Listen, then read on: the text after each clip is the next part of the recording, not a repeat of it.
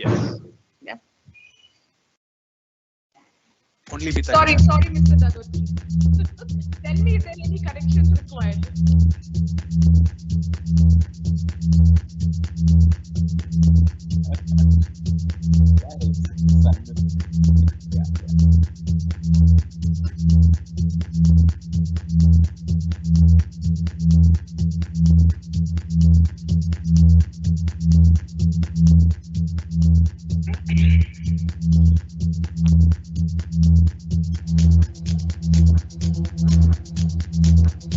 Good to go?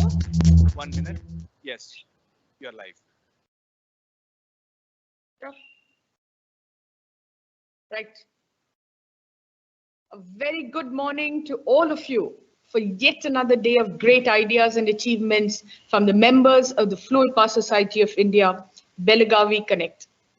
Belagavi or Belgaum, as it was known earlier, is considered the second capital of Karnataka. Its manufacturing, construction, and mining industry contributes a significant portion to Karnataka's GDP. It has 16 industrial estates, 6 industrial areas, and 1 SEZ to provide infrastructure to the manufacturing community. Belagavi has recorded 54 large and medium-sized industries and 43,102 small-scale industries in its fold. There are about 200 foundries producing more than 70,000 tons of automotive and industrial castings of ferrous base. It is also an important center for heavy machine tools and high-pressure hydraulics. VTU, or Vishveshwaraya Technological University, which is Karnataka's collegiate level university, is also located in Belagavi. It has more than 208 affiliated colleges. Over 67,000 students graduate from VTU every year. The city itself has several esteemed institutions of very high caliber, such as KLE College of Engineering, Rani Chennamma University, amongst others.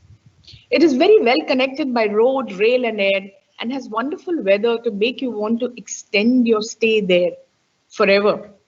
A morning walk on the beautiful Central Promenade or Congress Road will acquaint you with all the industry stalwarts, or maybe even get you some business, along with good health.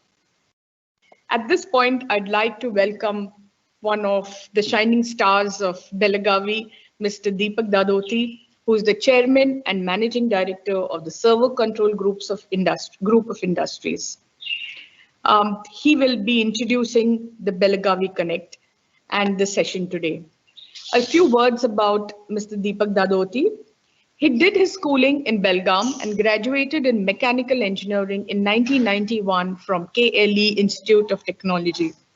His final year project, computer-aided design and drafting of the hydraulic cylinder, stood first rank in a contest and was the start of his career in hydraulics.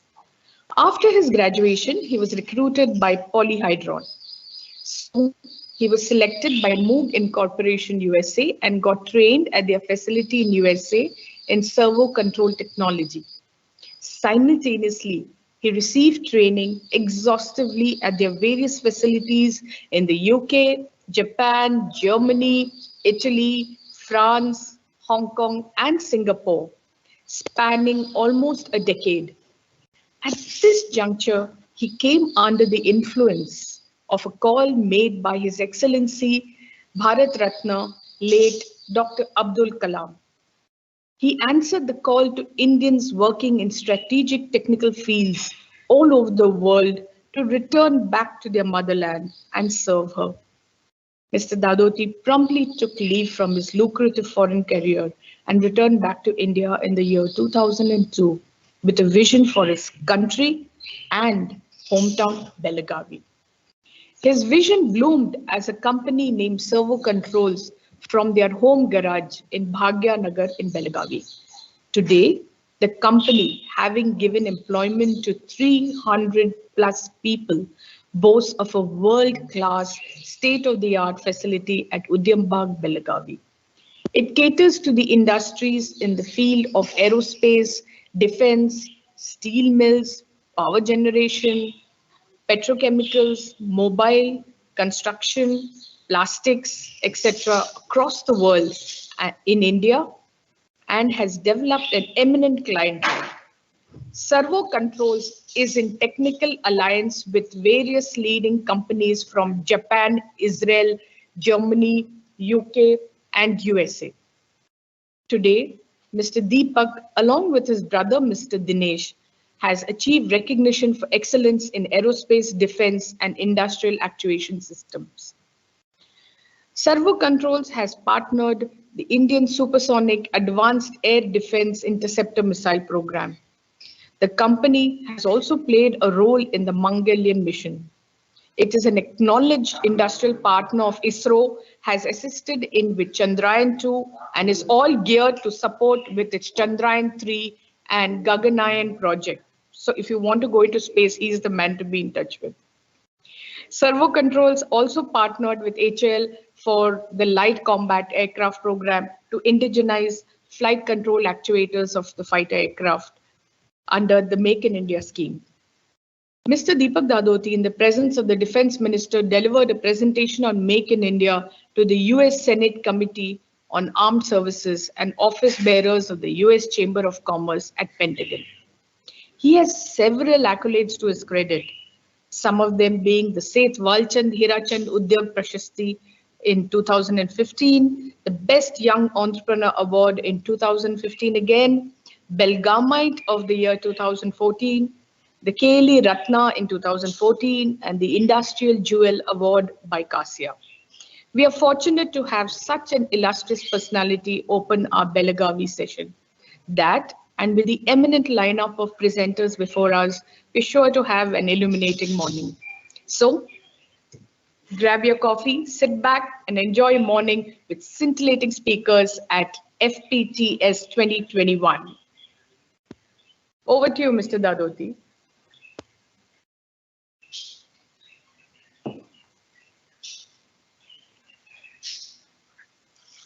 Good morning, one and all.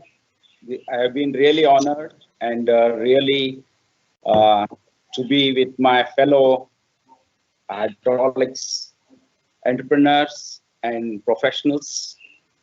I'm extremely delighted to be here on this Fluid Power technical seminar session on 18th June. Really, just 4 days back, Mr. Srinivas Gutikar just called me to my friend Sunil Patil and requested me, hey, we are going to open a Fluid Power Society's Belgaum chapter virtually. And they requested me, we need you to inaugurate it. And I immediately said yes, because hydraulics is in my veins. And it's been an amazing journey to be in this field. I really thank Fluid Power Society of India, which has organized this session.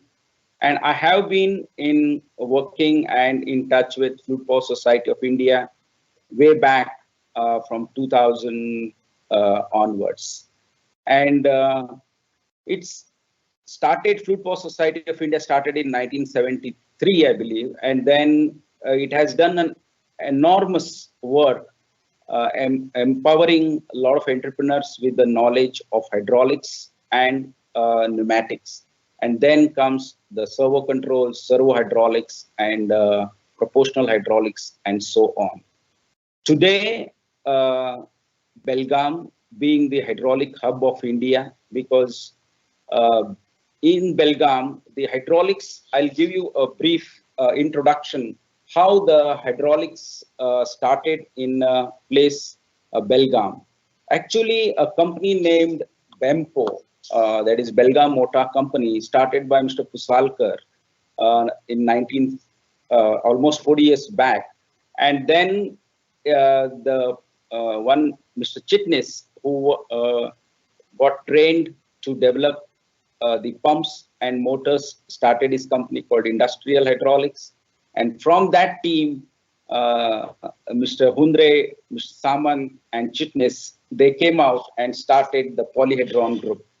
So then the Polyhedron has been pioneering in a lot of products, the industrial products of hydraulics, and then the systems. and the fittings. So when I was doing my final year project under Mr. Samant, uh, it at the time I learned about the hydraulics and got fascinated by it. So the technology as such has moved a long way from the conventional hydraulics to a proportional hydraulics and servo hydraulics. And then we always lacked in India the knowledge of mobile hydraulics. The Wipro earlier days used to supply the cylinders and still supplies to all the major OEMs in a construction and mining industry. So what happened to why we are not still in under Atmanirbhar, or we cannot manufacture so many hydraulic parts by our.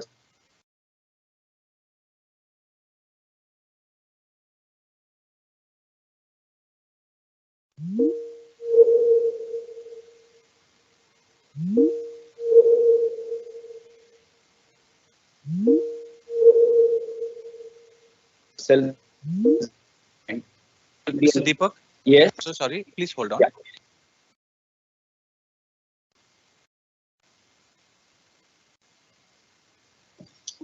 Yes, sir, please continue. Yeah. Joseph, can I continue? Yeah. So the major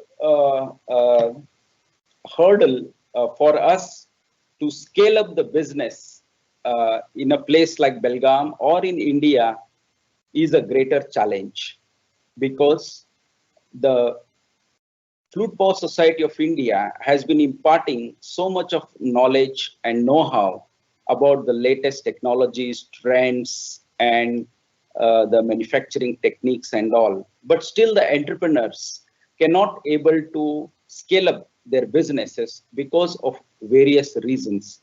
In spite of all this, in India, we could able to indigenize in last 10 to 15 years a lot of critical servo valves, actuators, actuation systems, pumps, hydraulic power packs, and do a small batch production.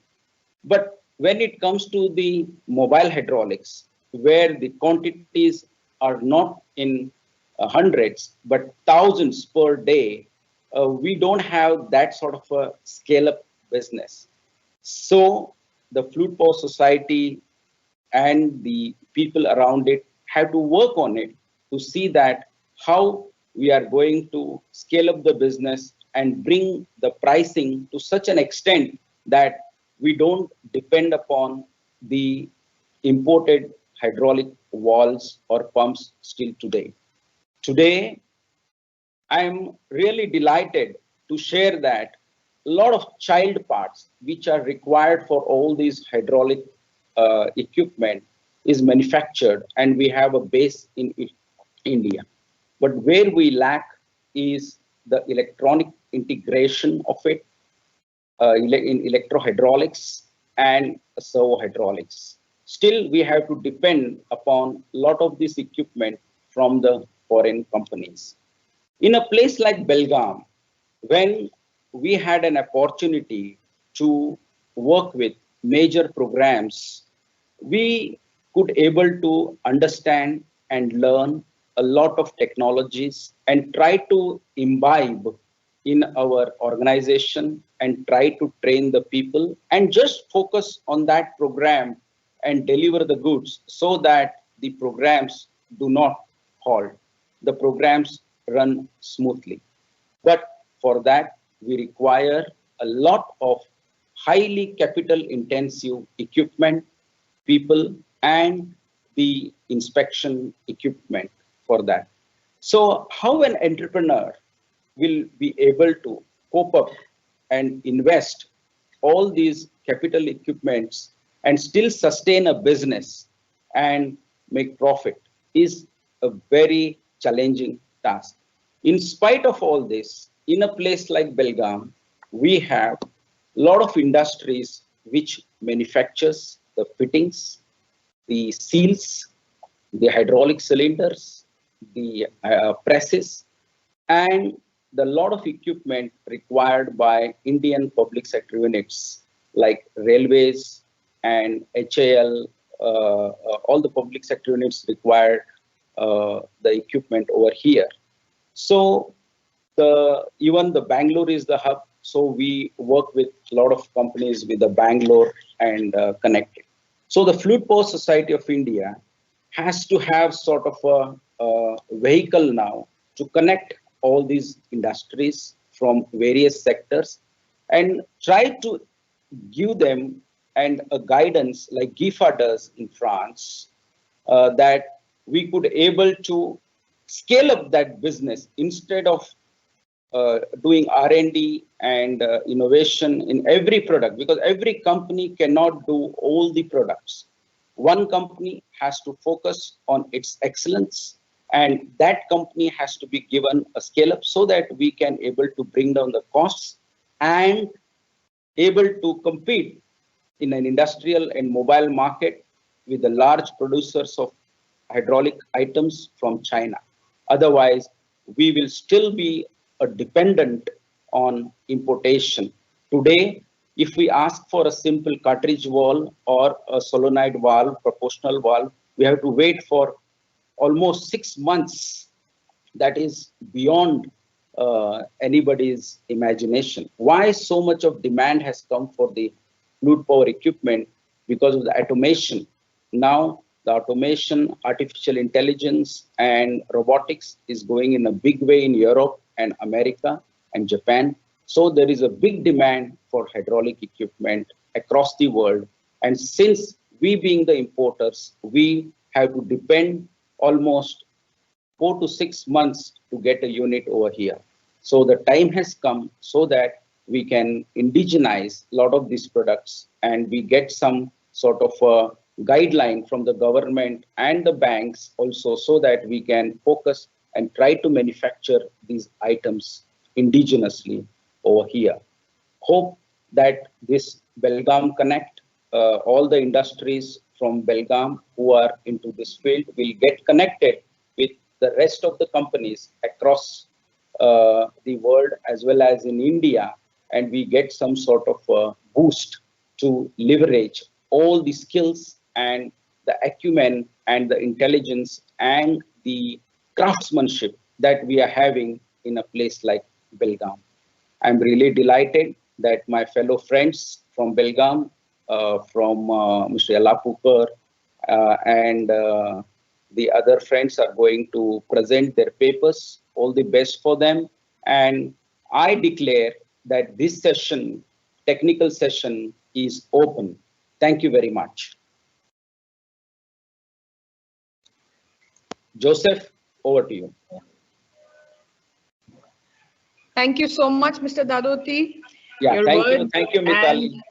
Your words and actions will surely be a huge fillip to the Belgavi chapter, and we hope you can spearhead the entire chapter and take us forward to achieve a lot more that we can do out there, right? Yeah, with the base that you have out there. Yeah. So we will take a short break, which to have a sponsor video to ease screen fatigue, as it's called, right?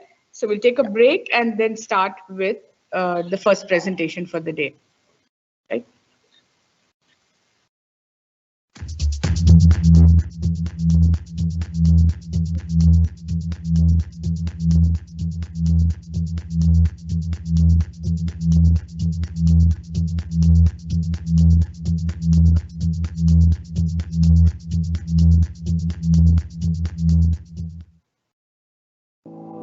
Every day, we touch lives in more ways than we can imagine.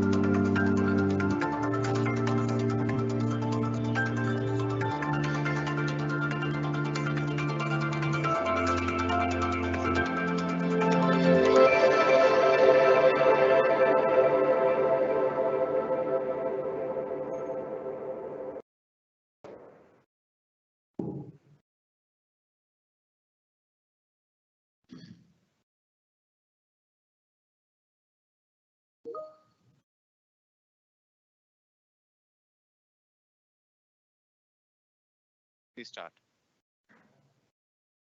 Right. So good morning again, everybody. And today we start with the first paper for the Belgavi session. The first paper is being presented by Orion Hydraulics. So I will begin by introducing the two people who will be spearheading this session. The first is Mr. Vijay Yellapurkar, who is a BE Mechanical and also has a postgraduate diploma in business management.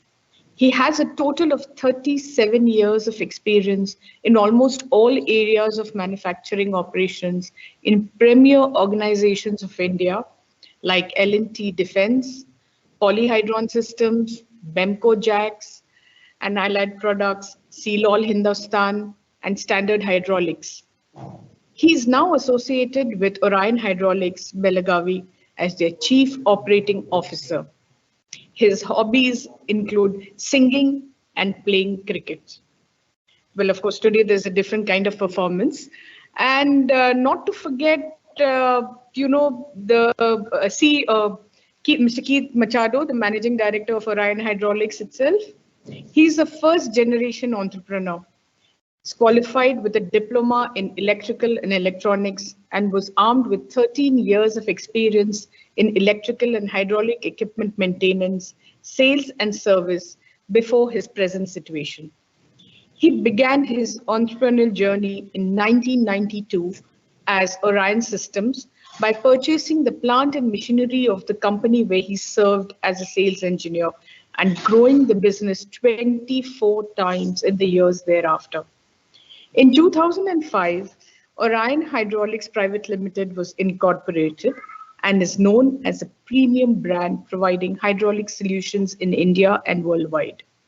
Orion makes 3,000 plus products and solutions and will be presenting one of their specialty lines today. At 62, Mr. Machado puts in 10 to 12 hours of work with fire in the belly and does justice to his family, friends, health, spiritual leanings, and believes in learning with a disciplined life. Together, the two of them will be here to give you hard facts of their product and for all of us to imbibe. Over to you, Mr. Yellapurkar and Mr. Machado.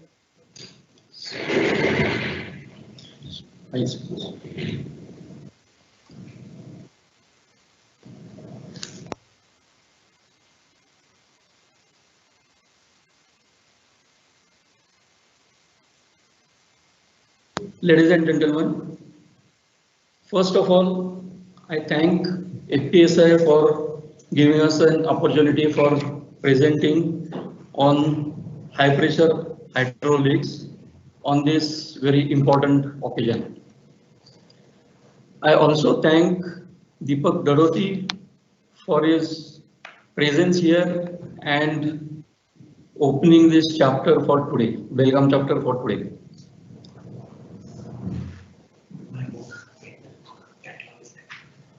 As seen on the screen, today's topic for discussion is high pressure hydraulics.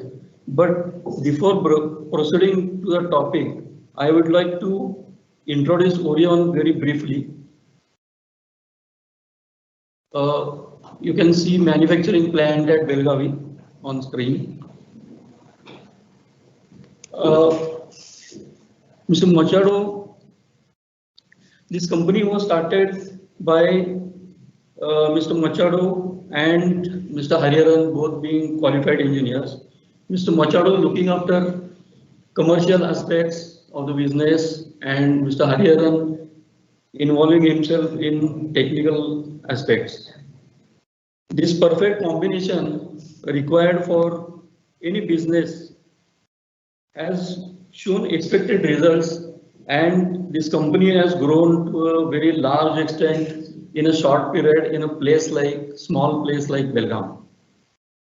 In 2016, Orion built a state-of-the-art manufacturing facilities spread over 18,000 square meter in Belgaum. This setup has in-house design, machine shop, VMC and CNC shop, fabrication, assembly and testing, all under one roof.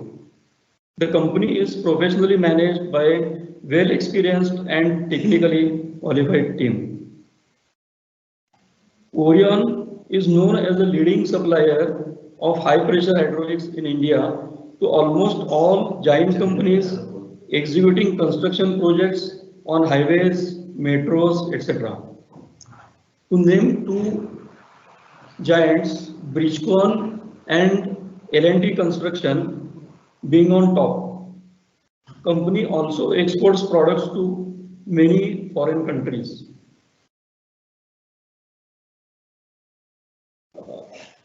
I am now coming back to the main topic. The product range is depicted on the screen. It shows standard hydraulic jacks and hand pumps, then hydraulic tools like presses and trackling pin press, then the jacks, very special jacks which are used for lifting and traversing, then strand lifting jacks which are used widely in construction, tools for railways, and lot of customized products like special presses, custom built hydraulic cylinders, and so on. Now, I will just explain about the pressure ranges which are generally discussed in hydraulics. Actually, high pressure is a relative term. ISO 6020 and ISO 6022 are for hydraulic cylinders for 160 bar and 250 bar pressure ranges. Generally, components of power packs are easily available up to 350 bar pressure. Therefore, actuators are also available. Globally, few companies manufacture hydraulic cylinders and jacks beyond 350 bar. In earlier days, the jacks were made of low pressure below 350 bar for maintenance of heavy equipment in steel, cement, shipbuilding and construction and infrastructure fields. Handling and accommodating bulky jacks in the space available was a major concern. To address this, high pressure jacks of 700 bar were developed. So when I say high pressure is a relative term, why I said is some people call 160 bar also as a very high pressure. But when we talk about 700 bar, 1000 bar and 2800 bar pressures, 160 bar looks to be a very small pressure compared to the highest pressure which I mentioned.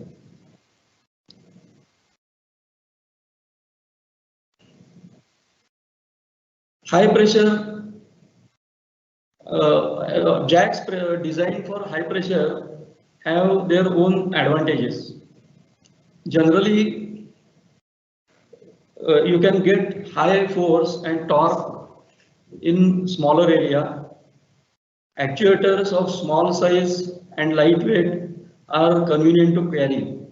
This is the biggest advantage on construction projects where maneuverability of hydraulic jacks and power packs is the main factor. 700, we'll go to the next slide, where we have made a comparison of the factors like weight and other convenience when we design the jack for 700 bar. Mr. Yelapurkar, can I just take a minute? To announce that if at this point, if anyone has any questions, we'd like you to post it on the chat so that Mr. Yelapurkar and Mr. Machado can answer your queries. Right? Thank you. Sorry for the interruption. Mr. Yelapurkar, please go ahead. It's okay, madam. It's okay.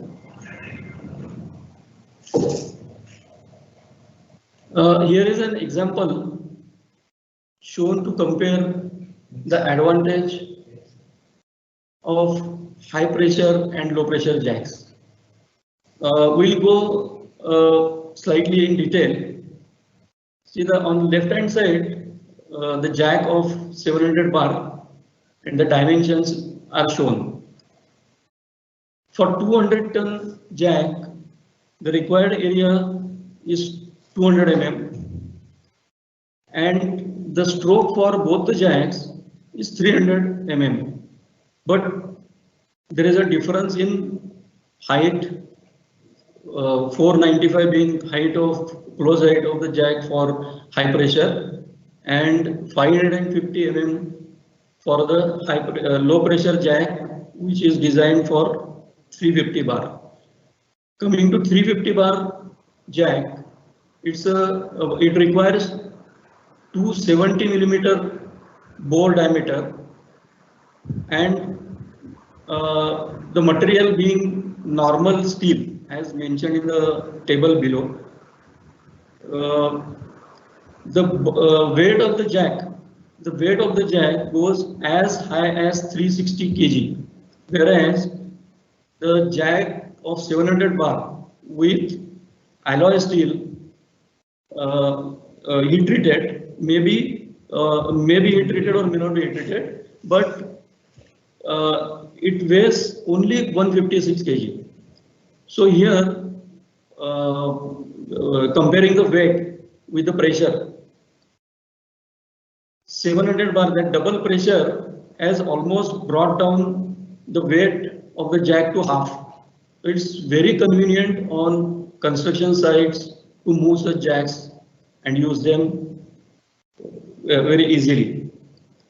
The second advantage of high pressure is, being low area, you require small flow of the pump to actuate the jacks, and also when the flow is less, your valve sizes are less, pipe sizes are less, which then reduce the overall size of the power pack also.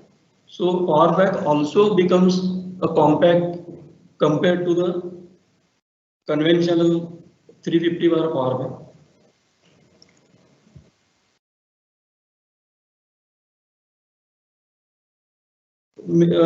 Some people may have doubt what is the difference between the jack and cylinder. Actually, jack is also a hydraulic cylinder, but it will have limited mounting styles. Generally, it is vertical and without any mounting, especially on the construction sites where load lifting is required. And there are variety of jacks available. The first design which I have referred here is single acting plain ram or threaded ram with safety lock nut. Double acting jacks are also available, and one specialty here is double acting jack also is available with threaded ram with safety lock nut. Then in some applications, we have to have the rope or the steel bar passing through the jack body. So there, hollow jack is required. When we say hollow jack, it will have a hole in the center throughout the jack length, right from top of the ram till the bottom of the jack. In jacks with lock nut, ram can be mechanically locked by lock nut to hold the load, and the pressure can be released. These type of jacks are required wherever sustaining the load is for long time. For example, construction, alignment of heavy structures, precision lifting, and usage in heavy industries.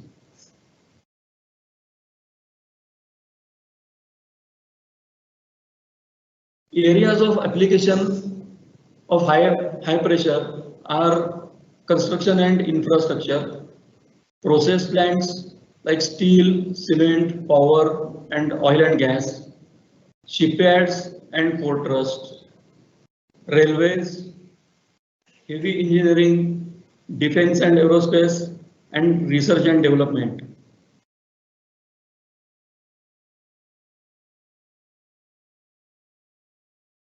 You can see on screen some of the heavy heavy structures being supported by jacks, either lifted, lowered, and supported by the jacks, multiple jacks, and with the number of hoses running towards the power pack.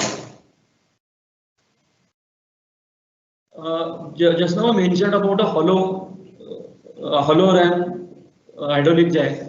The application of that jack is shown on the left bottom corner. That jack is used for pre-stressing for molding of the girders on metro rails and even the bridges. Likewise, there are cylinders available for molding of the molding and casting of the girder also. I would like to share one challenging job which was handled in the recent past. The contract or the requirement of the job was to lift a bridge by about 100 mm to change the pot bearings. A global tender was floated and it was beyond the budget. Later on, the jack was designed for 100-ton capacity with 10 mm stroke and just 70 mm height, closed height. That's called as a pancake jack. And the weight of the girder was 200 tons. It's a massive load to lift, and it has to be lifted very, very carefully. And the gap, as I said earlier, it was only 80 millimeters. So this bridge lifting and the changing of the seals, pot bearings, was done in a record time of 6 weeks with cost effectiveness. Another difficult application to handle is bolt tensioner.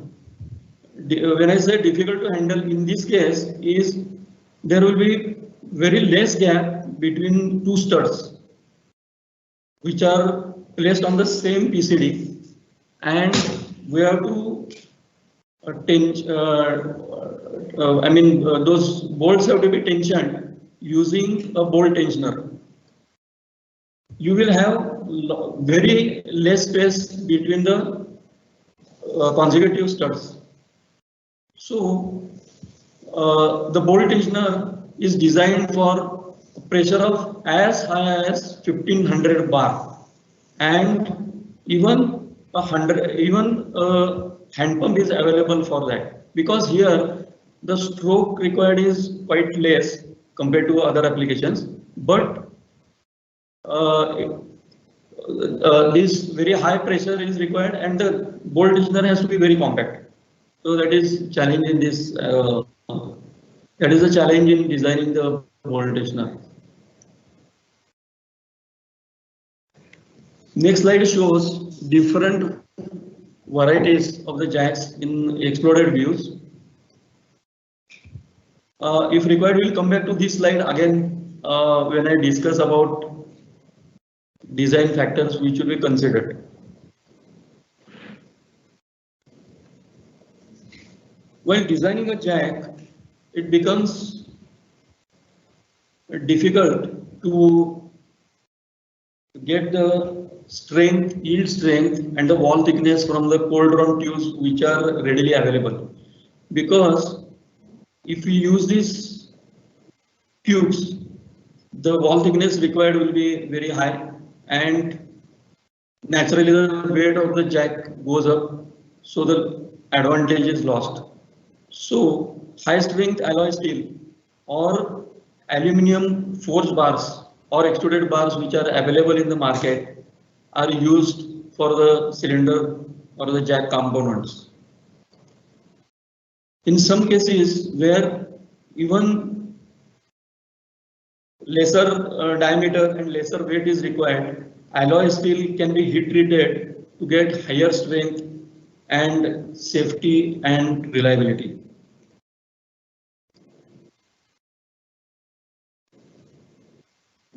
The next parameter or the component which has to be considered, important component has to be considered in the jack design is naturally seals and guides. I will again go back to the slide, earlier slide. I would like to show non-ferrous, when I say here non-ferrous metal guides, what exactly does it mean? I'll go back to the slide. You can see the non-ferrous portion on the piston here, and similarly there is a non-ferrous guiding inside this top seal box, as it is called. Actually, this is a specialty, and very few companies do that. But the advantage of this non-metallic guide ring is the jack is very safe for the side load, because in a lifting application many times the jacks fail because there is a eccentric load coming on it. It's very easy to say that when we use multiple jacks or cylinders, the load should be equally distributed. It's a theoretical or rather desired condition. But in practice, it's very difficult to distribute the load on all jacks equally. So what happens is, when we are lifting the load, a brutal load like 1500 ton, 3000 ton, there is a great possibility of load coming on jack in a angular direction, and the result of that will be a scoring mark on the cylinder ID or piston rod, and then the jack starts heavily leaking. So in such cases, this non-ferrous metal guides on piston and piston rod, instead of guide rings, increase side load bearing capacity of the jacks. In earlier days, as we know, we had limited materials available for sealing. Maximum it used to be rubber with fabric impregnation, and that's why there was a limitation to go for high pressure. But now, as the developments have gone ahead, better materials are available for seal, which withstand as high as 700 bar, 1500 bar pressures. The sealing materials used nowadays are polyurethane, bronze built Teflon, composites, PTFE materials, and good thing about it is that these materials are easily available. Next design factor is surface protection. Generally, the plain ramps, let it be a jack or a cylinder, they are chrome plated. But for construction and the construction site usage, or in any other open atmosphere usage, cylinder OD, if it is chrome plated, it helps to restrict or at least slow down the process of rusting of the OD of the jack. Once having designed and manufactured the jack of high capacity, like 500 ton, 1000 ton, 1500 ton. The next challenge is how to test that jack.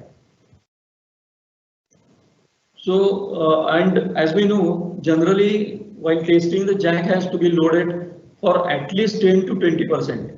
So if you have a 1500 ton jack, you should have at least 1800 ton jack or cylinder or arrangement, which will produce that much load on the jack to be tested. So here is a typical test rig shown, which has got arrangement for 1000 ton capacity jack. The jack can be tested even in horizontal condition, and this test rig has a multiple stations. So smaller jacks can be tested separately. To like smaller, when I say smaller means not very small, 100 200 ton. It's 100 or 200 ton or 500 ton.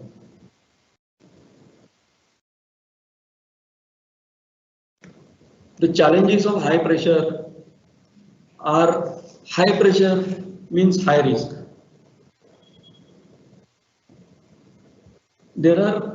I have come across some failures earlier, which I think it is better to discuss here because if there are any new people or new joinees who are now venturing into the fluid power design line, they should know what could be the high risk and failures of jacks and cylinders or any other component which works at very high pressure. And recently I read one article where the author said that people always discuss or tell about their positive or rather the successes, but nobody tells about the difficulties they faced or the failures. But the author said that a father should discuss even the failures of himself with the children so that they need not do the same mistake and learn what we learned after doing that mistake. In one case, a small jack, 100-ton jack with not more than 150 millimeter height was being tested, and it was designed for 700 bar, and as per the requirement of the customer, it was to be tested for 800 bar. The jack was tested earlier, and in one of the cycle,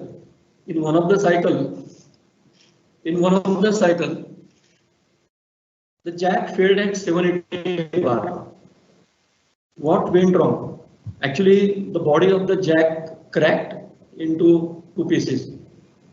There it was a problem of raw material and the heat treatment which was done. Another case which I saw is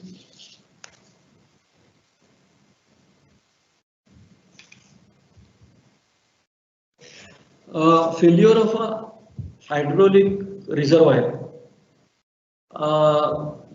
There are some requirements where even a hydraulic reservoir is to be tested for pneumatic pressure inside the tank.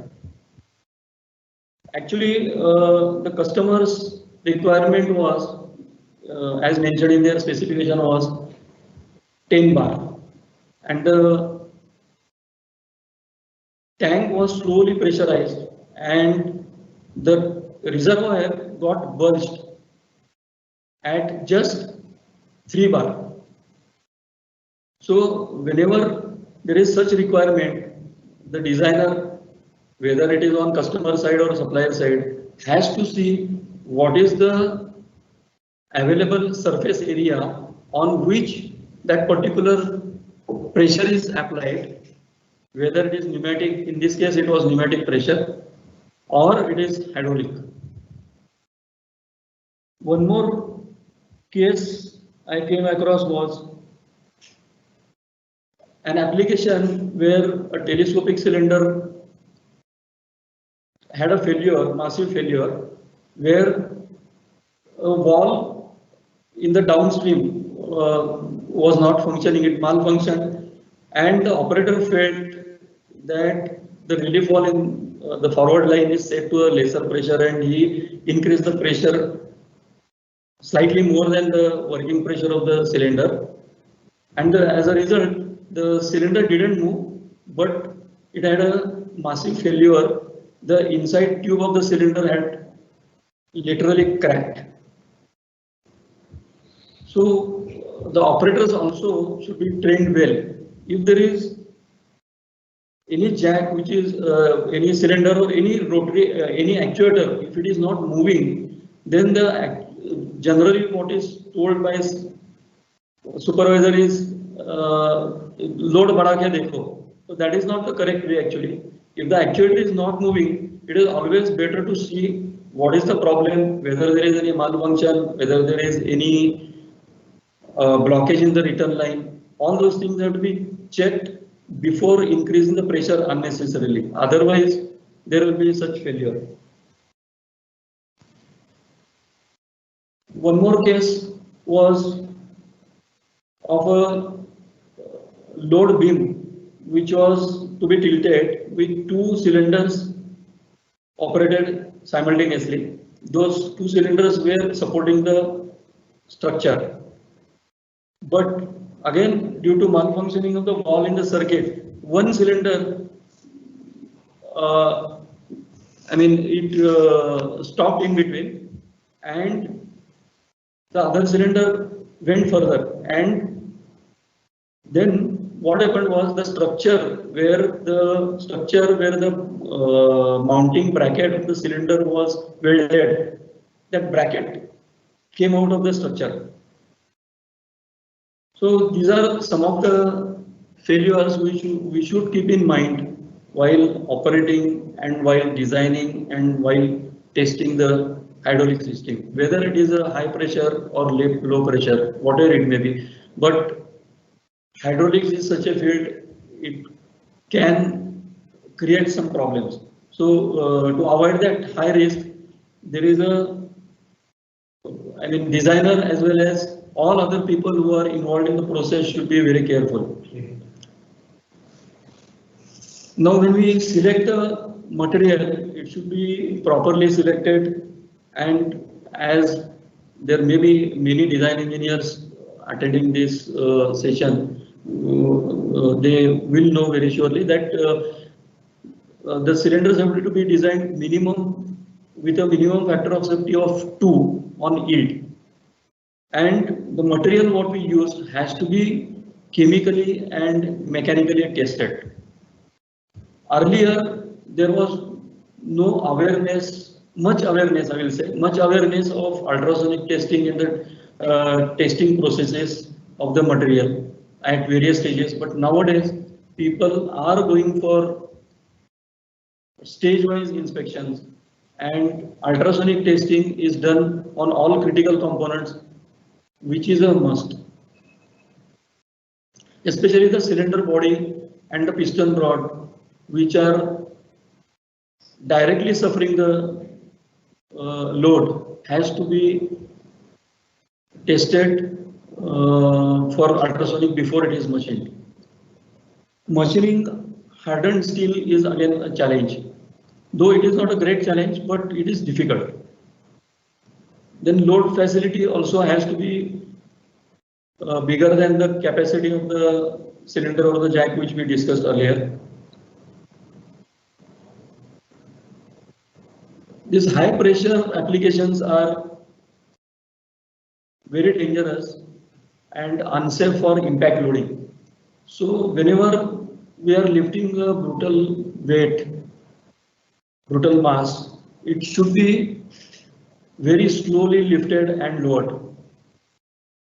Similarly, one more precaution has to be taken, that though the jack is designed with enough factor of safety, still it is better to load that jack to the 80% of design capacity. It is always safe. Now we have talked about cylinders and jacks. If we now come to the power pack, there are very less components available after 350 bar pressure. So that is a challenge always. So designing an electro-hydraulic power unit like pumps, valves is a challenge. And limited availability of components make a designer difficult to design a sophisticated system, especially when we go above 350 bar pressure.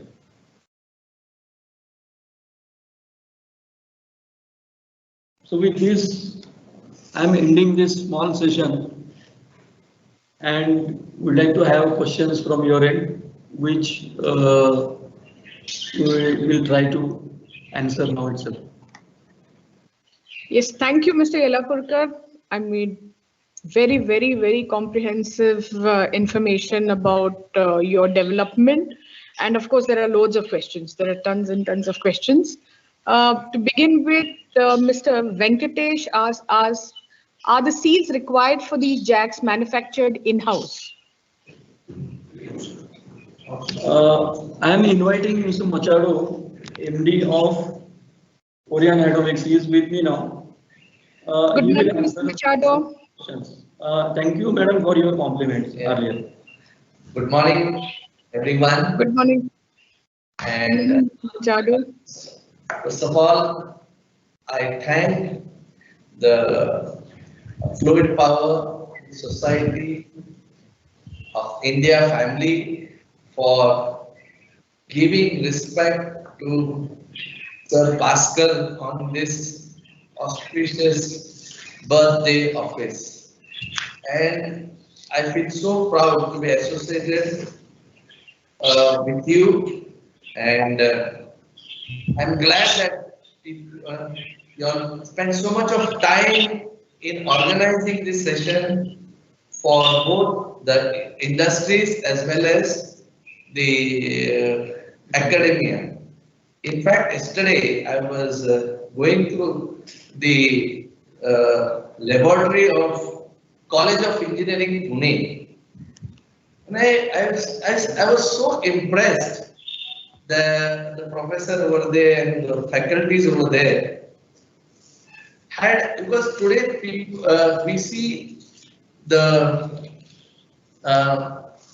hydraulics has a wide application. You name any product, whether it is for earth moving equipment, for manufacturing, for process industries, you name, and hydraulics is there. Somewhere in our academia, that subject is just given a sideline. I feel that every engineering college should take an initiative to give our engineers the feel of hydraulics. So, and I'm very thankful for Fluid Power Society of India. Thank you. Now, I could answer a few questions. First question is, right. Seals are manufactured. Yeah, the seals are not manufactured by us. We are outsourcing them, and we have, see, there are two. We have two types of sealings. One is molded, and the other one is machined. So, if there is a machine cylinder, machine seals are from extruded polyurethane, white on. These are a little expensive, but these are, supposing you don't have a particular seal that a particular actuator needs. For your emergencies, these machine seals are available and they are much more effective and they are available in less volumes. So that is what it is. And molded seals, they come in fixed dimensions. They are sometimes in that is in metric, and in inches. So in short, I would say all the high pressure seals are outsourced, but we do the designing, that is the seal group and other things, we manage it. That's our designers manage. I hope I've answered your question. Right, Mr. Venkatesh, does that answer your question? Next, we have somebody who wants to know what is the factor of safety on the high pressure jack?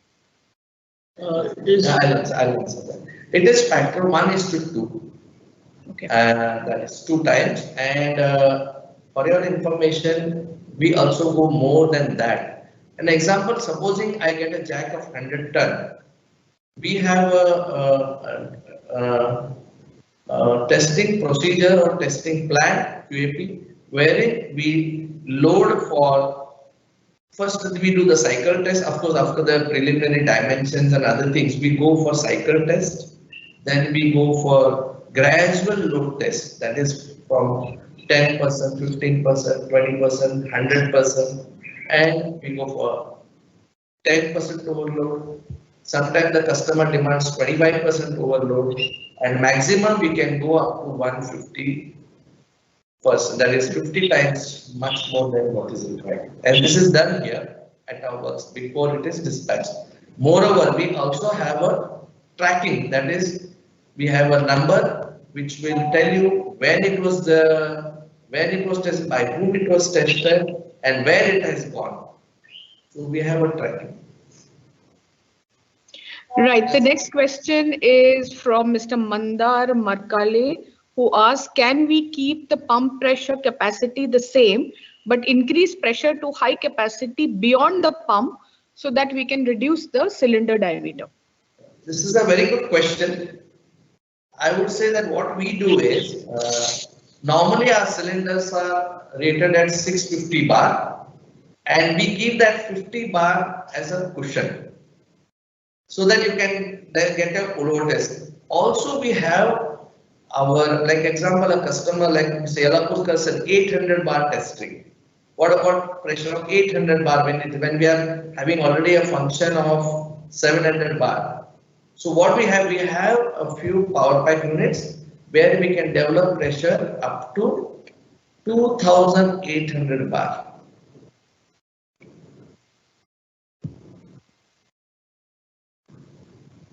I think this has answered the question.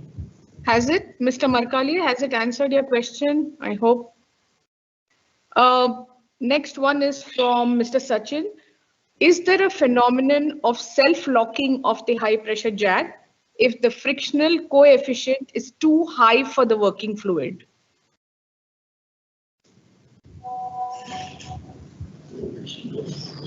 Can you repeat the question again? Is there a phenomenon of self-locking of the high pressure jack if the frictional coefficient is too high for the working fluid?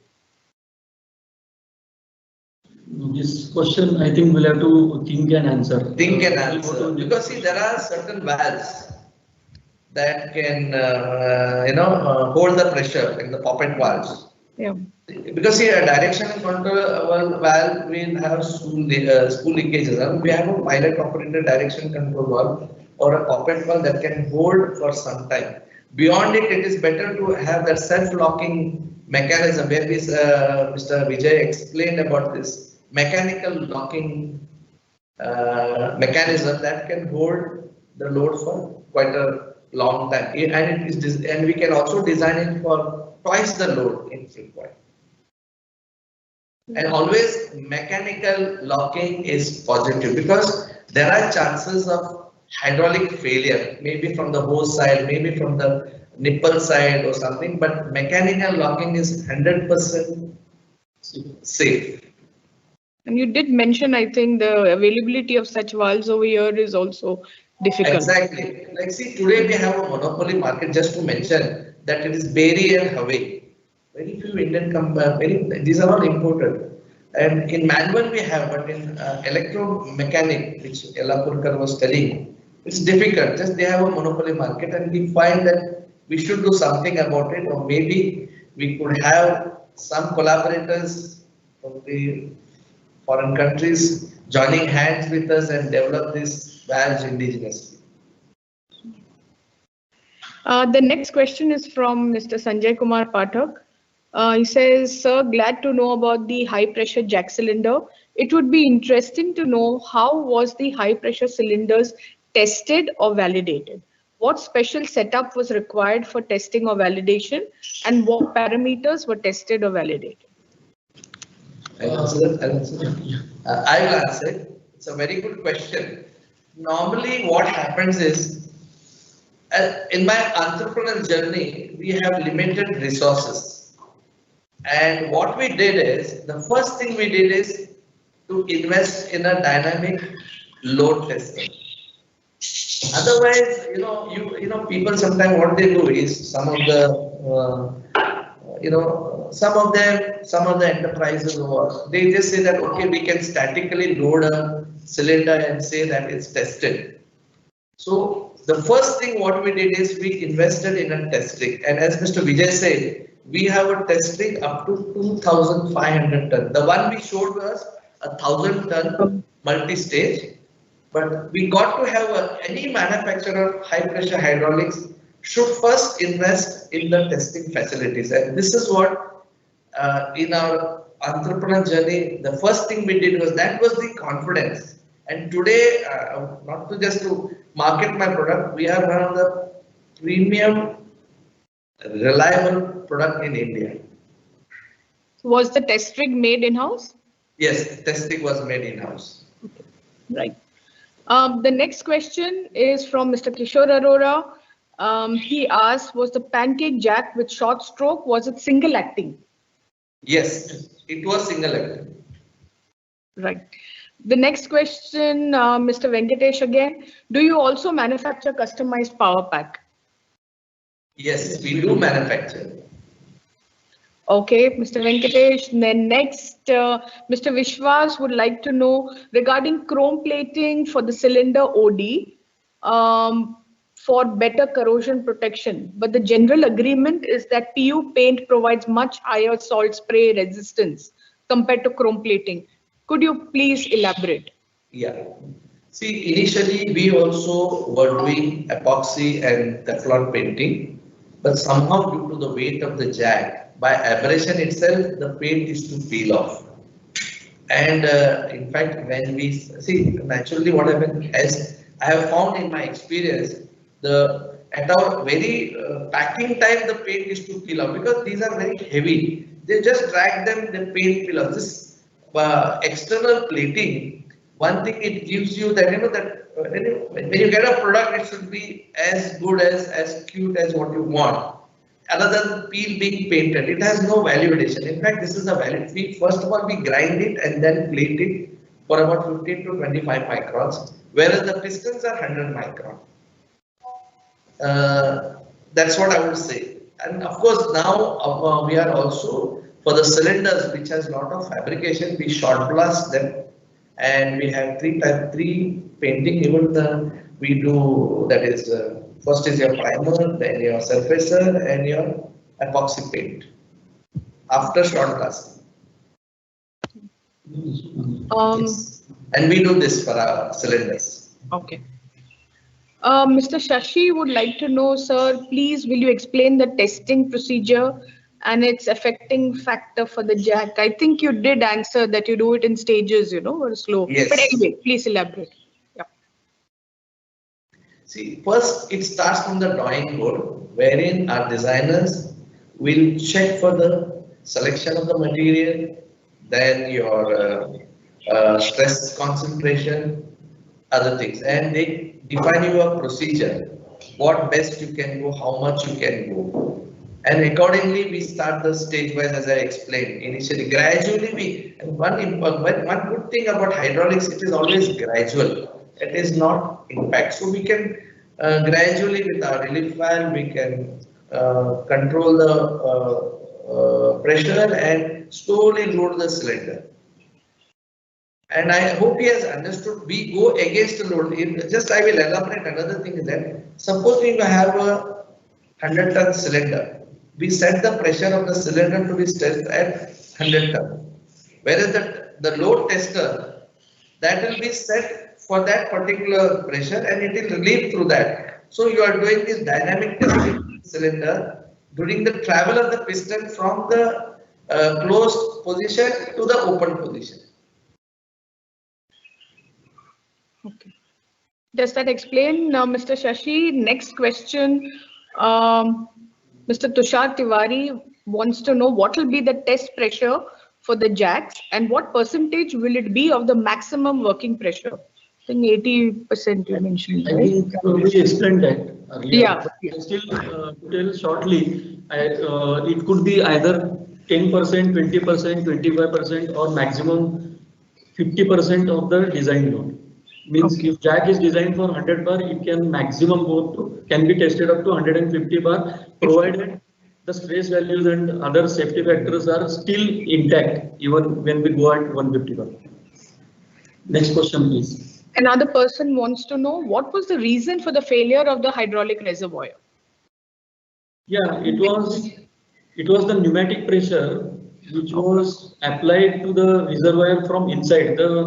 After the reservoir was manufactured, whatever openings on the reservoirs were there to mount filters, air breathers and all, they were sealed properly, and the reservoir, that was the requirement of the project. The reservoir was pressurized from inside by applying pneumatic pressure, and that the surface area, that's why I mentioned that it was a error perhaps from designer, both customer side as well as supplier side, that they had not imagined what will be the surface area of the tank, what is the thickness of the plate which is used for the tank, and what will be the total load on those plates when the tank is reservoir is pressurized from inside.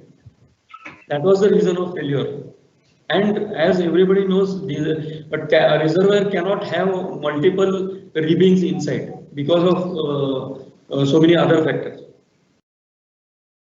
Okay, so that means the body of the reservoir itself failed.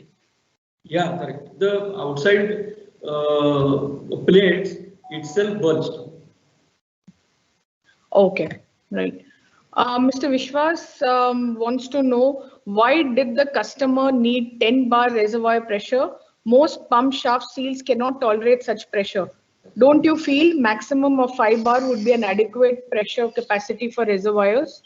Exactly, that is what I mentioned, that the error was even from the customer side. When he mentioned 10 bar, it was an error. It was not required. The person who has clarified this matter, he is absolutely correct. Okay. It should not have been more than 5. Right. Mr. Vishwas, again, what mechanisms have you used to synchronize movement of cylinders when such high loads and multiple cylinders are used? Oh, that's a tricky one. Yeah. Yeah, this synchronization in hydraulics is again challenge.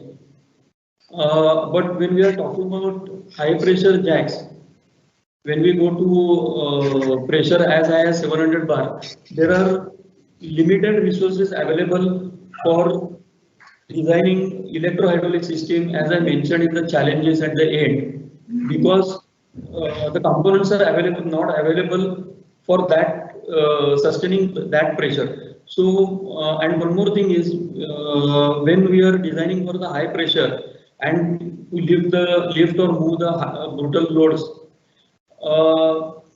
the synchronization has to be manually done. Manually in the sense it could be either through lever operated valves or solenoid operated valves can be individually operated through push buttons. Because in heavy load lifting, synchronization will be very difficult, and that too at very high pressure. This is possible below 350 bar because components are available.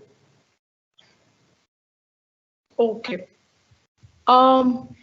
Another question, what are the high pressure valves used? Are they available in India? I think you've already answered that, right? Yeah, They're yeah. all imported. So we'll move on to the next one. Mr. Shashi, what are the safety factors, material composition and load factor we are considering while designing the jack? I have explained. You have already explained that, so we'll move on. Mr. Vijay mentioned in one of the cases there was a massive hydraulic cylinder failure. Is it not possible to have safety valve in such cases? The system was well designed. There were safety valves in the system, but as I mentioned, one of the valve malfunctioned, and that gave rise to the failure of the cylinder. Not that the system was not having safety valves. Safety valves were already there. But one valve, it was malfunctioning, and if the operator would have stopped at that time when the cylinder was not moving, if he would have stopped and checked what is going wrong in the hydraulic system rather than in the cylinder, it would have been good. But he increased the pressure beyond working pressure of the jack, and since the other line was blocked, there was a pressure intensification inside, and that gave a rise to the failure of the cylinder. So the power pack had enough safety valves, but one of the valves malfunctioned. Okay, right. Mr. Manohar Kutre, many industries are making high pressure Jackson cylinders, but I guess there are no Indian manufacturers who manufacture high pressure pumps. Do you think there is a skill challenge or gap in material or manufacturing in India? Yes, he is correct. Okay. We have limitations, yes. Limitations over there. Yeah, the high pressure ones, they are all imported. Yeah, that's the Mr. Prabhakar asks, do you manufacture the test rig for control valve working pressure 250 bar for production line? Yeah, we can do that. You can do that. So there's business also coming in through this. Yeah, instead, I would like to mention here in this contest that we have supplied one test rig to a fitting manufacturer which tests the fittings for impulse testing, and the fittings can be tested up to the bursting pressure till it bursts. Either it could be a hose with end fitting or only fitting. We have already supplied such a test rig. At this point, before we go to the next question, can you please share your contact details so that if anyone wants to, can you put that screen, please? Your first screen, I think, so that if anyone wants to get in touch, they can get in touch with you. Last question, please, we request you to brief us or your consideration on cold weather operation, specifically on construction material with respect to high pressure cylinder. Sorry, I didn't get the question. Yeah, it's a bit complicated. I'm unable to understand the. I think what it means is in cold weather, how will it operate? Especially with construction equipment in cold weather, how will these high pressure cylinders work? I think that's what it means. Madam, it's better we'll answer this separately. Separately. Okay, right. I think cold weather, it's also the oil, no? So Yes, it's the oil. it will be a different kind of oil We altogether. have to use synthetic oil. Yeah, right. Details. I think we've reached the end of our time and perfectly on dot almost. The presentation as well as the question and answers. I'd really like to thank Mr. Yelapulkar and Mr. Machado for giving us their time and knowledge, sharing it with all of us. Big thank you to Orion. And thank you very much, ma'am. You have been a very good moderator and collaborator. We thank you very much, and especially the team. Yeah, my pleasure. My pleasure. Thank you to FPSI. Yeah, I also would like to thank the organizing team. I have been seeing since yesterday, all the programs are starting on dot and they are very well planned in spite of people from 4 chapters are presenting their papers, and everywhere there is an inauguration session, and it's really very well organized. It's a compliment to Fluid Power Society itself, and many thanks to the organizers. And once again, thank you all for giving us opportunity to present here.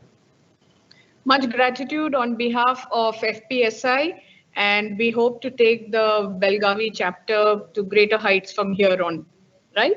We have a short product presentation coming up and with a mini break. So everyone can stretch your legs and we'll go on to the next paper after that. Thank you. Thank you once again. Thank you.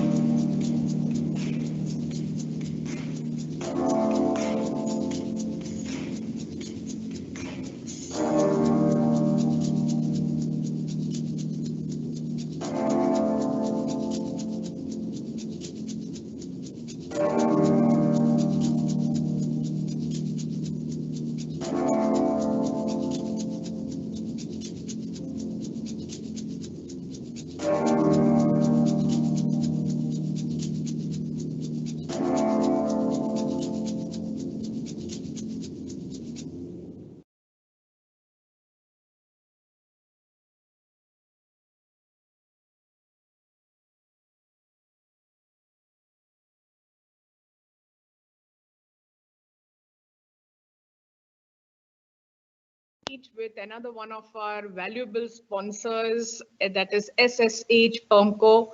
They're also the backbone who keep us going through seminar to seminar, and they will present their products to the audience. Please go ahead. That's Mr. Vipin Jain and Mr. Pankaj Goel. The floor is yours. So, thank you very much, everyone, and a warm welcome to all delegates from FPSI and industry. And this is Vipin Jain from Panco India, and I will be taking up this presentation. And I also would like to introduce Mr. Pankaj Goel, who is with me today.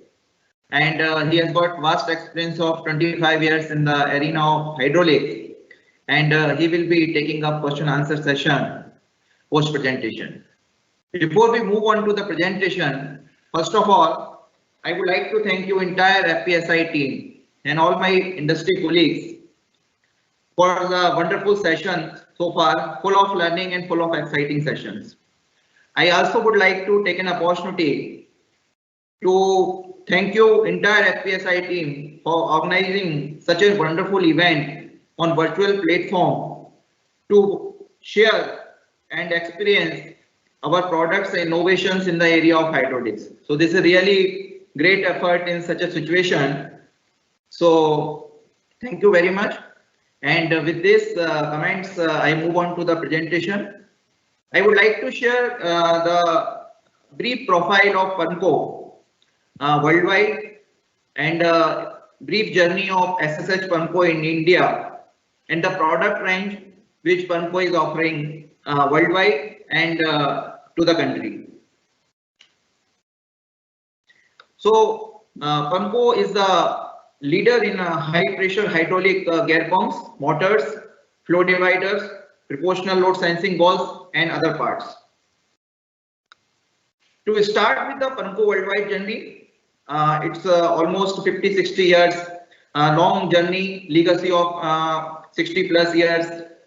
And they started their business in 1964 in USA, in the city of Cleveland, with the manufacturing of parts for the mining industry, such as shafts, gears, and other components.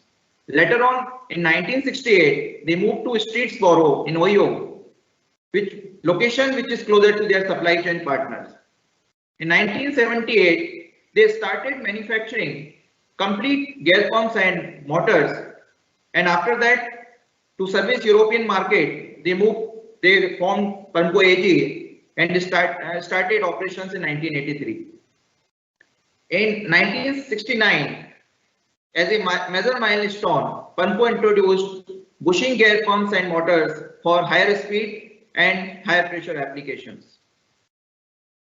As an expansion strategy, they started expanding their operation into China in 1997 and started serving OEMs in China. In 2011, Panco introduced van pumps and motor under Evo brand, especially for USA and European market.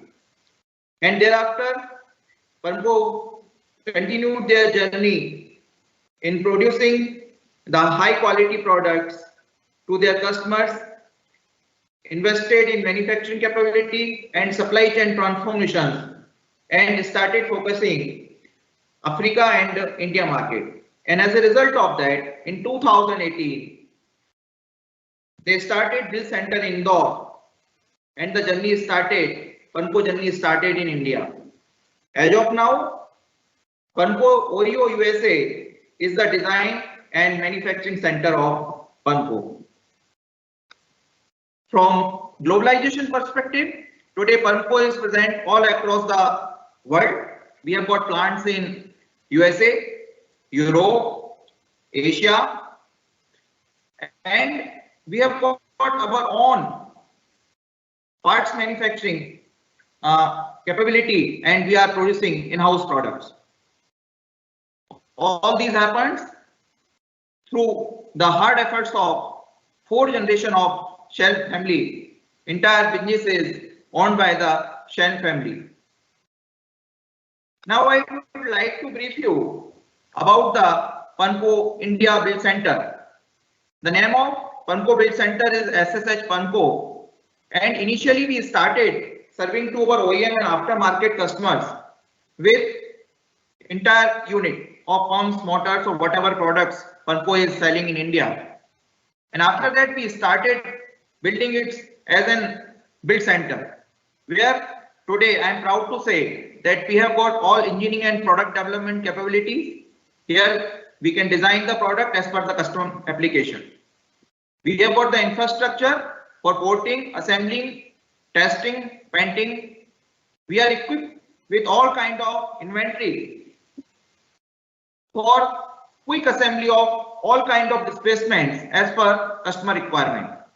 So today, right from the custom built units, complete built units, we can manufacture the units in India itself. We have got the capability and deliver customized product in single and multiple sections to our customers within 48 hours. And this is the one of the salient feature of SSH Panco in India. And we are really benefiting lot of customers because of this salient feature. We have got competent and experienced technical workforce and a strong supply chain process for avoiding shortfalls of components for customers. In all our design, we have got strong support from design and engineering from USA team. We have strict quality control procedures and 100% of units are tested before they leave our facility. Further, Panco India is enlarging manufacturing capabilities, supply chain operations to offer more comprehensive service and high quality products to Indian and overseas market. So we are from here, we are catering to our lot of customers abroad. From product application point of view, Panco products are used in all industry, earth moving equipments, construction equipment, agriculture equipments, mining, oil, vessel, road transportation, and many other applications which are not listed here. Now I would like to go on the Panco product range, what we are offering to the customer and continuously investing in increasing our product range as per the customer requirement. Basically, Panco is the manufacturer of high pressure gear technology products, and we have got roller bearing pumps and motors, we have got sleeve bushing pumps and motors, flow dividers and intensifiers, proportional load sensing valves, vent pumps and motors, aluminum pumps and motors, dump pumps, specialized products, refuse pumps, other parts and accessories. Let us start with roller bearing pumps and motors. Like in this bearing pump series, we have got displacement available from 16 cc to 200 cc, maximum speed up to 2400 rpm, and maximum working pressure up to 3000 psi. In this series, we have got high strength cast iron construction and really works in rugged environment. Pressure balanced bear plates maintain high pressure efficiency throughout operating ranges. It works as a pump and motor. It has got option of outbound bearing, and we can offer these pumps in single and multiple sections as per customer requirements. It also acts as a flow divider. There are various options available as per the feature requirement by the customer. Piggy bank and eddy pump, white and seaway duty seal options available, dry valve and unloader valve, and particularly in this series, a wide range of porting and mounting options available suiting to customer applications. From common application point of view, these products are widely used in trucking application, auto transport carriers, winch motors, refuse pump, refuse vehicles, lubrication pumps, snow and ice control, and so on. If we elaborate that the roller bearing series pumps and motor, then if we start with the small displacement series 2100 and 3100 series, where we have got the displacement available from 16 cc to 66 cc and with maximum pressure up to 207 bar. In next series, which is the medium displacement series in the roller bearing pumps and motors, 5100 series, where we have got the displacement available from 21 to 105 cc and the maximum pressure up to 207 bar. In high displacement category in 7500 7600 series, we have got displacement available from 33 cc to 199 cc with maximum pressure up to 207 bar. Now we come to the sleeve bushing pumps and motors, because now the roller bearing options are being outdated and this is being replaced by the sleeve bushing pumps and motors, because the sleeve bushing design is suitable for high pressure and high speed application. So here we have got the displacement available as a common feature from 10 cc to 150 cc per revolution, maximum speed up to 3000 rpm, maximum working pressure up to 310 bar in some particularly selections. In this series, we have got heavy duty bushing design and having a small, medium and large frame size. Again, it's high strength cast iron construction, high strength alloy steel gates and shaft sets and pressure balance plates, and we have got single and multiple units available. Here we can also offer the combination of various series. The common application of this series: mobile crushers and screens, winch motors, cranes, refuse equipment, snow plows and spreaders, hand motors, and so on. And to all these applications, Panco is offering products to their customers. In sleeve bushing series, right, starting from 124 series, this is the small displacement series. In this particular design, we have got 10 cc to 40 cc displacement available and maximum pressure up to 241 cc.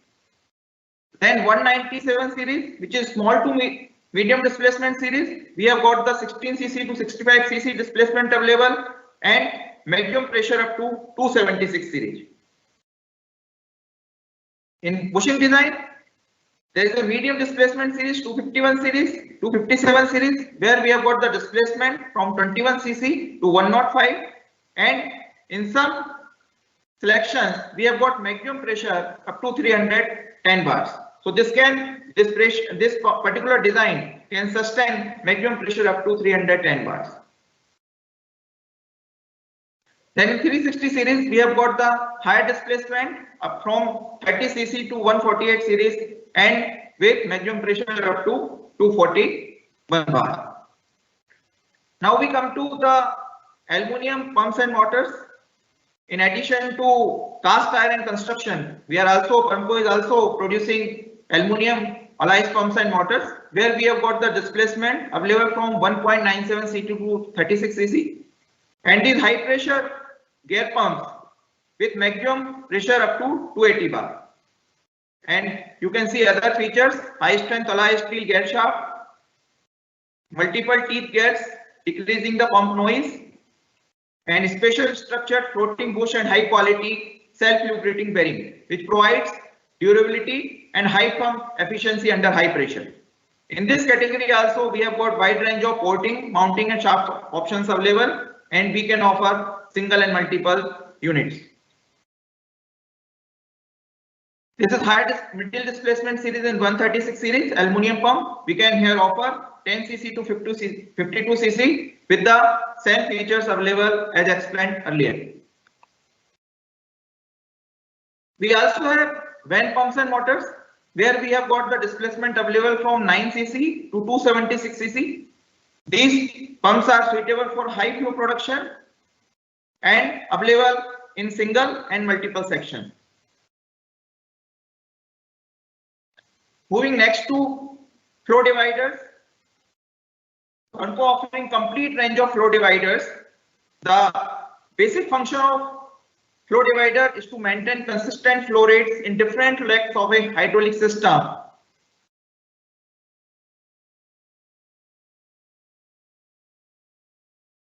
Intensification also to operate a component at a higher pressure than the current system supply.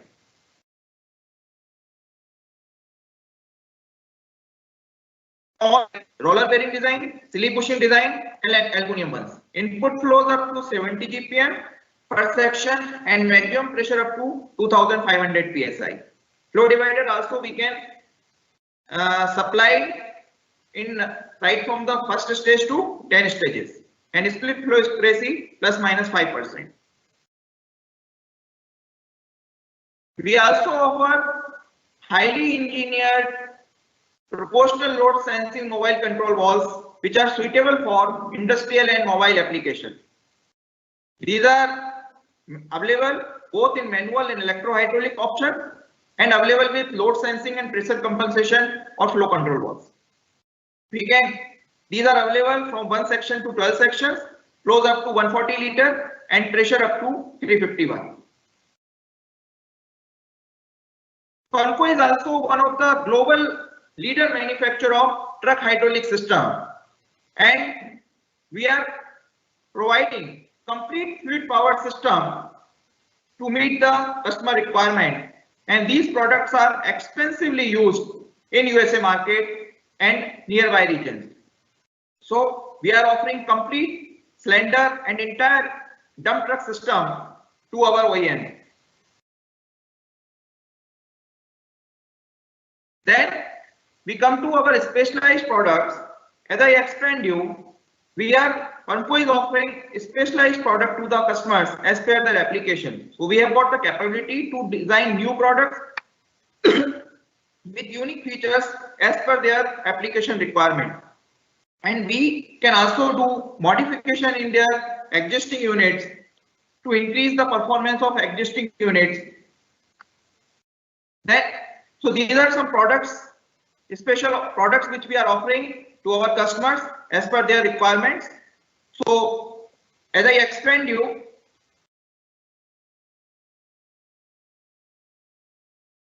sorry. So here we can offer you either combination of the products. Like I explained you about the roller bearing design, I explained you about the sleeve bushing design. So either of the combination of the products we can combine, and these products can be used for the different application requirement by the customer. So here we can combine the different application, use their special features, and product meet the requirement of the customers.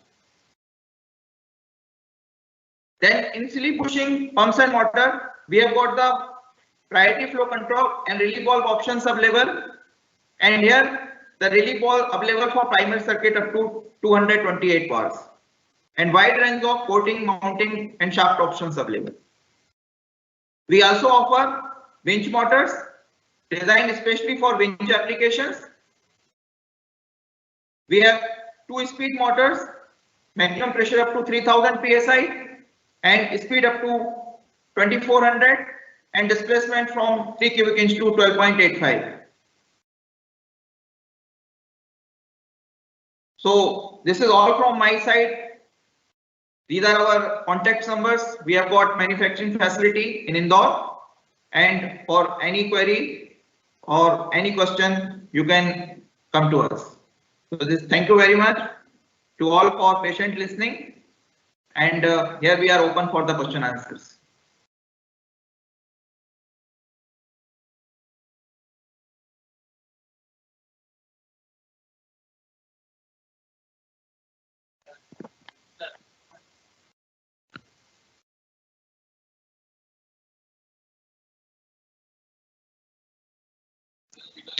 Mitali ma'am. Right. Thank you so much, Mr. Vipin Jain and Mr. Pankaj Goel, for giving us so much information about your products. Right now, we do not have any questions, so we will move on to our next sponsor, which is Danfoss Systems. Right, we have Mr. Mahesh Kurabetti and Mr. Bharat Bhushan from Danfoss Power Solutions, who will give us information about their products. As we said, our sponsors are what is keep us going until the next year. So please go ahead. And before that, we will take a short break. A short break before. Thank you.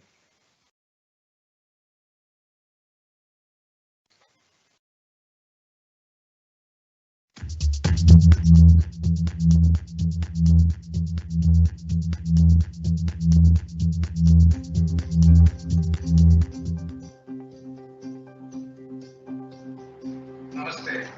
I am Reddy Shlaskar, founder and CEO of Host Hydraulics, formerly known as SS Hydraulics. We are a 20 years old hydraulic gear pumps and power pack manufacturing company based in Ahmedabad, India.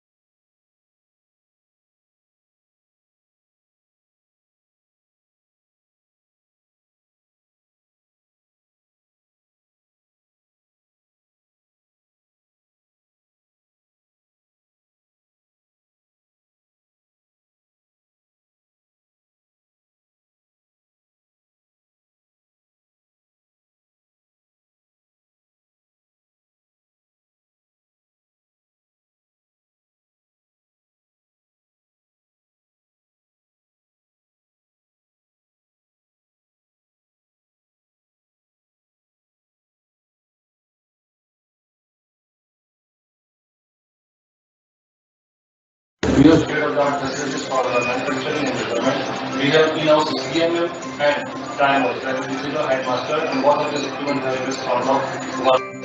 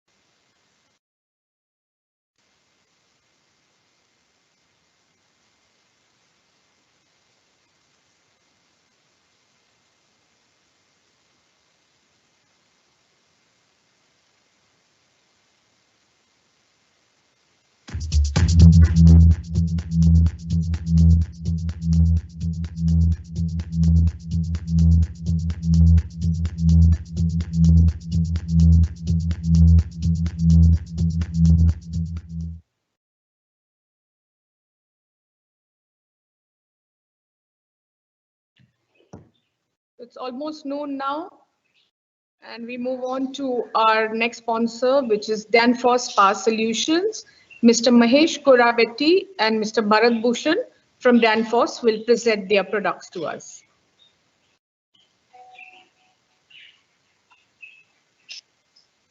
Okay. So good morning. I am Bharat Bhushan. I am the Director Sales for Danfoss Power Solution India. And along with me, Mr. Mahesh Kurabeti is there. He is our head of the technical SAE and after sales department. So today we will go through the presentation. All right. So first of all, I would like to thank FPSI for providing this opportunity to us.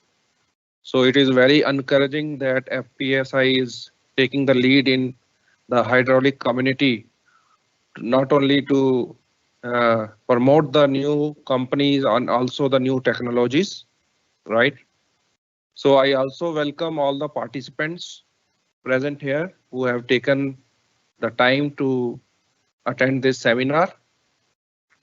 So we saw this presentation from the last company about the gear pumps and the vane pumps.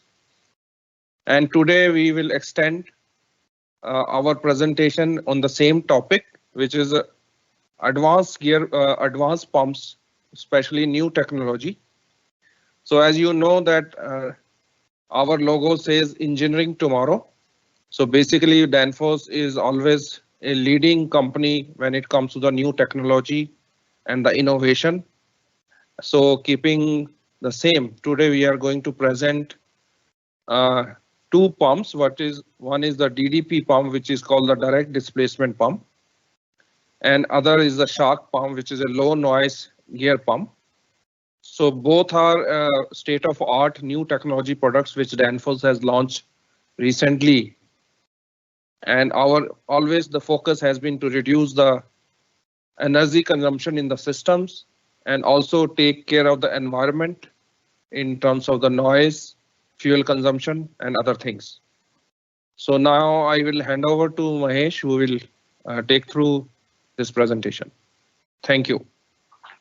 Thank you, Bharaji. Good morning, all. So today I'm going to talk about two technology product portfolio from our Danfoss range. So first one is DDP. So it is called digital displacement pump. So we all know that still we use some of the axial piston pumps, radial piston pumps, which have been used for various applications, including excavator, closed loop applications, so on and so forth. What Danfoss has done moving ahead for this one is they have developed a digital displacement pump. So why? Because you know that take an example of excavator. If you are transferring from engine power to the end use, so you will be only using 30% of it, which the engine is producing the energy. Rest 70% will be wasted in energy, either in heat or something. That is one example of excavator. There are but many examples which have been used for such type of open loop digital pumps. So what is digital pumps? I will going to explain in next few slides and also along with a video. So you can see what is digital displacement pump. The name itself indicates that in one pump there will be multi outlets. So each outlet you can control through digital. Either it can be also combined with microcontroller. So I will just going to say, you can see one screen over here. So even if you see there are three outlets over here, maybe three outlets over here. So each outlets will be having four pumps. Four pumps is here, and which three outlets into this one. So what it means that each pump outlets will be individually controlled by digitalization with a solenoid valve. So you can combine these pumps. For example, here this is a 96 cc pump.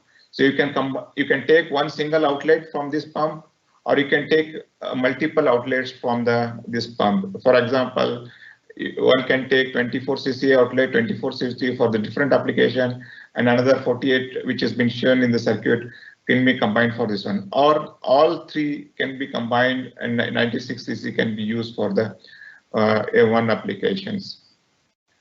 So similarly, these pumps can be combined in different services. For example, it can be combined with 24-24 in one, 24-24 another one. So it combines 48 and 48 in one. It can be also combined like 24 and 72 cc. It can be also this pump can also be made available with the tandem, so that one can get the high flow. So one can do a 24, 24, 72, 72, or any other combinations can be applied. So typically this type of pumps has been developed specifically keeping into the excavator market in this one, but these open loop pumps can be used for the multiple applications in open loop, even for the industrial applications. For example, it could be injection molding machine or similar application where the power is utilized in full capacity. So what are the advantages? So overview, you can see, so in one pump, it has all things. It has a mechanical product, it has a solenoid valves, it is a controllers, it can be used with this one. So digitally controlled, we have a 96 cc open circuit. We have other displacements also in our product portfolio in range. So multiple outlet design, it can be 1 to 3 outlets with the independent flow, pressure and control modes. So with this, basically what happens, you can control the torque, you can control the power, etc. This pump can be operating up to 420 bar. So this pump is, as Balaji told, it's for the next gen pump. So this pump can be ready to use for the IoT applications. So these are very high efficient pumps, up to 94% in the peak efficiency. It can go more than 90% efficiency across very broad range of the operating conditions. It has a very good response time. It can go up to 30 millisecond response time from 0 to full flow. Robotic servo control can be a capability. So as I said, we have launched with the 96 cc pump now for the general applications. Anyone can take it from our product portfolio. So it can be also with a tandem also, like for example 96 plus 96 in one portfolio. So that is called as DDP 096T. So we can also these pumps can be available for the proto, of course, DDP 096, wherein we can say that the flow can be combined, or individually it can be decombined also. So that is also available. We can go up to 180 cc pump per revolution. So these are the product portfolio in future. So next I will going to play a video. So these product details also been available in website. One can go with the typing in the Google digitaldisplacement.com, or you can find all the literature of this DDP in our denforce.com. So I'm going to play a video over here.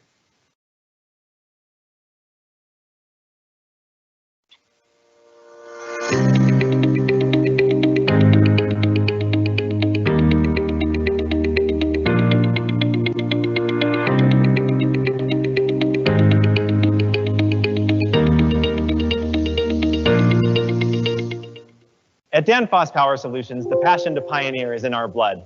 It's second nature for us to provide first-rate, market-leading intelligence for the off-highway vehicle industry. That explains the thinking behind our new generation of digital displacement pumps. When you put a digital displacement pump inside your off-highway machine, it will improve system efficiency by leaps and bounds, enhancing control, reducing energy consumption, and leading to a brighter, digital, more sustainable future. What you see here is a digital displacement pump. It's a high-power open circuit pump, 96 cc per revolution. It has 12 pistons arranged in a radial piston configuration, and each piston displaces 8 cc of volume. The way that digital displacement works is that it controls the flow rate by turning pistons on and off. That's where the name comes from. We control the displacement digitally by using only the number of pistons that we need. The advantage of digital displacement is that it's powerfully efficient. A normal pump has high efficiency, say above 90% at the top of its operating range, at maximum power. But in the other conditions, that efficiency drops off dramatically. Digital displacement stays efficient throughout the operating range. So even when you're running at, say, 20% flow, you're still at 90% efficiency. That energy savings means reduced fuel consumption, or you can put that energy saved into higher productivity, doing more work with the energy that you save. You can see for yourself how low the power losses of this pump are. I can turn the shaft with my fingertips. Even at high pressure, the idle losses are very low. That gives you lower fuel consumption and enhanced productivity. Digital displacement solutions are powerfully controllable. The DDP controller has a CAN bus interface for digital electronic communication. Engineers can tune pump performance electronically. You can put away your screwdrivers and boxes of parts. The CAN bus interface allows faster development time, and intelligent diagnostics help keep your machine running. Data from the pump's integrated sensors provide additional value to telematics. We've got integrated sensors for temperature, pressure, displacement, speed. That provides added value to the vehicle's telematics in a powerfully connected world. Digital displacement isn't just digital on the outside, it's digital on the inside. By controlling the pistons independently, we have fast, precise control of fluid power. Having that superior control of fluid flow allows a more responsive machine. And having more precise control of the torque on the pump allows better integration with the diesel engine. With 30 milliseconds response and no hysteresis, you get the power that you ask for right away. Digital displacement pumps are not afraid to work hard and get dirty. You know that off-highway vehicles operate in all sorts of conditions: hot, cold, wet, dirty, dusty. Digital displacement technology is tested to Danfoss high standards of durability and reliability. We have decades of experience producing high-quality components for the off-highway industry, so you can trust that this will be there when you need it. Yes, ours is a more intelligent solution, one that will revolutionize the off-highway vehicle industry. With fully integrated solutions, we expect even greater gains in efficiency, productivity, and control, and the real hope of a brighter, digital, sustainable future.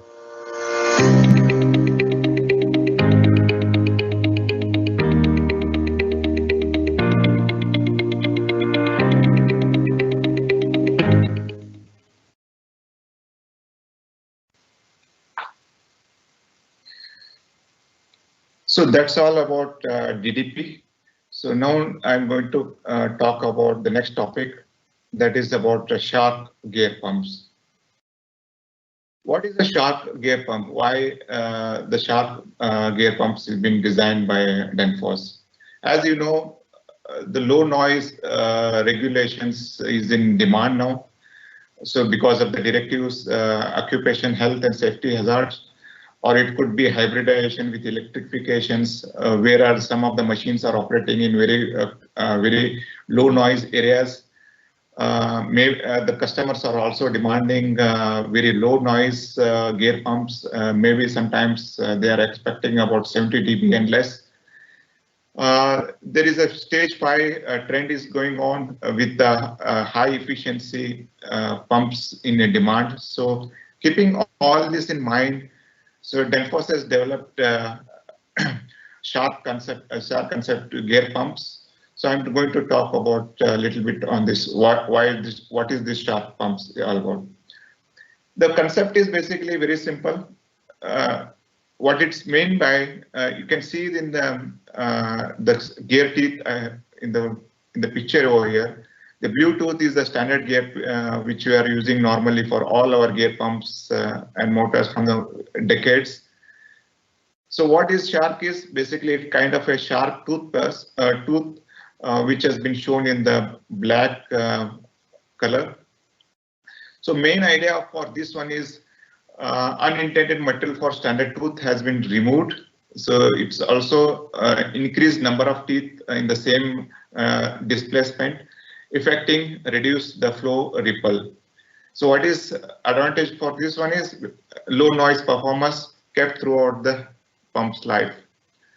The another concept of the shark is the it's a slightly helix in angle was introduced, because what will happen where it will help is it is very negligible axle load on the gears, further slight peak to peak reduction in flow ripple, and also what will happen the smoother flow and pressure ripple curve. So you can see the compare here the standard along with the shark concept gear pumps.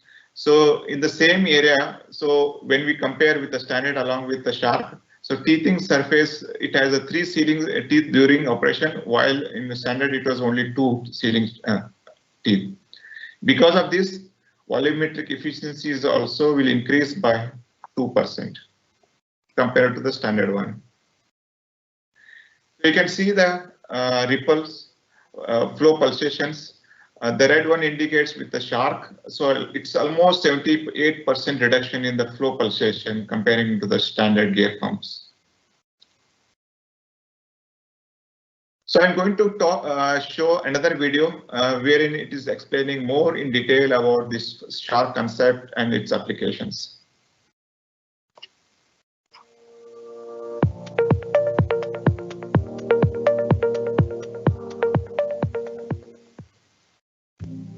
Environment is not only clean air, green grass, fresh water, and what you can see and smell.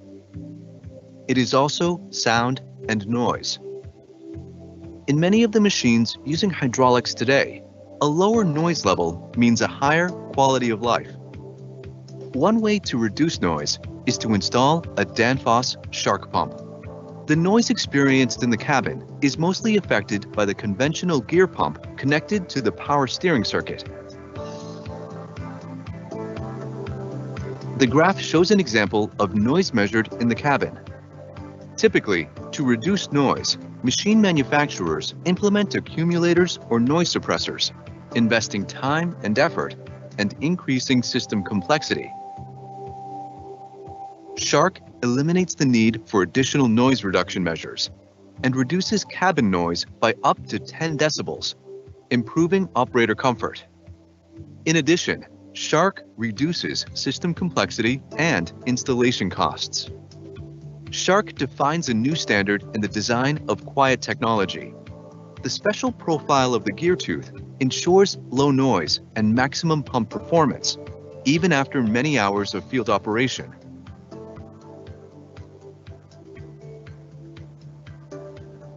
Thanks to the Shark technology, most of the unused material on the rear flank of the tooth can be removed, and almost twice as many teeth can be fit around the gear, improving efficiency due to a higher number of sealing teeth.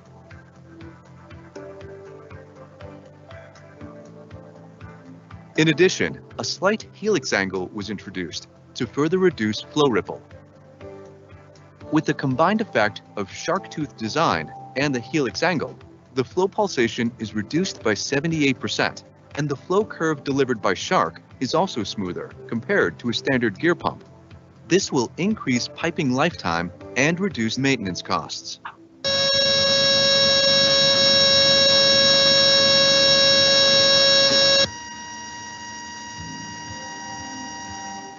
With Shark, the noise level is reduced by up to 10 decibels across the entire range of operating conditions.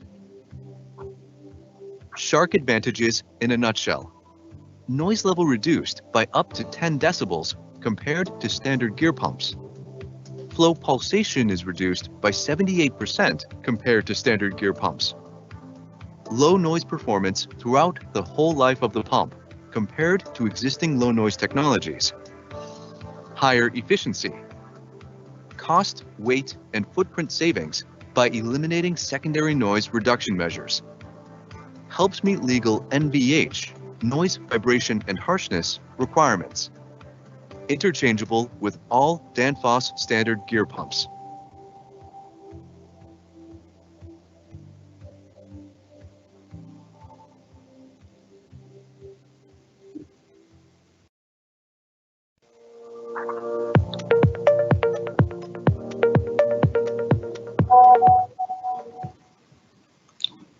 We have a few questions, if you're ready to take them.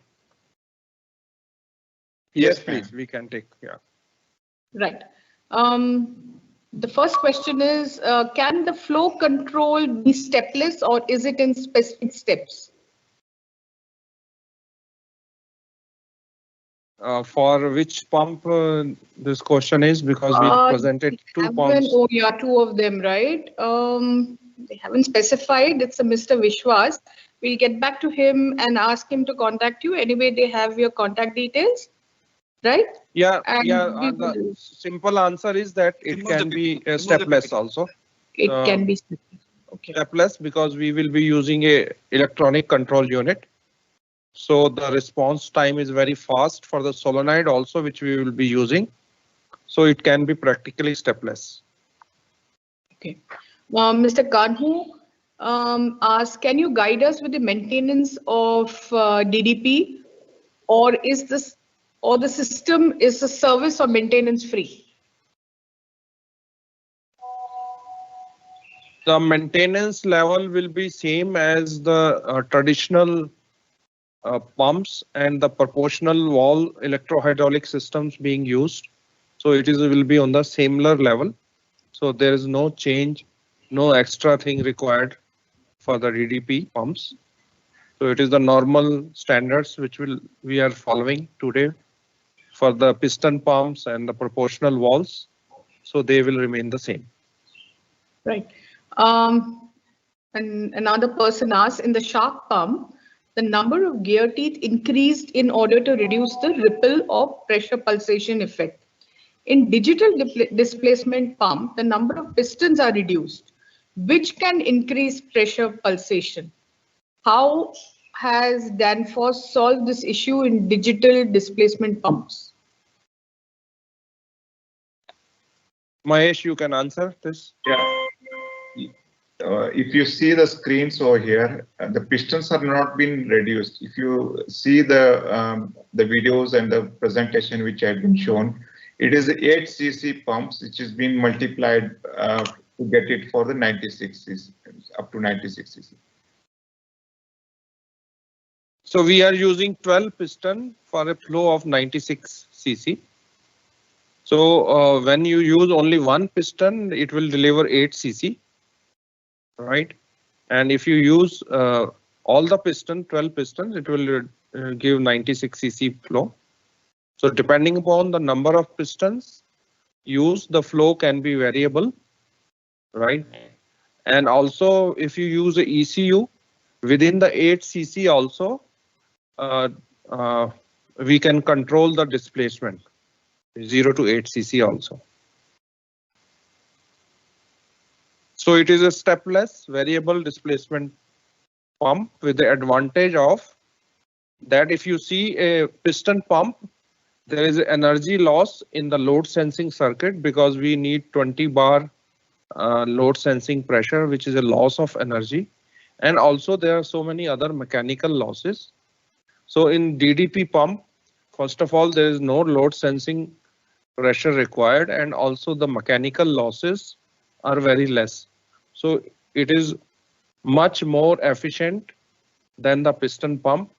And also if you have seen in the video, this DDP pump maintains the efficiency throughout the displacement range, unlike a piston pump whose efficiency is maximum near to the higher displacement. And if you reduce the displacement, the efficiency is very poor.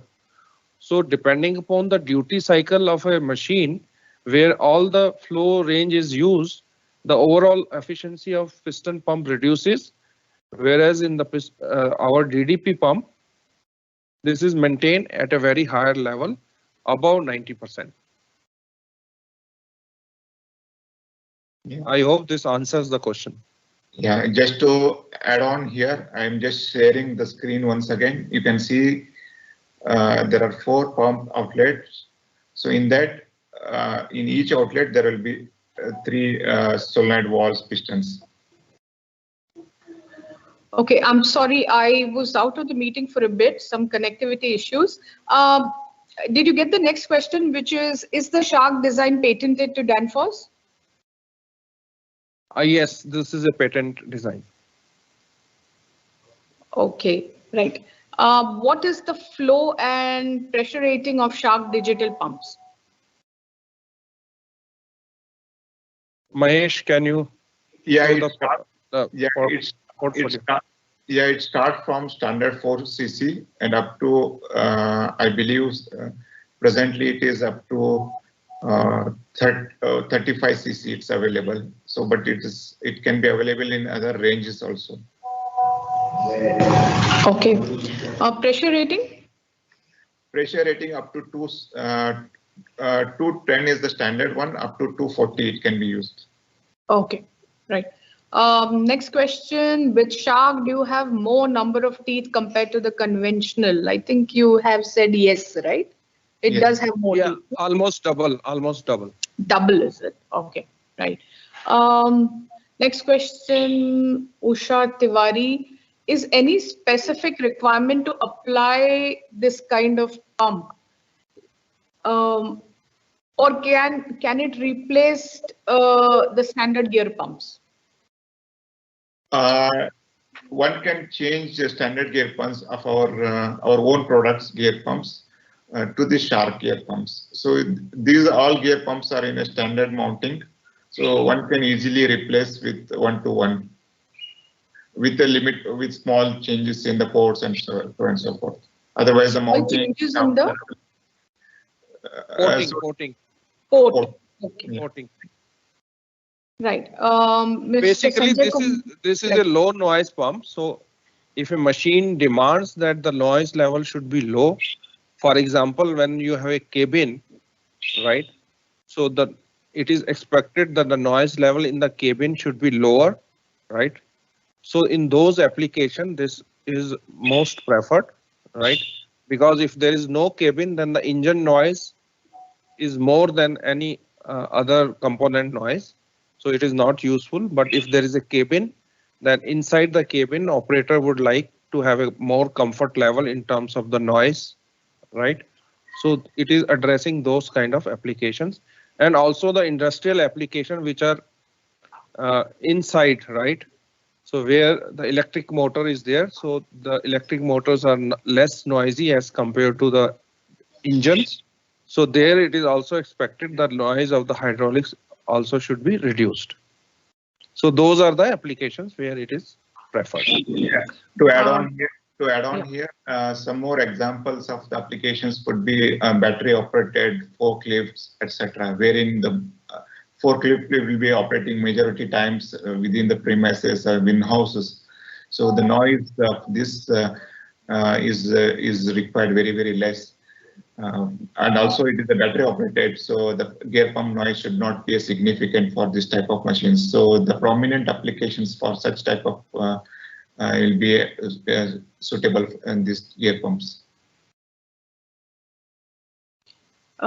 Interesting that the design that has been borrowed from nature, and the question here is whether the tooth strength increases or remains the same in the Shark pump, as it is seen that the number of teeth are increased for the same size pump, or is it that the tooth profile itself will take care of the strength?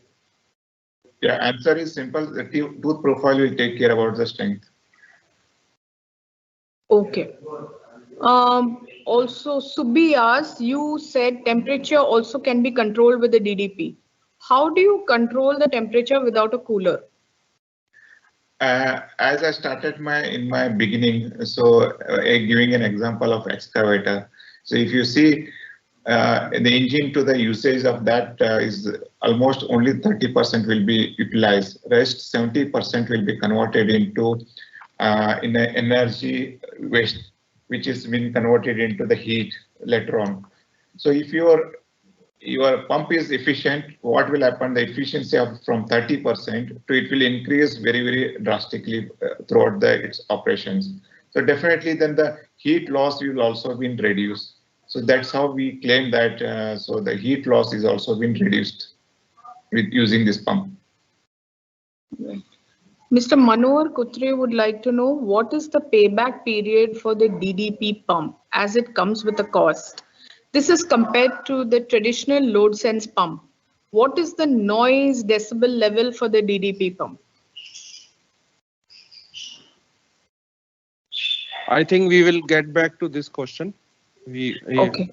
Right. We will have his contact details. Yeah, and we can provide you the same. Yeah.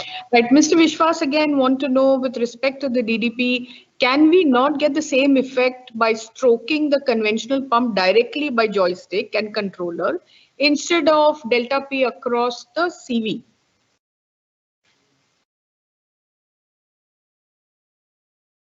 Yeah, that can be a possibility, right? But what DDP is offering is the latest technology with a low response time and a complete package of ECU, right? Reliability, as you can say, 420 bar and under the worst condition. And it is already proven on many excavators as a pilot project, which we have shown, conducted with some of the OEMs.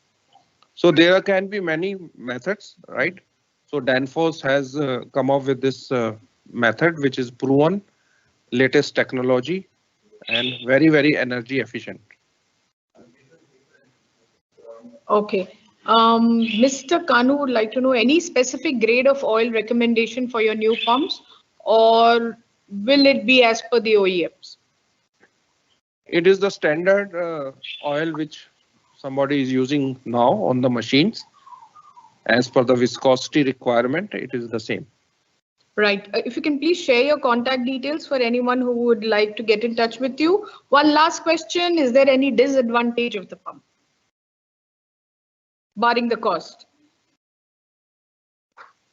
No, I think there is no disadvantage because if you use as per the requirement, wherever it is specially needed, like shark pump, right? So lower noise is always welcome. And when it comes to DDP, it's a higher efficient. And if you control it with the ECU, the efficiency can be the best, right? We have seen examples that as compared to the normal piston pumps on the excavator, the fuel consumption has reduced by 15 to 20%. So we don't see any disadvantages of this pump. Right. We will end this session now. Thank you so much, Mr. Bharat Bhushan and Mr. Mahesh Gurabetti. And I think the people who had specific questions can get back to you since your contact details are out there. Yeah, right? They are most welcome. Thank you to all. Yeah. Thank you. Thank you so much. Thank you. Bye-bye. Joseph, do we have a short break now or we go on to the next session directly? Yes, we have.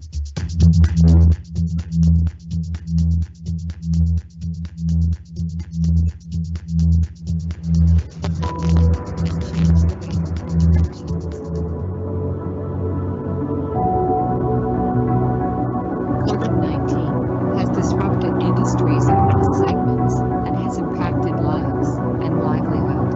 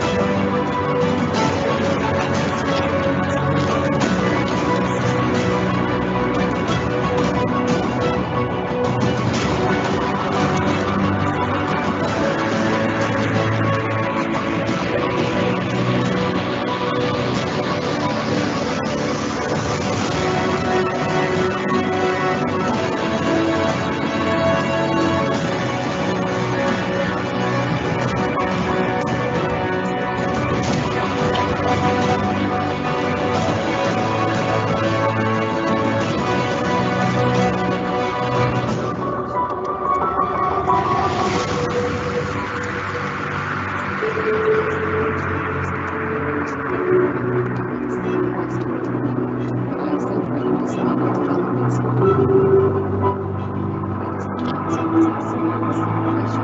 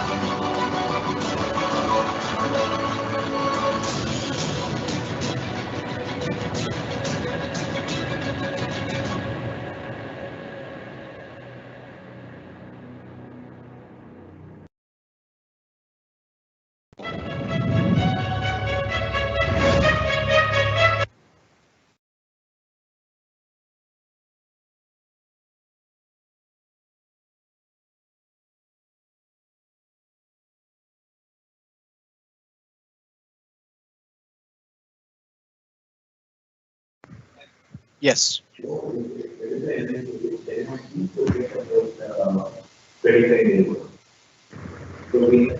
You are live. Yes. So good afternoon, everybody. Open your eyes wide right now because we come to the most interesting part of this today's session, where is the academic presentation. This section is particularly interesting because these are the people who work for the sheer knowledge of it and not for any commercial considerations. There's a lot of effort and work which has gone into this paper. Our presenters today are Professor H.S. Patil, Professor Dr. H.S. Patil, and also Dr. Dilip Patel. Yes, I know it's a bit of a like a Thompson and Thompson, but each of them have achievements which are hugely inspiring. And of course, Raj Dabolkar from one of our FPSI members also has a role to play in this particular paper. So I will begin by introducing Dr. H.S. Patil first. Dr. H.S. Patil is a professor and head of the Department of Mechanical Engineering at GIDC Degree Engineering College, Abrama Navsari, in Gujarat. He has accumulated more than 24 years of teaching and research experience in mechanical engineering with special emphasis in machine design, machine kinematics and dynamics, and tribology. As part of his research, he has published numerous research papers in various international journals and conference proceedings.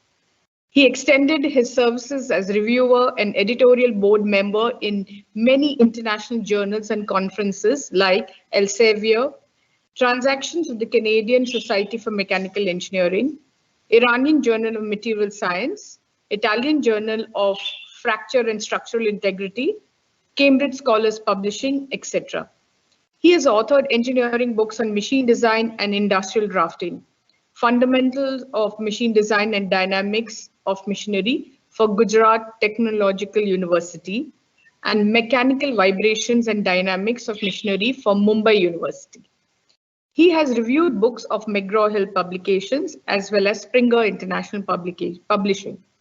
He is a member of the Institute of Engineers India and Indian Society for Technical Education, and also was a member of the Research Recognition Committee at NMU Jalgaon, which is, I think, the North Maharashtra University, and a Board of Studies at VNSGU Surat, which is, I think, near Narmada University, right?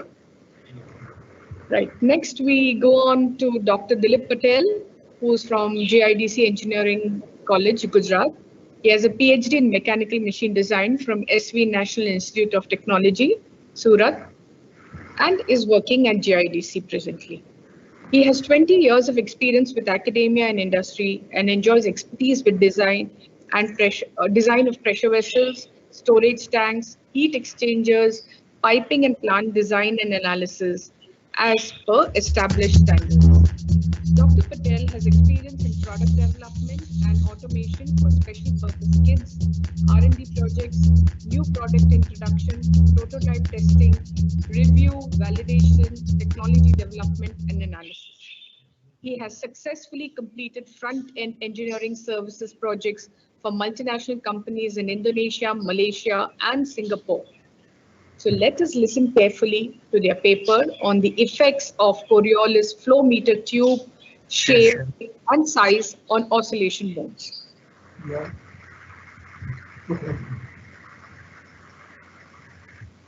Over to you, doctors. Yes, madam, just.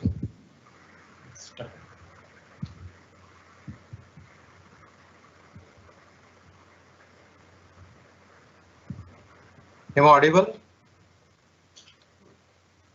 Hello? Yes, you are audible. Please share only your PPT.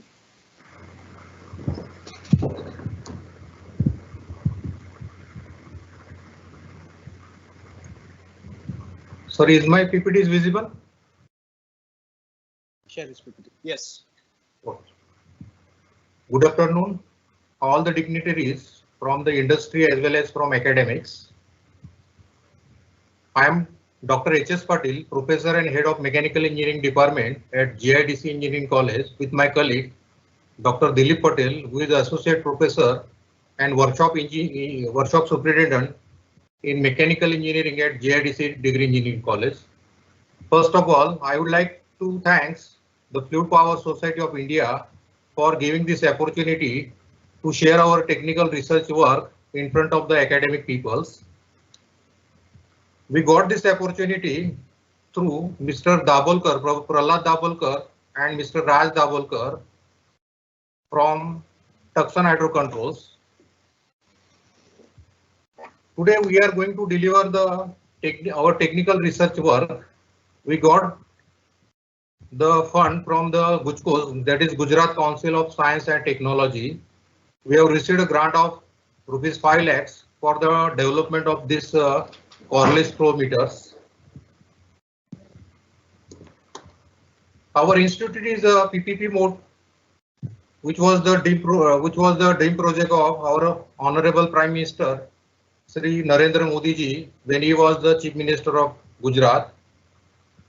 Our institute is funded by GIDC, that is Gujarat Industrial Development Corporation of Gujarat and Government of Gujarat. So today we'll deliver the effect of shape and size on oscillation mode of Coriolis flow meter. So I hand over the sessions to my colleague Dr. Dilip Patel for the technical session.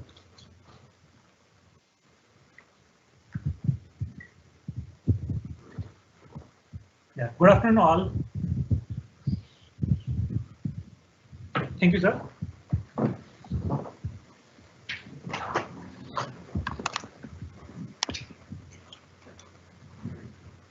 Today I am going to present some of my background work for the design and development of the Coriolis flow meter. And for that, as sir said, that we got some help from the Gujarat GUJCOS, as well as we are getting more and more help from the industrial people also for the development of the Coriolis flow meter. So let me start my work with some as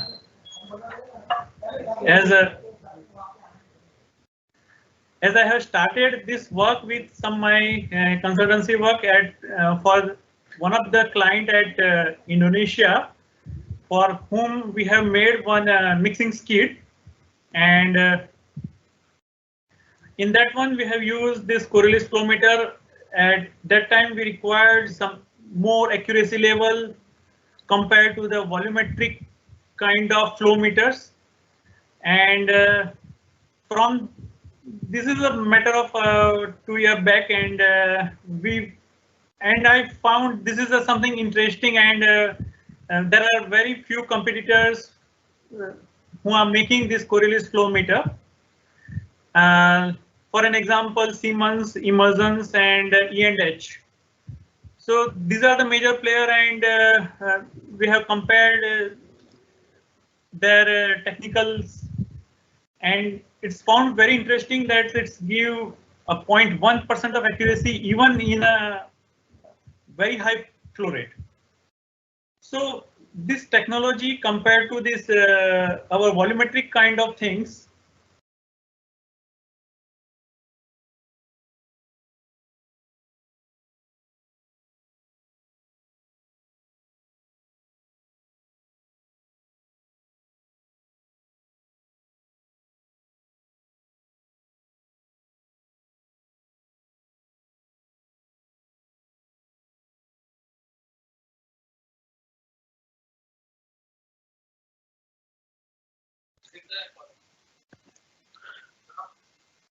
Mr. Patil, are you there?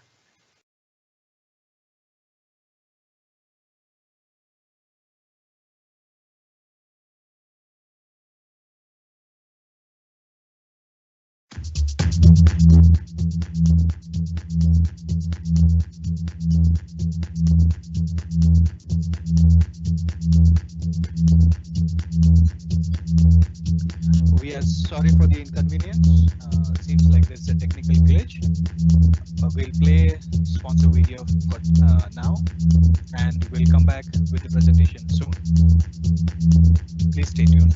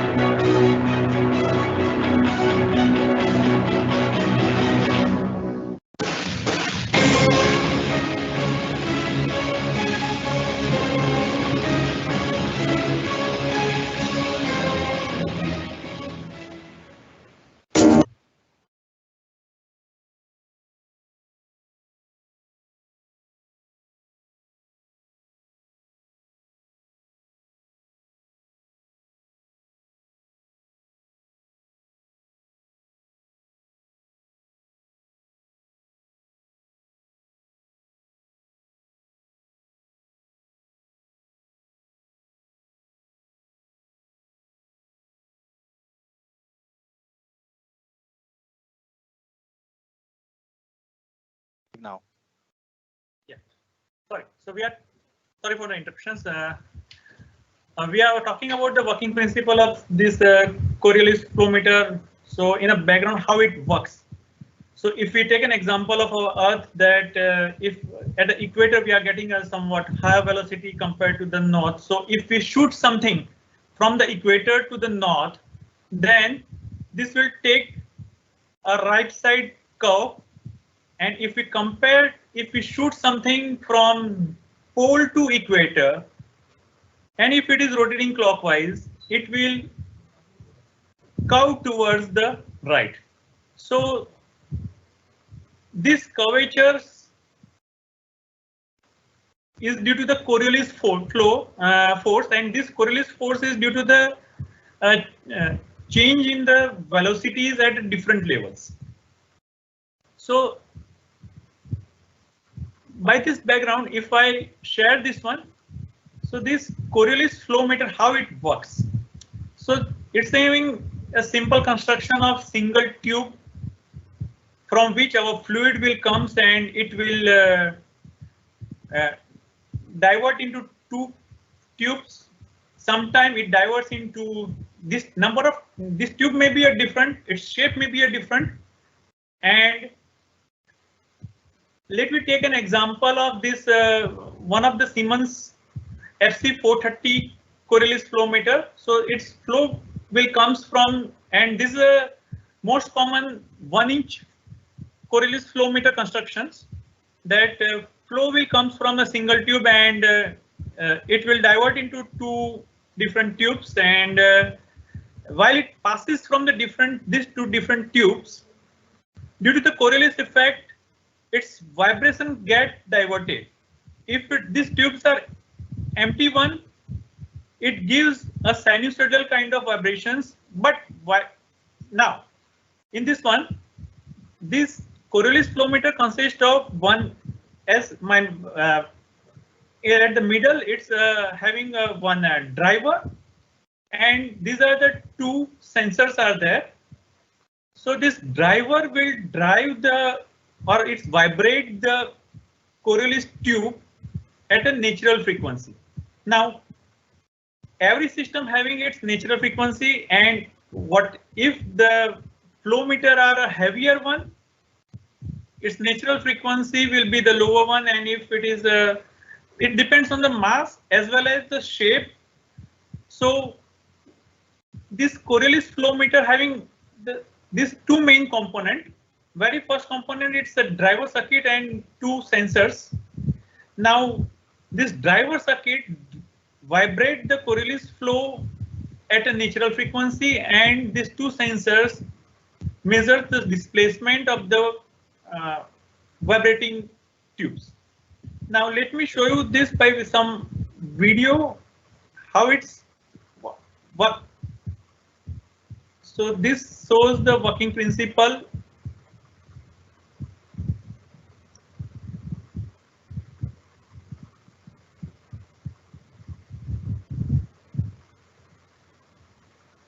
So this is a Coriolis flow meter working principle, that while we are forcing something or rolling over a rotating disc, its direction is changing. So for high speed, its direction may be changed, and as I explained that while we are shooting something from equator to north pole or a pole to the equator. Suppose this is a tube which is we are revolving, and if we pass the fluid from the tube, it will start wobbling, and this wobbling is due to the Coriolis force. So instead of a simultaneous swiveling, it start wobbling. So in this Coriolis flow meter, we are having one main tube which divert its flow into the two different fuel, and this is a driver circuits, so which will drive or oscillate it at a natural frequency of the system, and with the help of the two sensors we are measuring the displacement. Now whenever it is empty, this both sensors give the same signal same time, but while we are passing some fluids, these two pickups having some phase difference, and that phase difference is proportional to the mass flow rate. So it directly gives us a mass of the flowing fluid rather than the volume, and that's why its accuracy is more. But the most accurate part is we require the driver frequency up to 700 Hertz. So this is one of the critical point for the driver circuits. Of course, for the sensor, we have to measure, and otherwise we have to manipulate the signal of the 100 Hertz. So this is not a big issue because of PLCs and all other microcontrollers having more than this signal controls. So we can do this part. So now let me come back to our work. So still now what we have seen that its constructions, its major components, and how it measures the mass flow rate. And as I shown in the video, that's to this, if we are passing some fluids, it's two pickups having some phase difference, and this phase difference is proportional to the mass, and we can easily manipulate this mass in terms of any unit. And for this so our aim is design and development of some low cost Coriolis flow meter with our indigenous inputs. And for this one, we have started searching the literature survey, and we found that it's not a new technology. It's since the 1980s, but recently after 2010, it's found interest from the academia as well as the industrial people. So these are some of the reference we have referred, and what they have used this that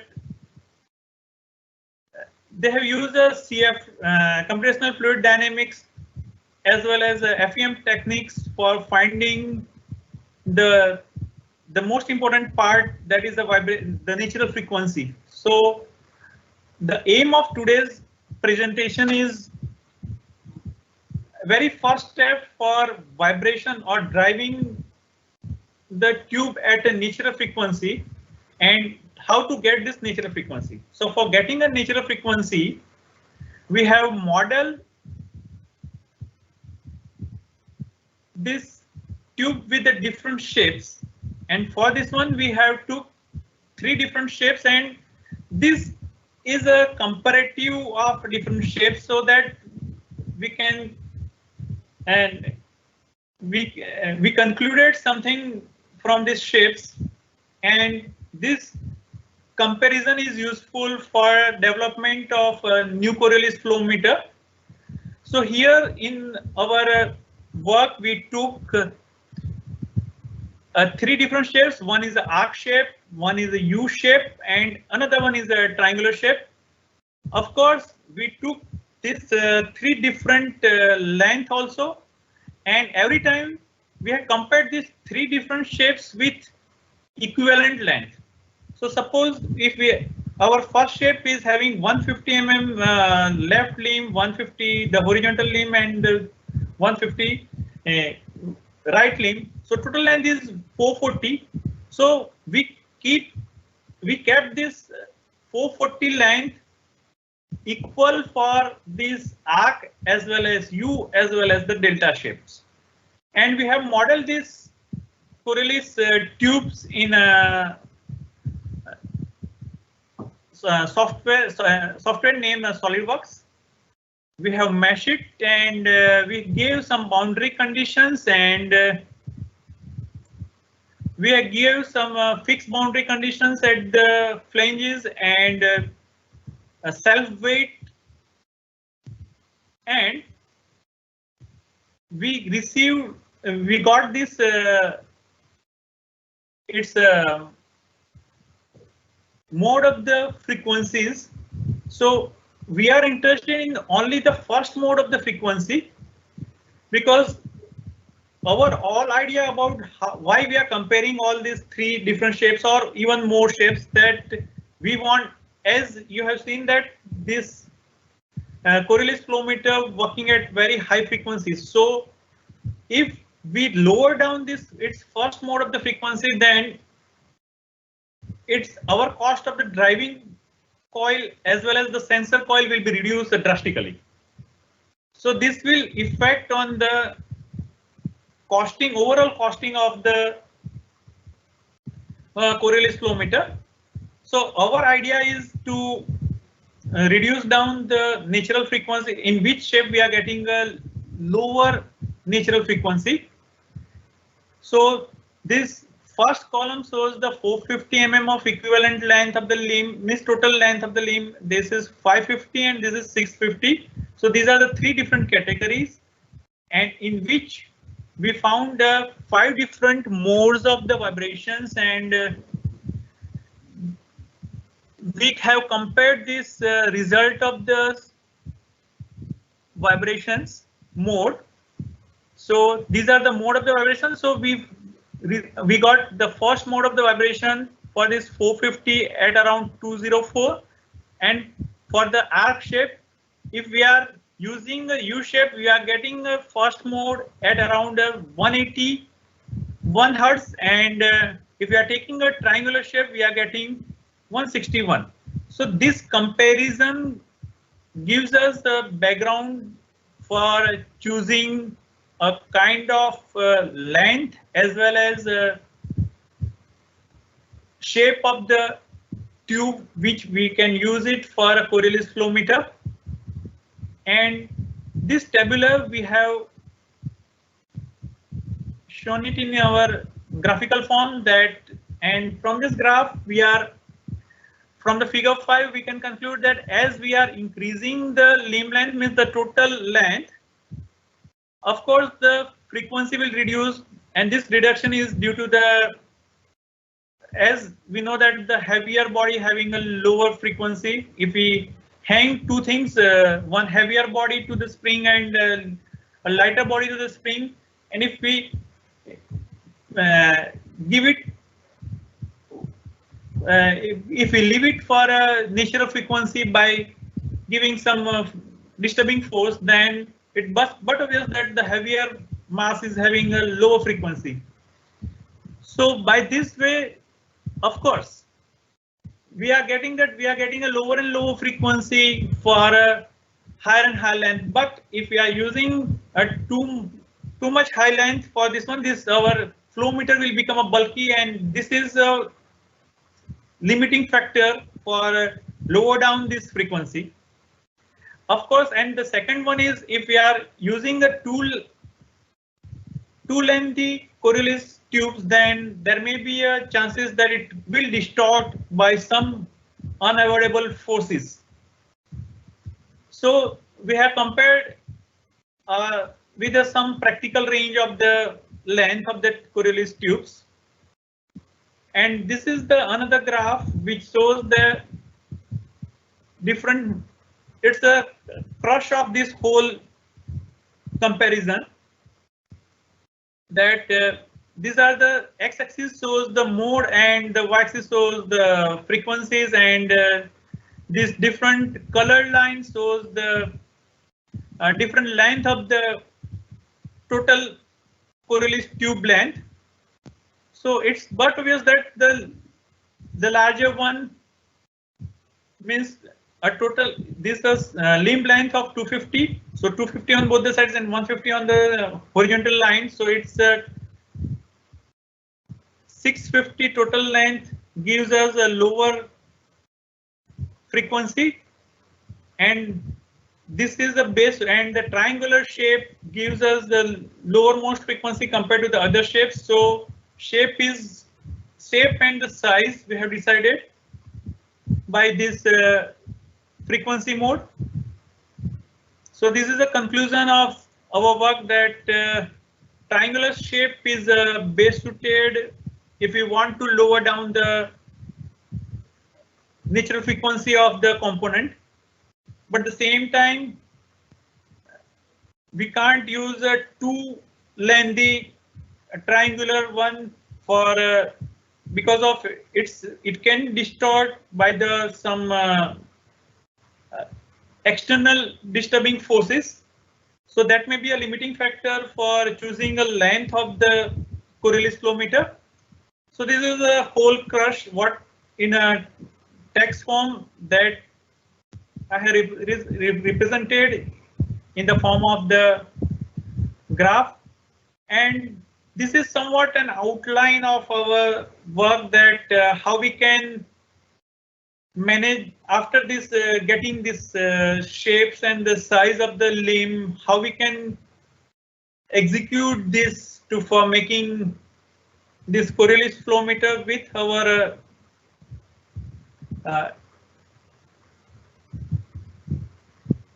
so for this one, this is a somewhat block diagram of our components.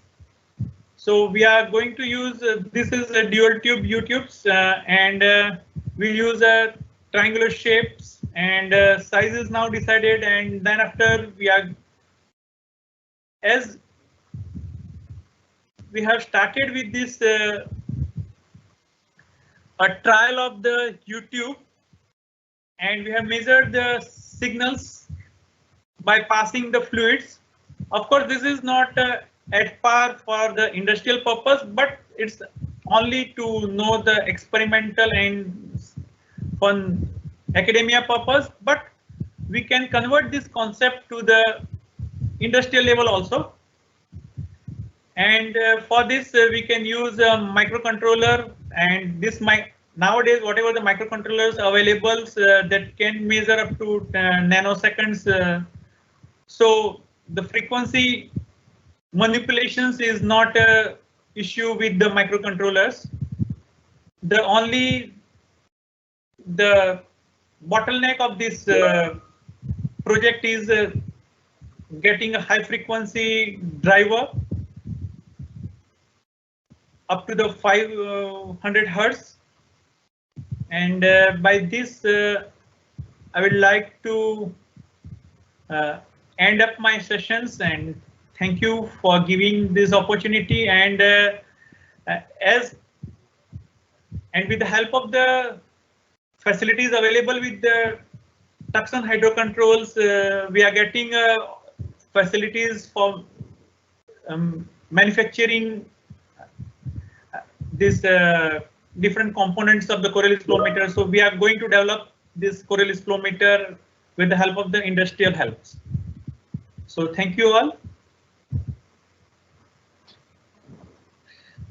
Dr. Patel, there are a few questions. To begin with, Sachin would like to know, is the phase lag between the two channels of the Coriolis mass flow meter directly proportional to the discharge of the fluid or vice versa? Yes, it is directly proportional to the discharge of the fluid in terms of the mass flow rate, not in terms of the volume flow rate. Okay. So this is the advantage of this kind of this Coriolis flow meter compared to the volumetric flow meters. Another question is, what application does this see in the fluid power industry? Yeah. So everywhere nowadays, whether it is a chemical industry or a pharmaceutical or any industries, they want to control their fluid flow as closer as their theoretical one. So this gives the best result as the accuracy level of the 0.1% or even 0.05% compared to the other positive kind of flow meters or volumetric flow meters. So this is the advantage. So wherever the industry is required a closer control over a flow, this is useful. Another question, there are sharp bends in the Coriolis tube, I think specifically in the delta model, right? So don't you think, and U shape also, don't you think it will have back pressure effect? Yes, but of course, but it's not that compared to the whatever the other component in the pipelines. If we are having so many valves and we compare with the other things, so it's of course the pressure drop is more with the delta, but it's not that too much that we can't use it, otherwise or it will hinder the use of these flow meters. It's in terms of some point. It's in terms of some 0.2 to 0.3, 0.2 bars. Back pressure, you're saying? Back pressure. Okay. Right. Any more questions? Yes, one more. Sachin asked, with reference to the mass flow meter, will there be variation in the mass flow values of the fluid with respect to pressure and temperature variation, which might change the mass density of the fluid while the discharge remains constant? Yeah. So this temperature will also affect this performance of the, so this pressure will not, if the pressure is more and discharge will be same, then this gives the same value. But as far as the temperature is concerned, of course, this temperature compensation is another factor that we are going to add in this development. So of course, temperature having an effect. Yeah, that will affect your density for sure. Yeah. Right. That Any other question? That will affect our result of these frequencies measured from the sensors, and that we have to manipulate according to the different temperature. Thank you so much, Dr. Patil and Dr. Patel. We have no more questions now, so we will end this session. I'd just like to share a few words to the audience. To begin with, a big thank you to all the presenters today for their time to share valuable knowledge with us. We learned about new and existing products and ideas that will see fruition in the near future. All this was made possible by the dedicated team of FPSI who have been working selflessly over the last few months to make these 3 days happen.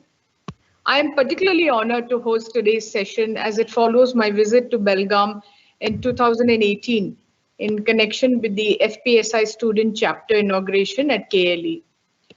I met with many knowledgeable and successful individuals, institutions, and incorporations and learned from their wealth of experience. I can confidently say that the learning curve continues to grow for all of us. Goodbye. And there'll be a short break, and the next session, the Chennai chapter session, starts at 2 o'clock. See you then. Right. Bye. Have a good day.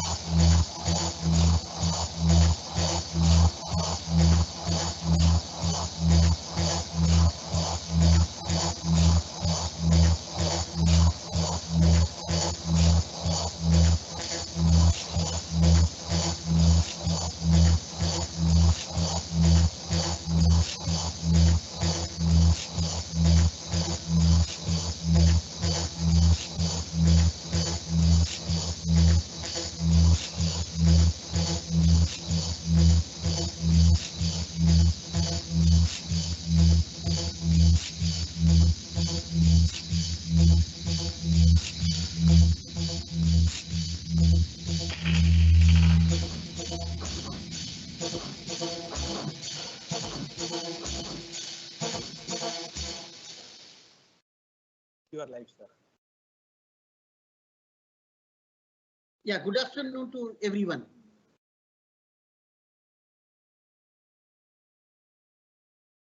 I'm Somshekhar, Treasurer of Fluid Power Society of India, Madras chapter.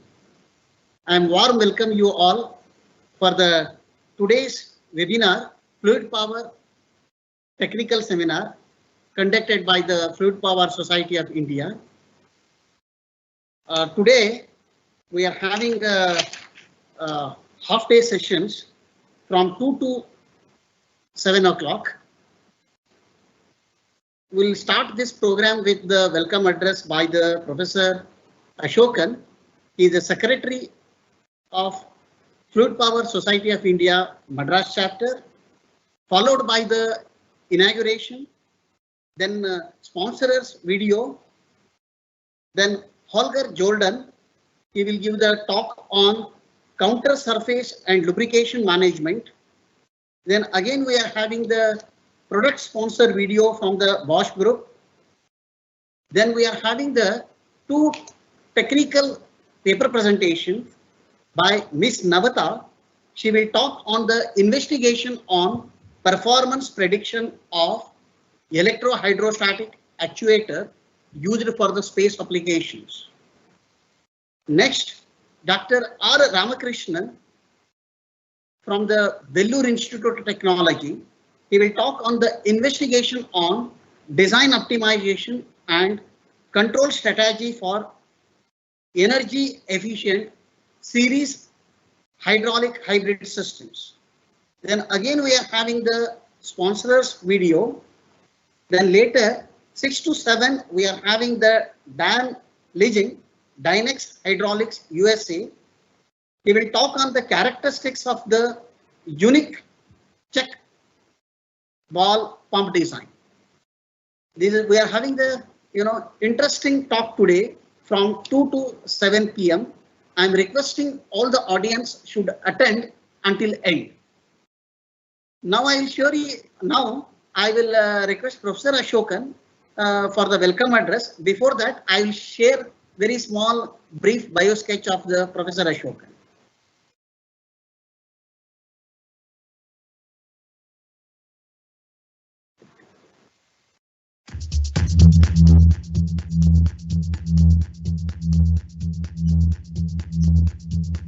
Yeah. Warm welcome to Professor Ashokan sir. Now currently he is a secretary for the Fluid Power Society of India, the Madras chapter, and he is a professor and head in the Department of Engineering Design, IIT Madras. His research areas are on robotics, product design, engineering system design, and he is having more than 25 years of teaching and research experience, and has published the more than 120 publications and 20 patents, and he's guided 11 PhD and 9 MS, and many research scholars are currently working for their PhD and MS program. Also, he handled many sponsored projects of DRDO, ISRO, DST, NRB, and many agencies. Now I'll request Professor Ashokan to deliver the welcome address. Now I'll stop my sharing.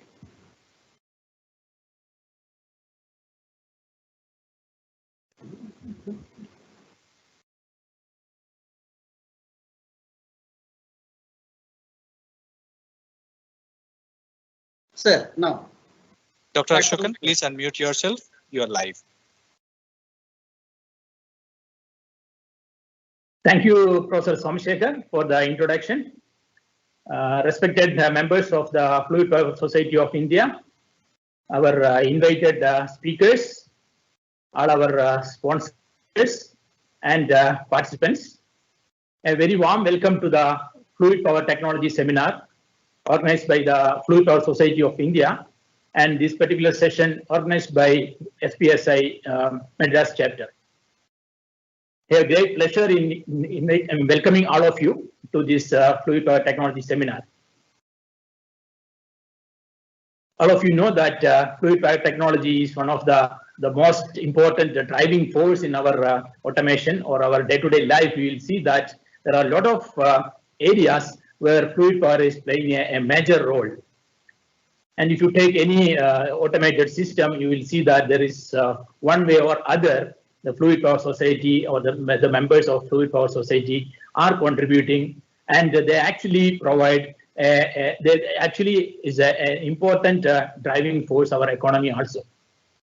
So this Fluid Power Technology Seminar is organized to ensure that all of us are updated and all of us know what is happening around us, what is the future of fluid power technology, and how best we can actually contribute to this technology, and as well as how best we can look forward to the better applications or the newer applications of fluid power. So I'm very happy today that we have a very eminent panel of speakers for this afternoon. So we'll be having an inaugural address by Dr. Manimaran. He is actually a senior scientist. And then we have sponsor presentations. We have experts from abroad. We have academic sessions. So I'm sure that all these will be a very enriching experience for all of you, and I'm sure that you will enjoy this session. I request all the participants to stay back for the whole session till 7 o'clock, because you'll actually see that these are very important sessions, and then you will benefit from it a lot. I thank all the participants, all those who are attending the online sessions. I thank all the speakers, and I thank all the sponsors for making this FPTS possible, and for your support in organizing this seminar. With these few words, I once again welcome all of you for this seminar, and I hand over this to back to Professor Somashekar for the inaugural session. Thank you all. Thank you very much, sir. Thank you very much, sir. Okay. Now we'll move on to the inaugural session of the today's program by Dr. Manimaran A. He is a Deputy Director of LPSC ISRO. He will inaugurate the function today. I will share his bio sketch very quickly.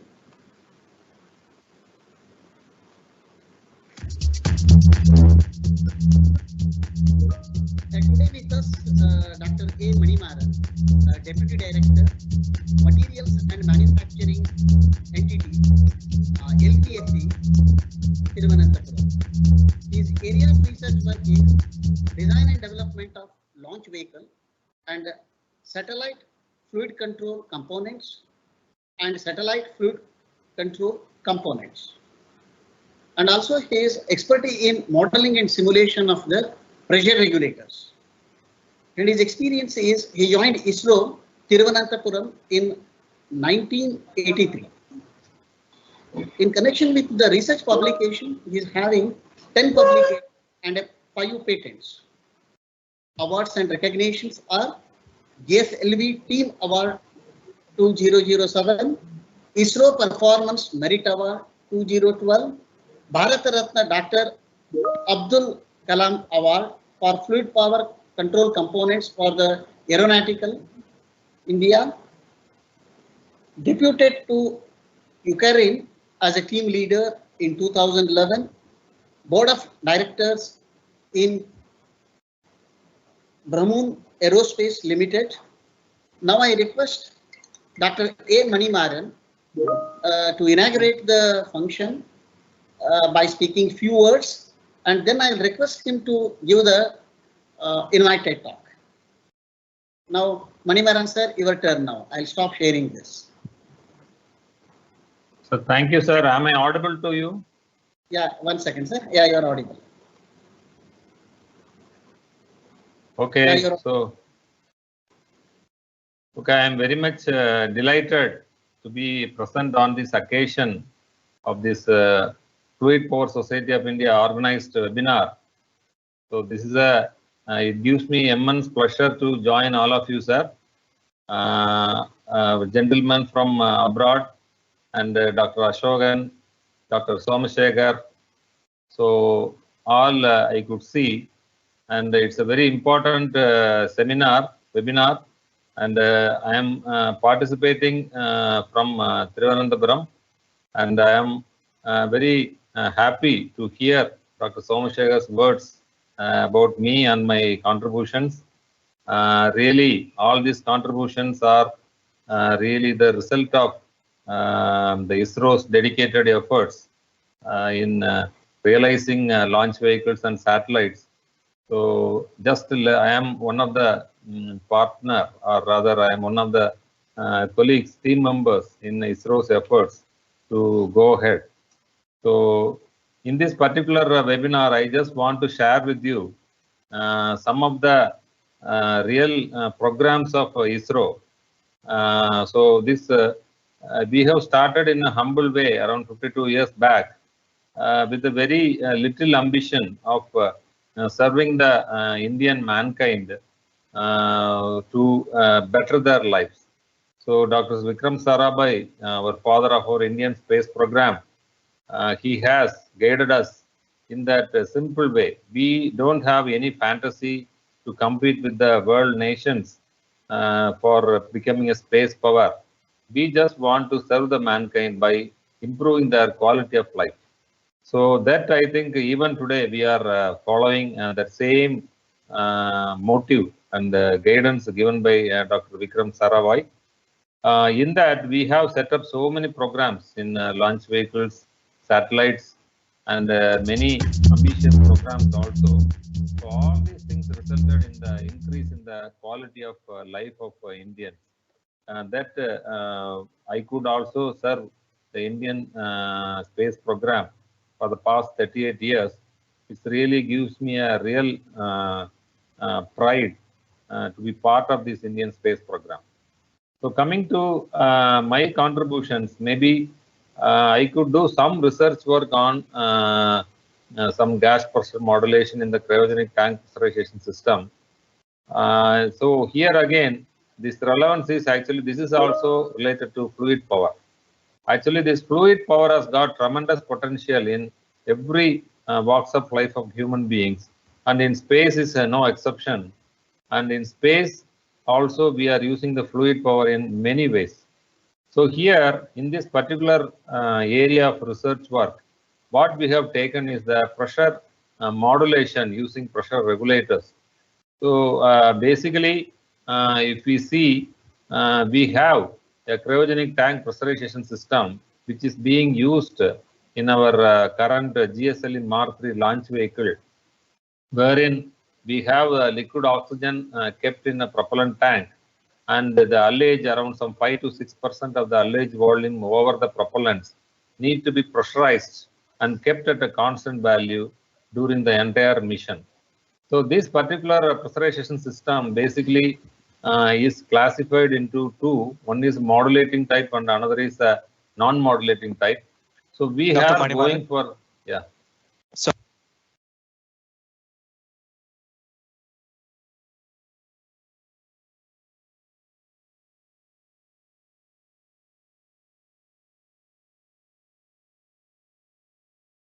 we have the modulating type of pressure regulation selected for this particular application, in which the advantages are basically advanced technology is the narrow band of tank pressure, less system mass, and high reliability are the features of this modulating type of pressure regulations.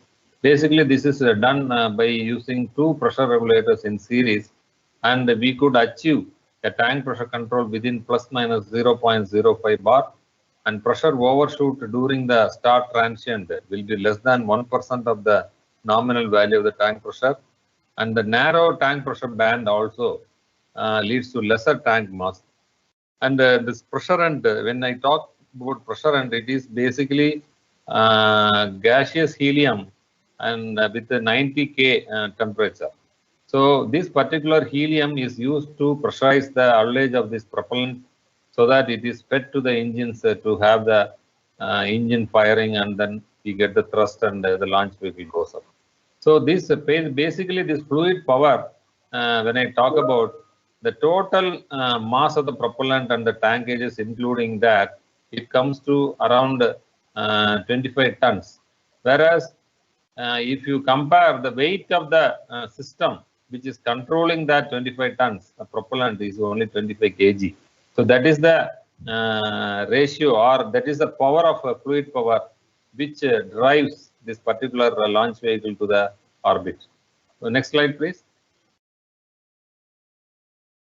So here again, as I already mentioned, this modulating type and non-modulating type of pressure regulation is just compared, in which if you can see that non-modulating type has got an on-off system, which is less reliable, and it has got a higher mass as well as lesser reliability. So compared to that, modulating type is having a simple system with the two pressure regulators. Of course, that development of pressure regulators is complex technology, but if we master that, then we get lesser mass and higher reliability, and we get a very narrow pressure band of regulation. Next slide, please.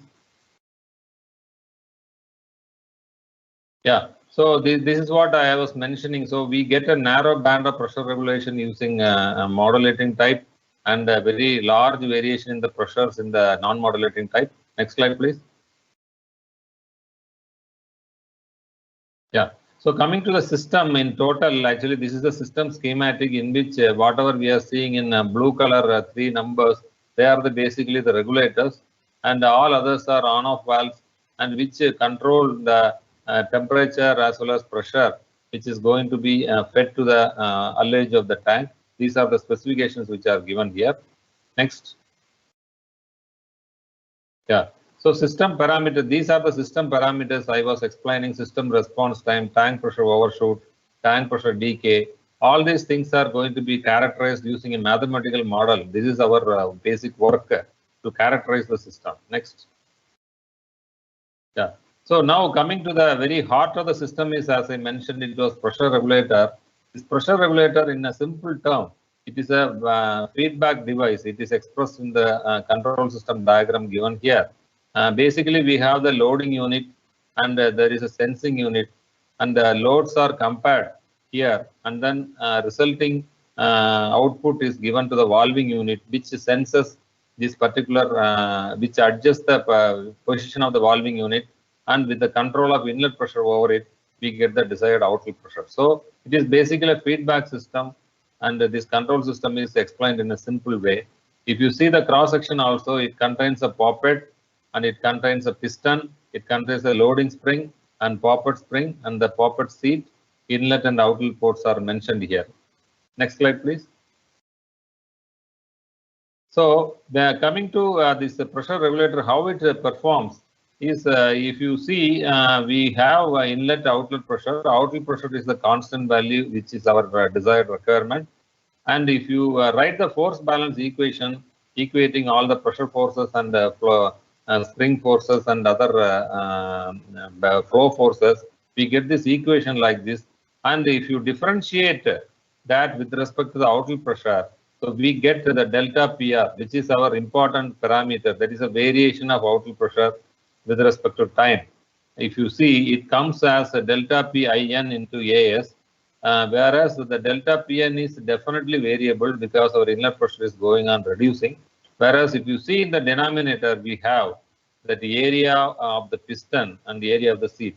So it indirectly indicates that we have to control this AAB to a very, very low value. So a very, very high value, and the AS to be on the very, very low value, so that your denominator is higher and delta PR will be the lowest. So that is our aim to, so that is taken into consideration in the design of a regulator. Next. Yeah. So again, when the flow pressure comes, the flow pressure differential equation also it is written here. So again, the same first term is the same, and second term again, your stroke, your poppet stroke, your spring rate, they also have to be controlled. So it indirectly indicates that we should select a very low constant spring, and we have to again go for a higher piston diameter and a lower seat diameter. So with all the combination of these parameters, we design a regulator to achieve the minimum most possible variation in the outlet pressure. Next. Yeah. So this indicates a very clear that blue curve, whatever we are seeing, is the inlet pressure is drastically varying during the functioning of the regulator from around 230 bar to around 40 bar. whereas outlet pressure, if you see, it is almost steady. So this is what a regulator does. Next. Yeah, so coming to the regulator, this regulator will look like this. If you see a tiny part like this, a tiny component like this is controlling the total pressure regulation. So these are the specifications, and this is the cross section of the pressure regulator. It controls the pressure from 230 bar to 7.5 bar outlet pressure. Next. Yeah, so these are the design parameters I was explaining. Your poppet area is only 124 millimeter square, whereas actuator area is around 20 to 30 times higher than the piston poppet area, so that we get a better regulation accuracy. Next. Yeah, so I think we have gone to the previous slide. Next slide, please. Next. Yeah. So now there is another regulator called low pressure regulator. We always go for a two-stage regulation to get a better regulation accuracy. First stage is a coarse regulation. That is what we have seen earlier. This is the second low pressure regulator. This function is to again supply to the directly to the tank. So this is the yellow shaded portion is the low pressure regulator in a module. So we configure the system in terms of a module consisting of all the valves, everything put together. This 25 kg of the module only controls the entire flow pressure to the tank. Next. Yeah, so this regulator, low pressure regulator, also looks like this. It's a tiny portion, maybe around 7 kg weight is the total regulator weight. Next. Next slide, please.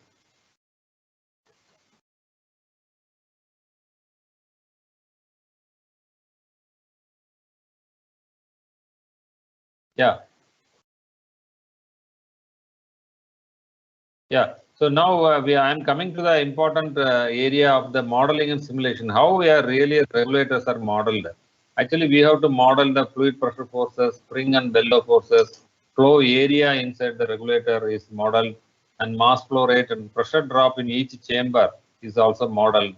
And finally, we have taken into account, and because of the mechanical forces acting on the different sliding areas, as well as the damping forces due to Coulomb friction and the pneumatic damping, they are also accounted in these pressure regulators. So this functional diagram is indicated here. Next slide, please. Yeah. So these are the assumptions basically to go before going to the model. Next. Yeah. So different equations, as I already mentioned, starting from the characteristic equation, characteristic force balance equation, and all the areas, flow area, unbalanced area, everything is derived in terms of equations. Next. Yeah. So here various flow passages, various chambers inside the regulator, inlet chamber, poppet ullage volume chamber, regulated volume chamber, and outlet chamber. All these things are modeled in terms of pressure, volume, and temperature. So basically, the concept is the continuity equation. The flow in should be flow out, but how it varies inside the chamber in terms of pressure, volume, and temperature. Some areas we have fixed volume chambers. Some areas we have a differential variable area chambers. All these things are modeled using writing the characteristic equations for the individual chambers. Next. Yeah, so we have to estimate the pressure inside the chambers also. So for which also we have derived from the mass balance equation. And finally, next slide, please.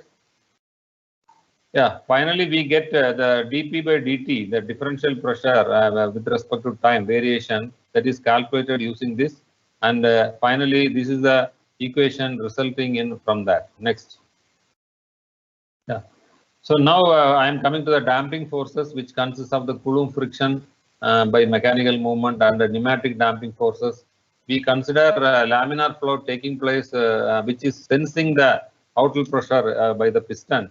So that damping force also is evaluated using the your Darcy-Weisbach equation, and which indicates the viscosity of the fluid and our temperature, pressure difference, and the area of the capillary. All these things are characterized using this particular damping force equation. Finally, damping coefficient is derived from this. Next.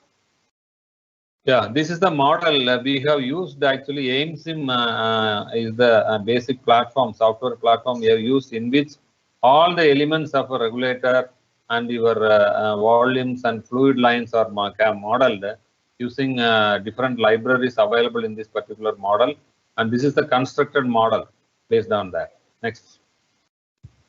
Yeah. So now coming to the results, actually, as I already mentioned, we are going to characterize the system. So the system is starting with the pressure of 2 bar in the allege, and when the regulator is initiated to flow, it drops down to 1.69 bar and it increases to the steady state value.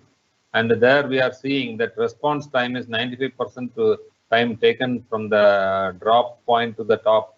So that comes to 1.16 seconds, which is less than our 2 seconds, which is our specification. Next.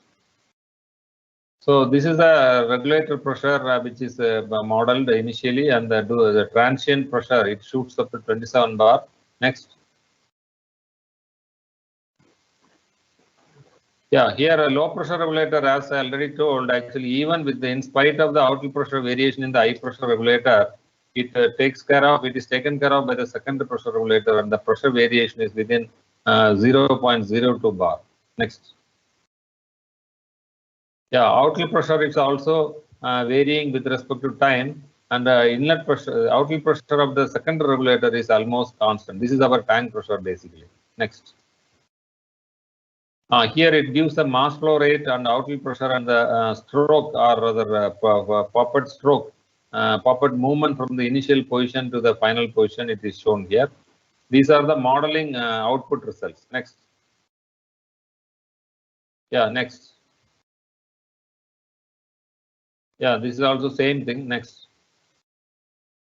Yeah. Now in order to prove the model's validity as well as with respect to the sensitivity analysis, we have done by selecting 3 important parameters. One is our damping orifice diameter, another is the tank ullage volume, and another is the Coulomb friction force. We varied between 10% to 200%, and we have characterized the system. Sensitivity analysis. Next.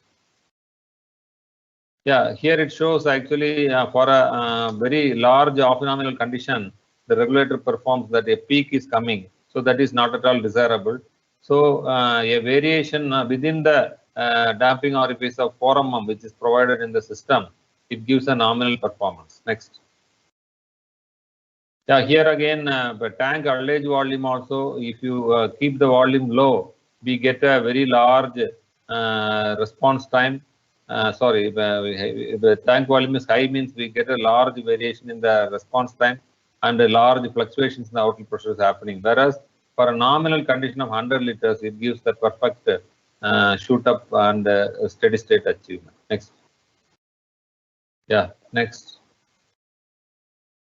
Yeah, then we have done some experiments also using our ground test setup. Simulating the exact stage conditions, we have a liquid nitrogen vessel, it is called Dewar vessel, and all the pressure regulators are connected in series, and flow control valve and starting initiation valve, everything is assembled together in the ground in our liquid propulsion system laboratory. Next. This is the setup which looks, was the schematic, whatever I shown, this is the actual test setup. Next. Yeah, that experimental test results are also highlighted here. It also brings in all the high pressure regulator outlet pressure, low pressure regulator outlet pressure, inlet pressure variation. Everything is characterized using the test setup. Next. Yeah. So this is another test results which indicates the temperature of the system also. Next. Yeah. Now we have to validate the model. So here only I'm just bringing out a very important parameter. Low pressure or outlet pressure for simulation is given in red color, and outlet pressure during simulation is given in red color, and experimental is in black color. So we are getting a very close match during the transient as well as during the shutdown transient, and during the steady state also we are getting a very good match. Next. Yeah, do the system response time as well as system dynamics also are brought out here. If you see, there is a very little variation between the experimental and the simulation. Next.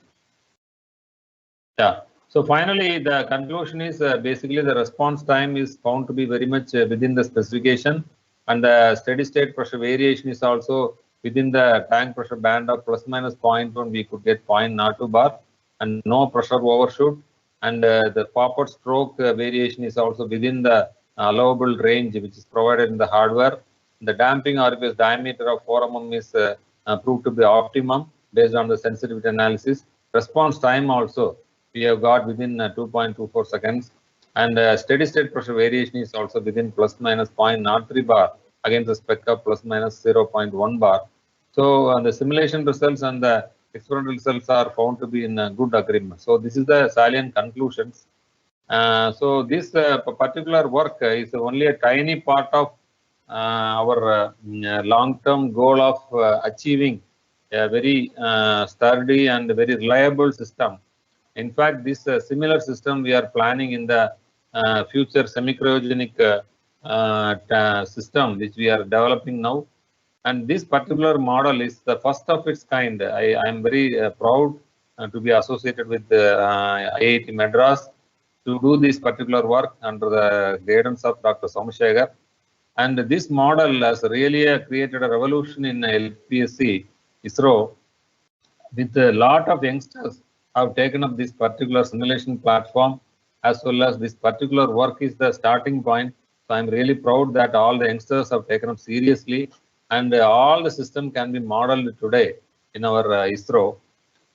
Coming back to the Fluid Power Society's contributions, actually Fluid Power Society, even though I could not involve much in our regular day-to-day life, but I have seen our Guru, Dr. Singapuramal, has been working very closely with them, and a lot of seminars he could, and he has participated, and he has guided in so many teams in fluid power with these innovative ideas. And we also actually in the launch vehicle also, other than this type of pneumatic pressurization, we have got hydraulic power packs available in the flying in the launch vehicle. We have got a oil-based system, a hydraulic oil-based servo system, and all these things are really forming part of our launch vehicles. And I'm sure that this fluid power is going to stay in our life as well as in aerospace industry for a very, very long time. So with that, actually, this our Fluid Power Society of India is really taking a lot of initiatives to promote this fluid power in this. And I hope this particular webinar will lead to so many things, will enlighten people to take up more serious research work in the Fluid Power Society. So with these few words and my presentation, and I formally inaugurate this particular important session of this Fluid Power Society of India.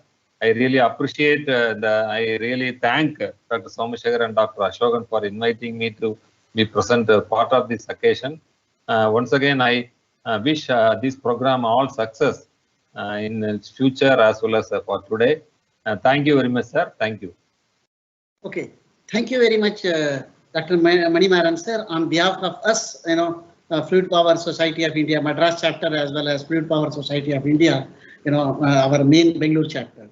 Okay. Now I'm requesting all the participants. Can you please post your any questions in the chat box? We'll consolidate and we'll ask Manimaran to answer.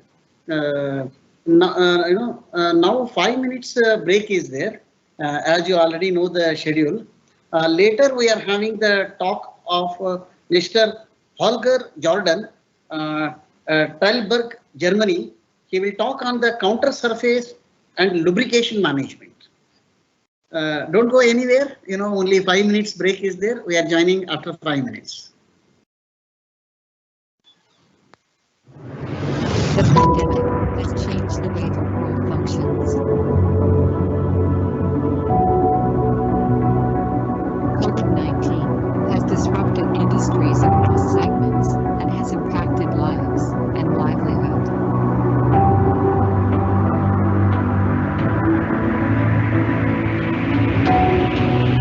Welcome to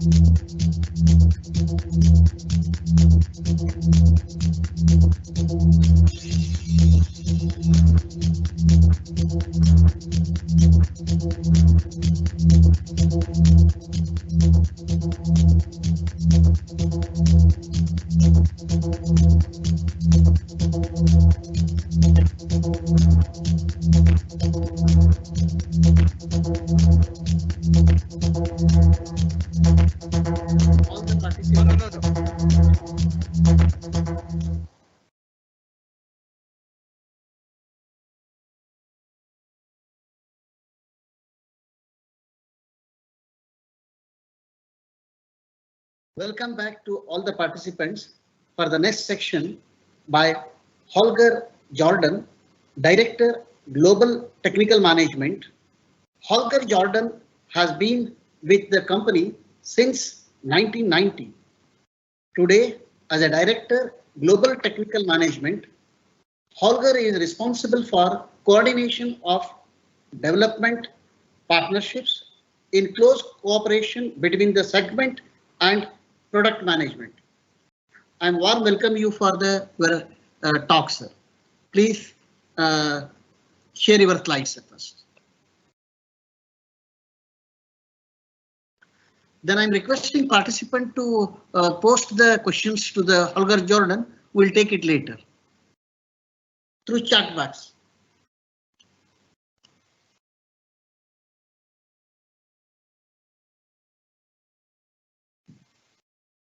Yes, sir, we can see your screen.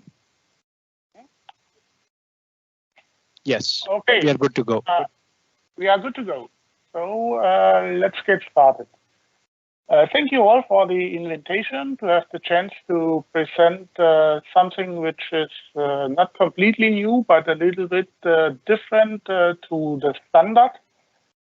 We go from, let's say, the general view on, let's say, the fluid power issue, yeah, with all the things I heard this day already, very interesting speeches and presentations.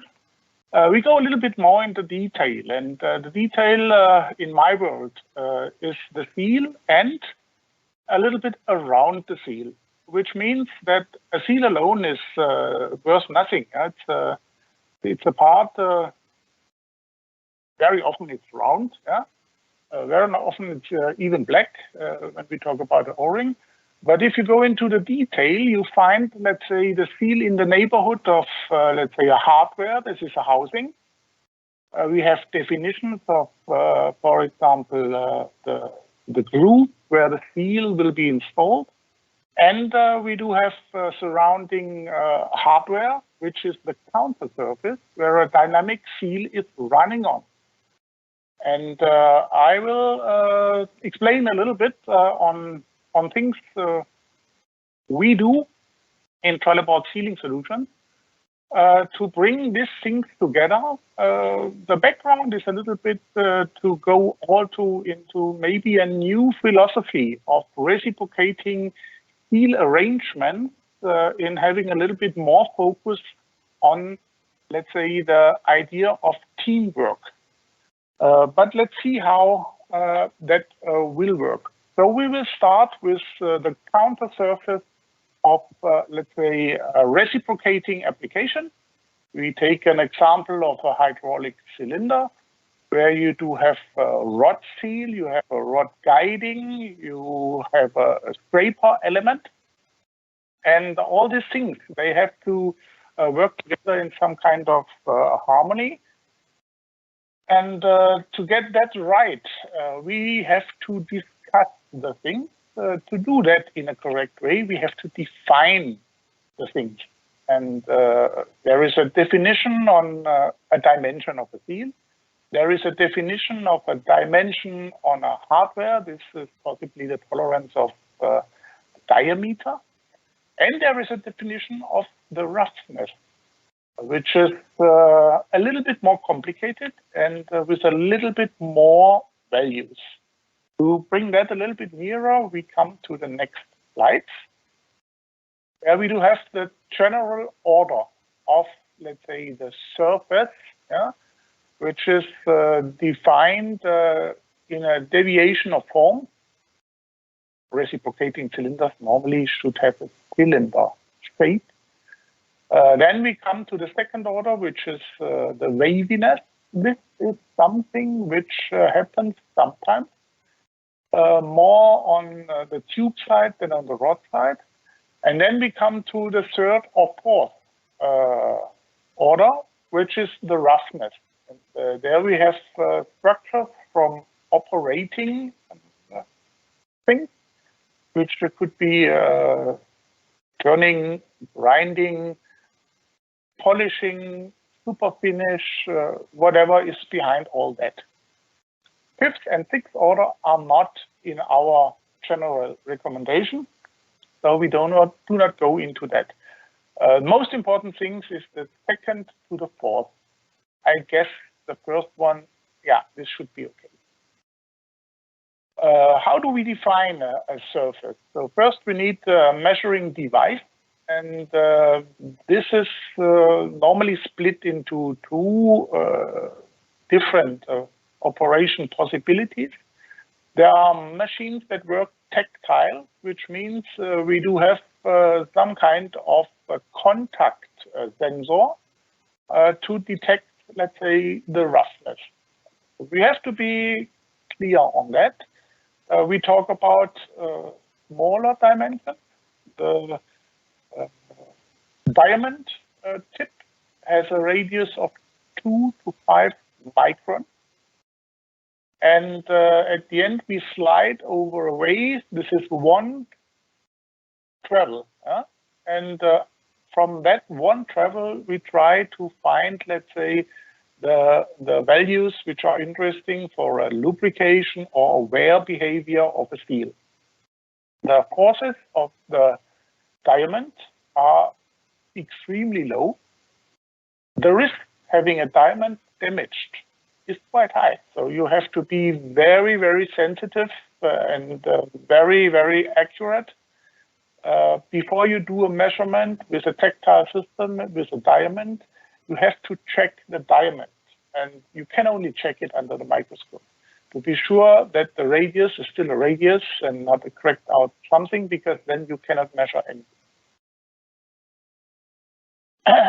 We do have these devices today in several variations. We do have tactile systems, which are mobile equipment and stationary equipment. The picture shows the stationary equipment, and you see how this data then comes to the roughness profile. The tactile machine has this spanning tip. We do have a movement in, let's say, this spanning arm, and with the movement we do have, let's say, a calculation where we get the values out in a printed or today digital form. If we have that, we take, let's say, filter to vary the proportions in a W, a P, and a R value. We talk about the W, this is the waviness. We talk about the primary profile, this is everything together. And we talk about the roughness. Now you see, we do have waviness and roughness together in the primary profile. Therefore, we need filters to get that in a way that we can discuss, for example, a roughness value. And therefore, we do have a high pass to the roughness and a low pass to the waviness filter. This is something specific on the measuring device. And to make this a little bit practical, this is a nice picture, which makes it, in my mind, quite clear why a filter is very important and why the filter adjustment is elementary for, let's say, adjustment of the values to see if a roughness is okay for steel application in reciprocating application or not. If you use the wrong filter, you can see this like a filtering sand. We get, let's say, a complete different picture of the roughness profile because, let's say, the methods are complete different. If they are too big, much more will fall through. If they are smaller or too small, much less will. With that, we do have a definition in the measurement on the contact, on the sine wave length, which has an influence on this filter. And if you go into the standard to adjust, let's say, the measuring device, you see according to DIN EN ISO 4288 3274 that sometimes you go into variations where these values can be either or. This is described quite clear in all kind of material. Wherever you buy this measuring device, you get all the standards, the filter adjustments and everything with the machine. And before you do the measurement, you have to adjust it according to the values which fit, that you can compare the values with a supplier, with a partner, with whatever. This is the language. Now we come to the word of roughness values. And at the end, we do not need all of them to describe roughness or, let's say, a proper performance on a cylinder application. But I think experts in fluid power, they do know the relevant ones, which is an RA and RZ. We do talk also on a contact bearing ratio, which is sometimes a discussion. And what I will discuss today is maybe not new for everyone, but maybe a little bit different to the very standard. This is going into our PK and our VK, which are areas of the roughness, which have a certain influence on lubrication and wear. Starting with the RA, this is the arithmetical mean deviation. And in the definition of that mean deviation, you do see that you cannot see, let's say, critical areas. You have a very average of a roughness. And in my point of view, this is not enough to describe, let's say, a character in terms of lubrication and wear behavior on a steel or a bearing. You need more of that because here you cannot see critical areas. A little bit the better version is the RZ, which is the mean peak to valley high, which is also an average of 5 measurements. But at the end, we take the top to the bottom and take it 5 times and put the average out of that. So this shows a little bit more deeper into, let's say, this roughness. The RT is more or less similar to the RZ in some areas of the world, especially in the US. RT is higher discussed. In Europe, we use almost only the RZ. At the end, we do have a similar answer on, let's say, our questions to the roughness definition. The material ratio of the profile is one of the most relevant things to diversify, let's say, the quality of, let's say, the performance differences on a roughness. And if we talk about this material ratio, the picture of that is we simply cut from the peak of all our mountain peaks, deeper, deeper, deeper, deeper. And then we see, let's say, the contact area, which is open as the material ratio of the profile, which means we start with the highest peak, and then we go down in the depth of the surface until we are on the ground material. So when all the roughness area, the orders, 2 to 4, are, let's say, limited, are ended, and then we have the area from 0 to 100%. And looking on, let's say, this character of the curve on this slide on the right side, you see the so-called Firestone-Abbott curve, which describes, let's say, the profile character of the contact areas in the depths of a roughness. Okay, maybe we remember that we do have, let's say, this upper area, which I define as peak area, and we have the lower area, which is some kind of a valley area, and then we have a mid area. We come to that when we look into, let's say, roughness surface measurements. And we do take 2 different coating technologies.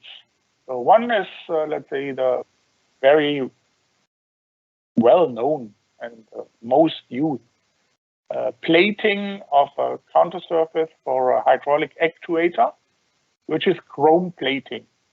We all know that chrome plating is a technology for itself, and we do have different possibilities. We talk about thickness of a chrome, we talk about the number of layers, we talk about combinations of different coatings in a layer technology. And all that we do since years or decades to improve, let's say, the hardness on one side, improve the corrosion resistance on the other side. But for me, as a steel guy, in general, we are very good in making chrome-plated coatings for lubrication of the steel. What is different to a HVOF coating, high velocity oxygen fuel? So this is spray coating, general speaking. At the end, we put, let's say, under high speed and high temperature, metal or oxide materials on a rod. What we get then is, let's say, a complete different structure, which is very visible in this two roughness measurement and very good visible in the Firestone-Abbott curve, which is below, sorry. The big difference is what I call the texture of the roughness. And then we come to the RPK, RVK value. RPK is describing the peak area, RVK is describing the valley area, and RK is the mid area. RZ is important, and the knowledge is important that with the spray coating in general, you always create porous surface structure, which means that we will have, depending on how the grinding or post-grinding process will be done, we always have a structure more to the valley than to the peak. The problem on that is, if I talk about porous structure, the grinding will open the pores in an area.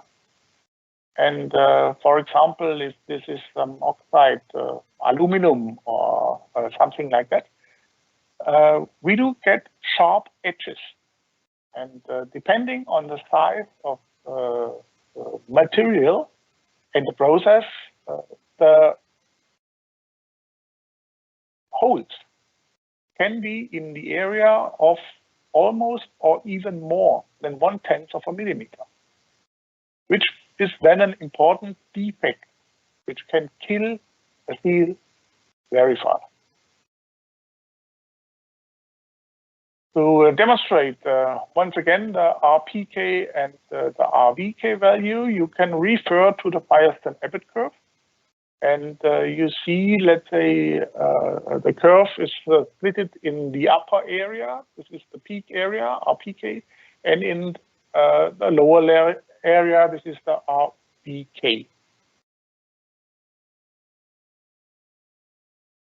In the definition, we do see, let's say, the good area for, let's say, the biggest proportion of the contact, which is the middle area, which divides the RPK on top and the RVK on the valley side.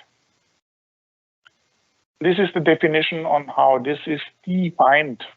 At the end, all the values are integrated in the Firestone-Abbott curve. Okay. And then we have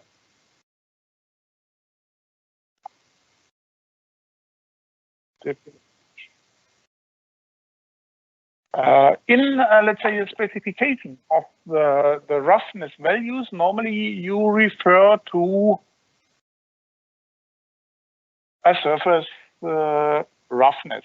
You do not think on differentiating of different coating technologies. And I think this is something we have to rethink because you have to take into consideration what technology leads to the coating, because different technologies have different challenges. And with the challenges, we decided also to change, let's say, the general recommendation in a catalog to a more differentiated definition on different characters of counter surfaces and differentiation from a rod to a bore and differentiation from, let's say, an application. And all that we try to put into some kind of table where we then put our materials in it, and you can see that the numbers are changing. And this is nothing which we invented from scratch. This is experience out of more than, I think, 500 measurements and experiences from applications, from testings, from results, which lead to, let's say, that table. And on the lower side, you see, let's say, the cut depth definition, also very important. We know that our seals are contact elements, like guidings also. And the peak area will not stay the peak area in the same way, because we will have a run-in effect over the time, depending on application, depending on load, depending on pressure and all that, clear. But at the end, we will reduce the peak area, except we have this, for example, HVOF coating, spray coating character, where we do not have a relevant peak area, and there this is different. Then it's again a differentiation from, let's say, the coating technology from the material, more or less related a little bit also to the hardness.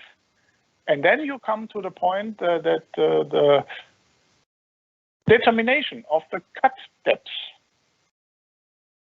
must be diversified again.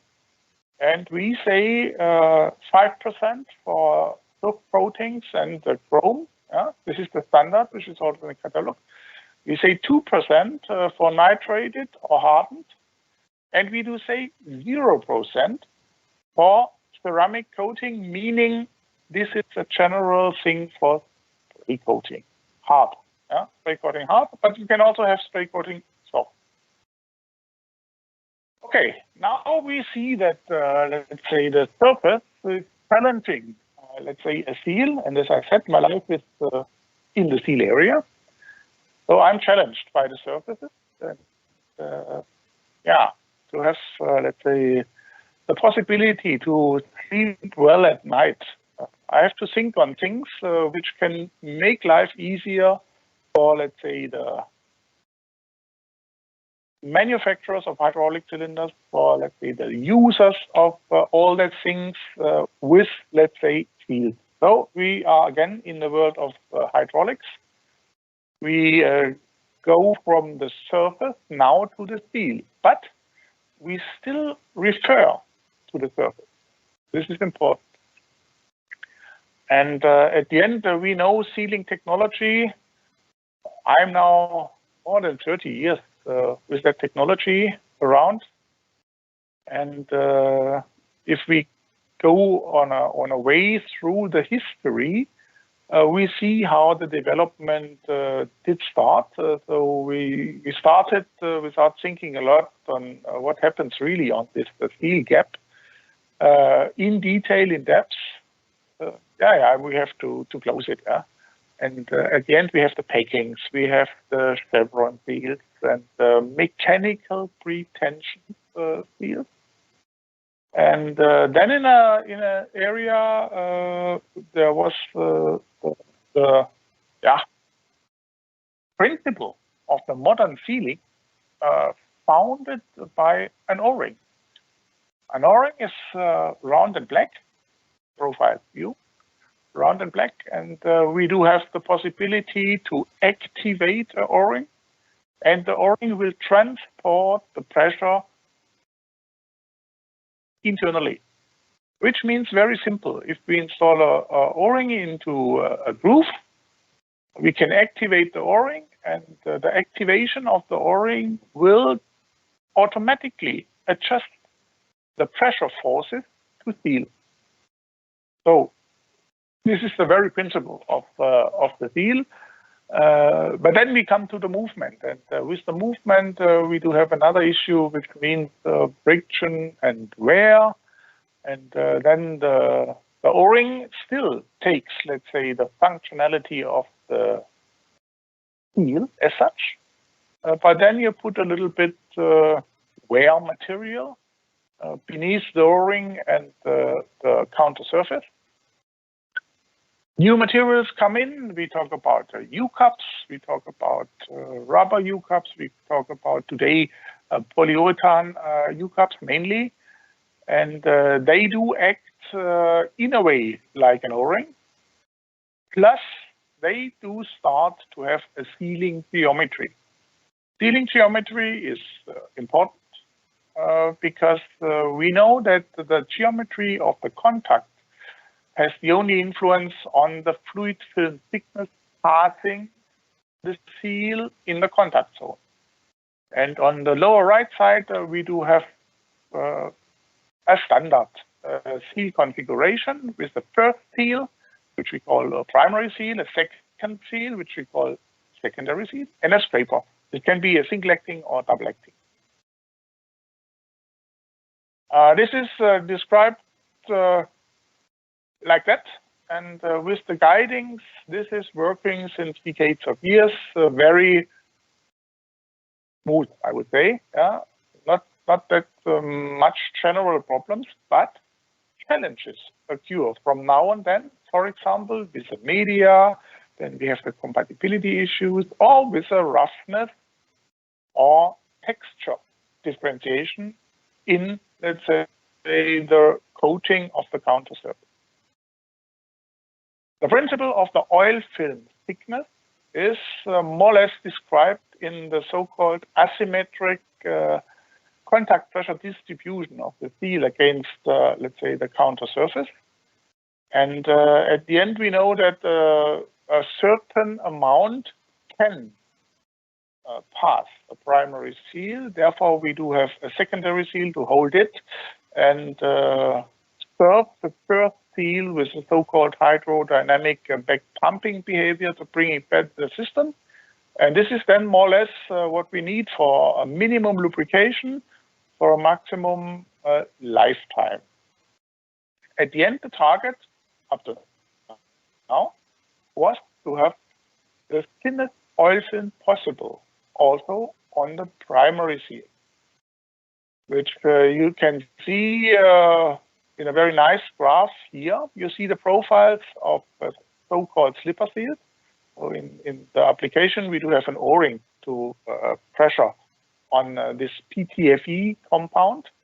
And on the left side, we do have a so-called primary seal. Remember, this was the first seal being the pressure.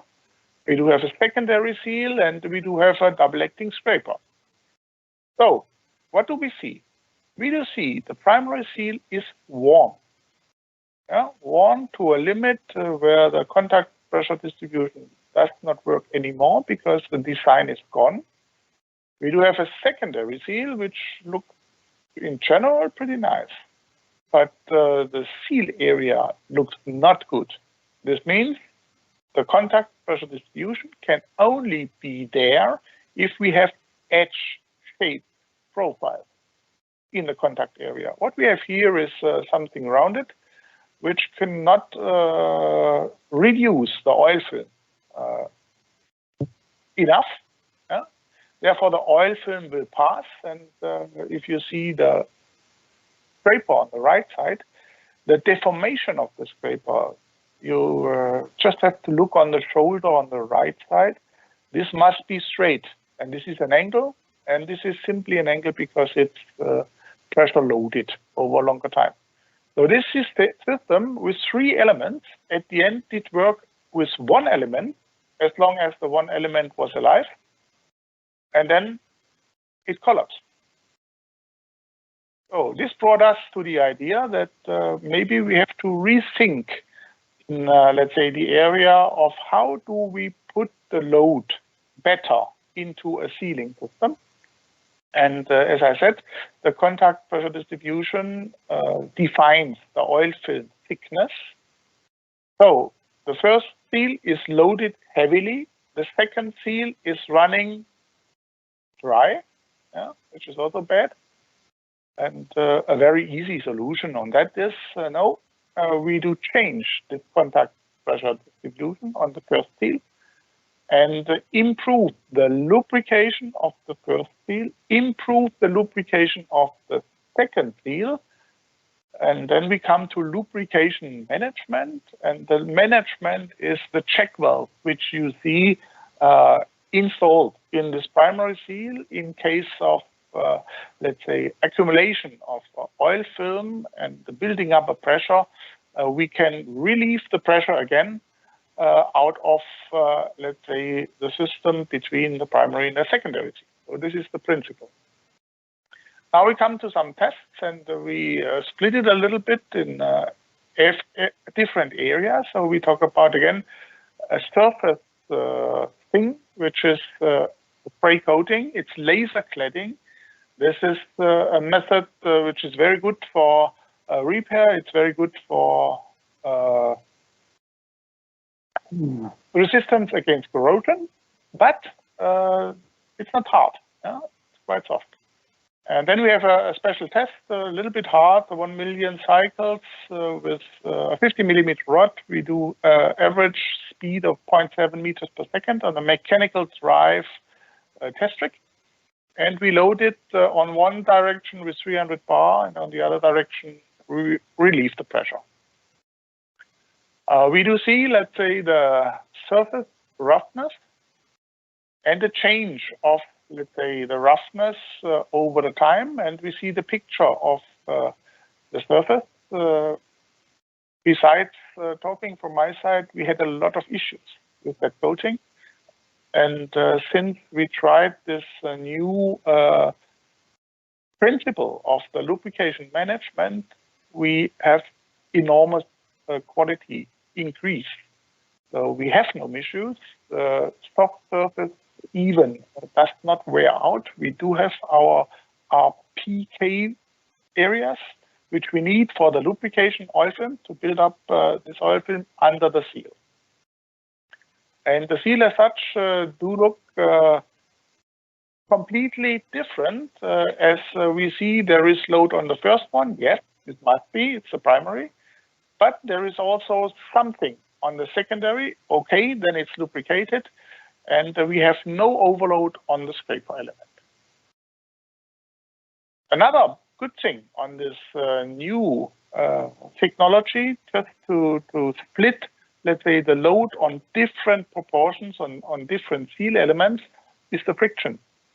As we have a very good influence on the wear, we also have a tremendous influence on the friction. And we do have a tremendous influence on the constancy of the friction. And this is not related to, let's say, a seal design and a seal material in primary direction, but this is the influence of the oil film, which helps the primary seal to reduce the load under, let's say, these conditions. So the constancy is much better, and as a result, we do see complete differences also in the wear. As I said, this is not a single thing which we can do with a slipper seal. At the end, we do it with a PTFE-based seal or with PTFE-based seals, but we do it also with polyurethane seals. And at the polyurethane seals, this is the typical buffer seal used in a lot of applications. We do have a backup ring installed. And the backup ring as such is a harder material from the modulus compared to the softer material of the steel. itself prevent the softer material to extrude into the gap. But this is a different story. We talk about lubrication today, and what happens if you load this hard material backup ring? It happens what you can see in the upper left picture. We do have a contact pressure distribution, which has a peak in the seal, and we do have another peak in the backup ring, which makes sense because if you press that hard against the rod, and I do think on some oil transportation from the left side to the right side and back again, not a good idea. Therefore, we do the same thing on this buffer seal with the sealing edge, with different contact pressure distribution, and most important, we do the same thing also on the backup ring. So the backup ring ID contact area has no edges.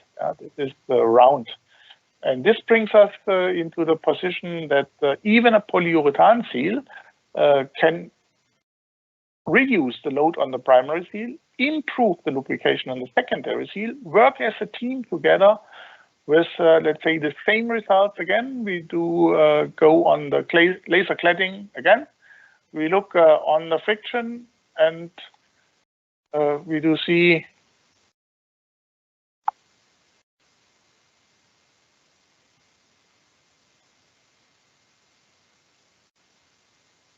high peak of friction at low speed. We see the three-pack character, and we do see, let's say, this simple effect on increasing the lubrication on the primary seal, increasing the lubrication on the secondary seal in this difference of the friction. So this is extremely impressive. We do have hard coatings, which do increase the wear. So we have chrome oxide. And you see the picture of the surface structure, and this is what I say. It's not only, let's say, the peak area which creates wear issues on contact seals. It can be also the valley area, if the valley is more or less a pore, which with edges, which then will be overpassed with the seal under 300 bar. This is a lot of power in that area. And with the lubrication management, we can improve, let's say, much the lifetime, the friction, and the wear in that area. You see the structure of the seal after the test, you almost see nothing. This is all done by the oil fill. Knowing all that, we also go into applications for piston sealing, and there one of the first big success directions is a piston accumulator, where you do have different systems. Sometimes you have only one seal, sometimes you have two seals. You seal the nitrogen against a hydraulic oil. And the seals are normally quite close together.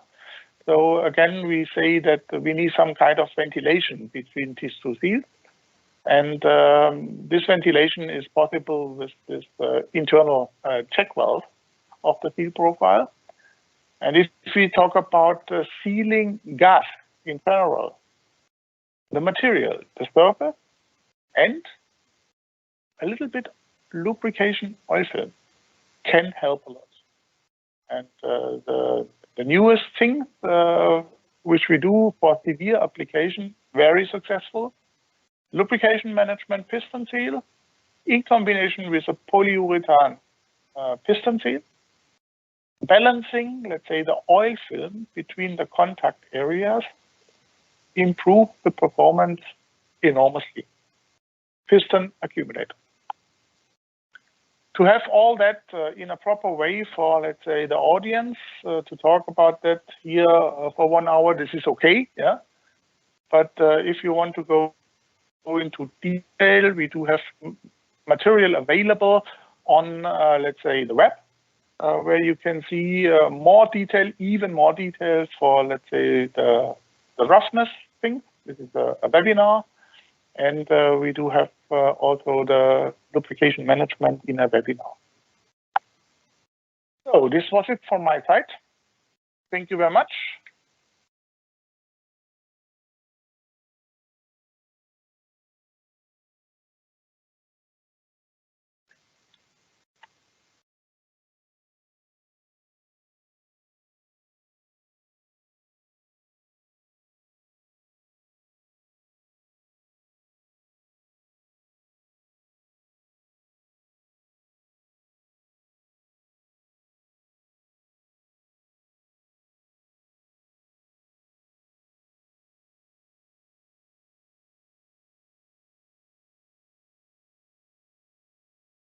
Nice talk, sir.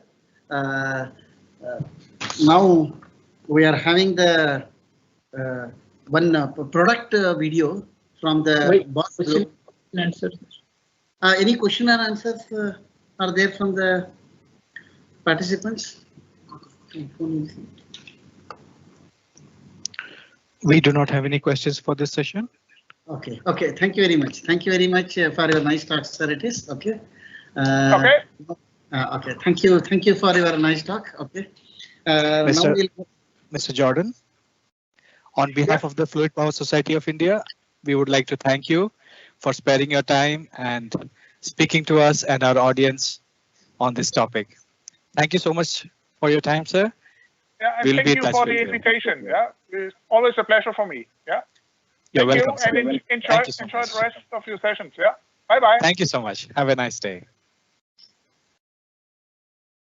Thank you. Now we are having the sponsors video for the from the Bosch group. Let us will enjoy that.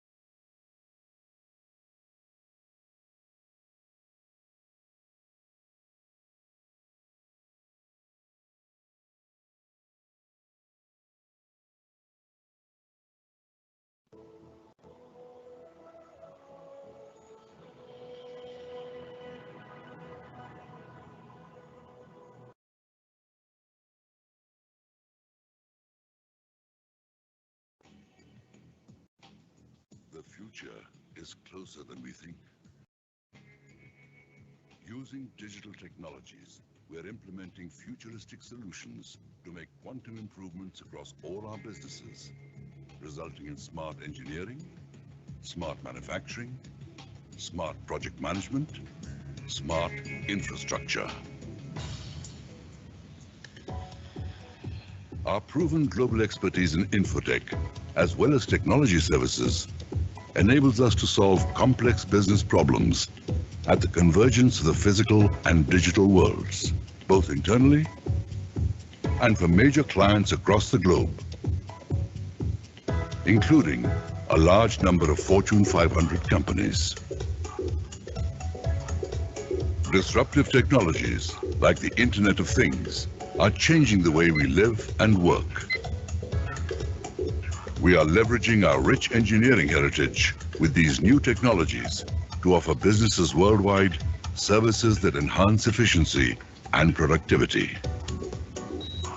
By exploiting analytics for innovation, we are transforming the way these industries operate. Cities are the beating heart of the world's economy. Their speed and scale of expansion presents a choice: mega-city turmoil or an inviting urban environment. A smart city. A smart city involves the application of information-based systems for better governance and services.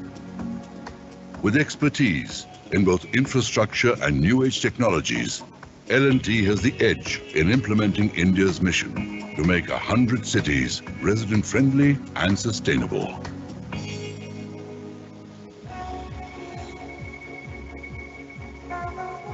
Every day we help light up hundreds of villages and power businesses and industry.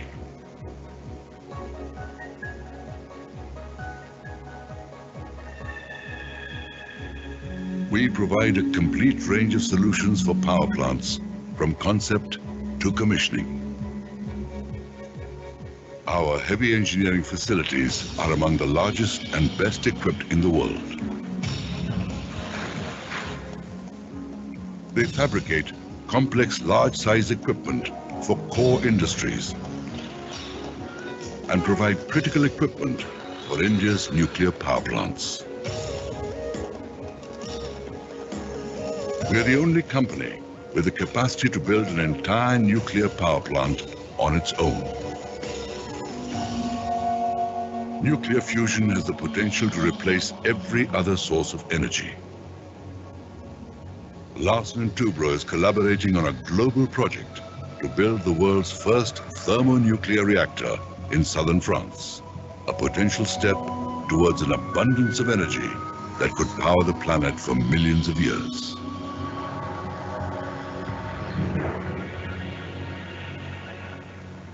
Till such time alternative energy sources reach full maturity, hydrocarbons remain the principal source of the world's energy supply. Our presence spans the entire hydrocarbon value chain, from exploration to refining to erecting complete plants.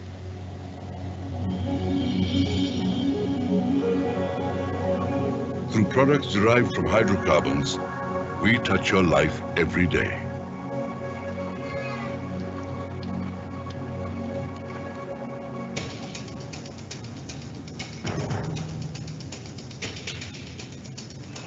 In a myriad other ways, we are a recurring presence in your life, day after day. Moving you through airports built by us, over bridges, roads and intersections that we have constructed,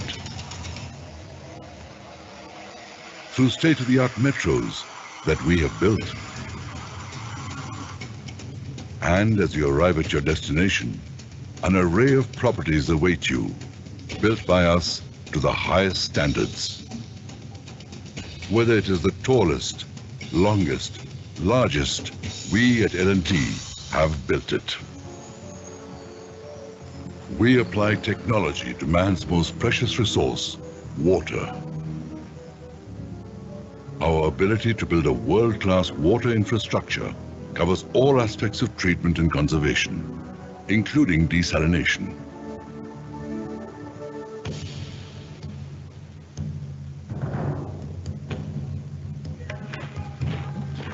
Strength is a prerequisite for peace. It has been a mission with us to secure your way of life by helping strengthen the country's defenses. Through intensive investment on research, we developed a system of systems capability, enabling us to build complete weapons platforms, including India's first nuclear submarine, a long-held dream. The Indian Navy looks to us for an entire range of weapon systems, and the land forces for diverse advanced weaponry. Given the trust built over decades of proven performance, we are well positioned to be the leaders in India's defense expansion.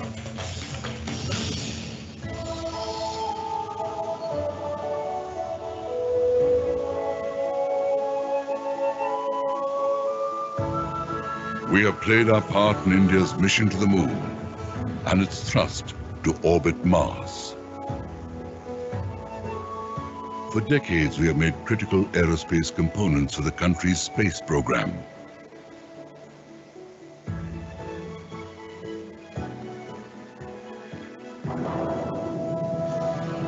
Through our technology leadership, we now have the capability to build complete launch systems to place satellites into orbit, opening up limitless possibilities for the future. Technology is pushing from every direction. The future doesn't belong to the faint-hearted. It belongs to the resolute. It belongs to those who strive, who seek, and do not yield.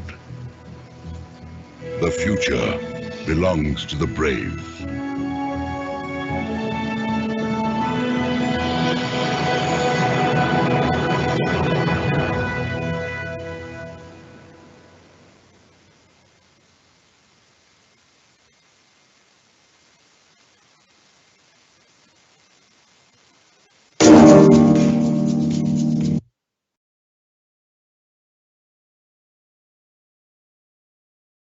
Warm welcome to all participants again. Today with us, Mr. Ranesh from Bosch Hydraulics. They will present the product presentation, and happy to say that they are the platinum sponsors. Now I request Mr. Ranesh will give the product presentation. We'll start, sir. Ranesh, please. Good evening, everybody. This is Ranesh Bhaskar. PPT also. This is Ranesh Bhaskar, founder and CEO of Bosch Hydraulics, formerly known as SS Hydraulics. I would first of all thank you to FPSI for giving us an opportunity to present our company presentation to all the audience, all the members of FPSI. We will go to our company presentation slide. Thank you.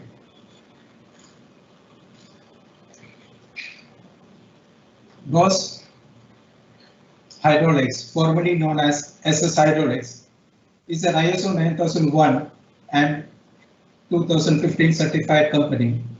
It started in the year 2000.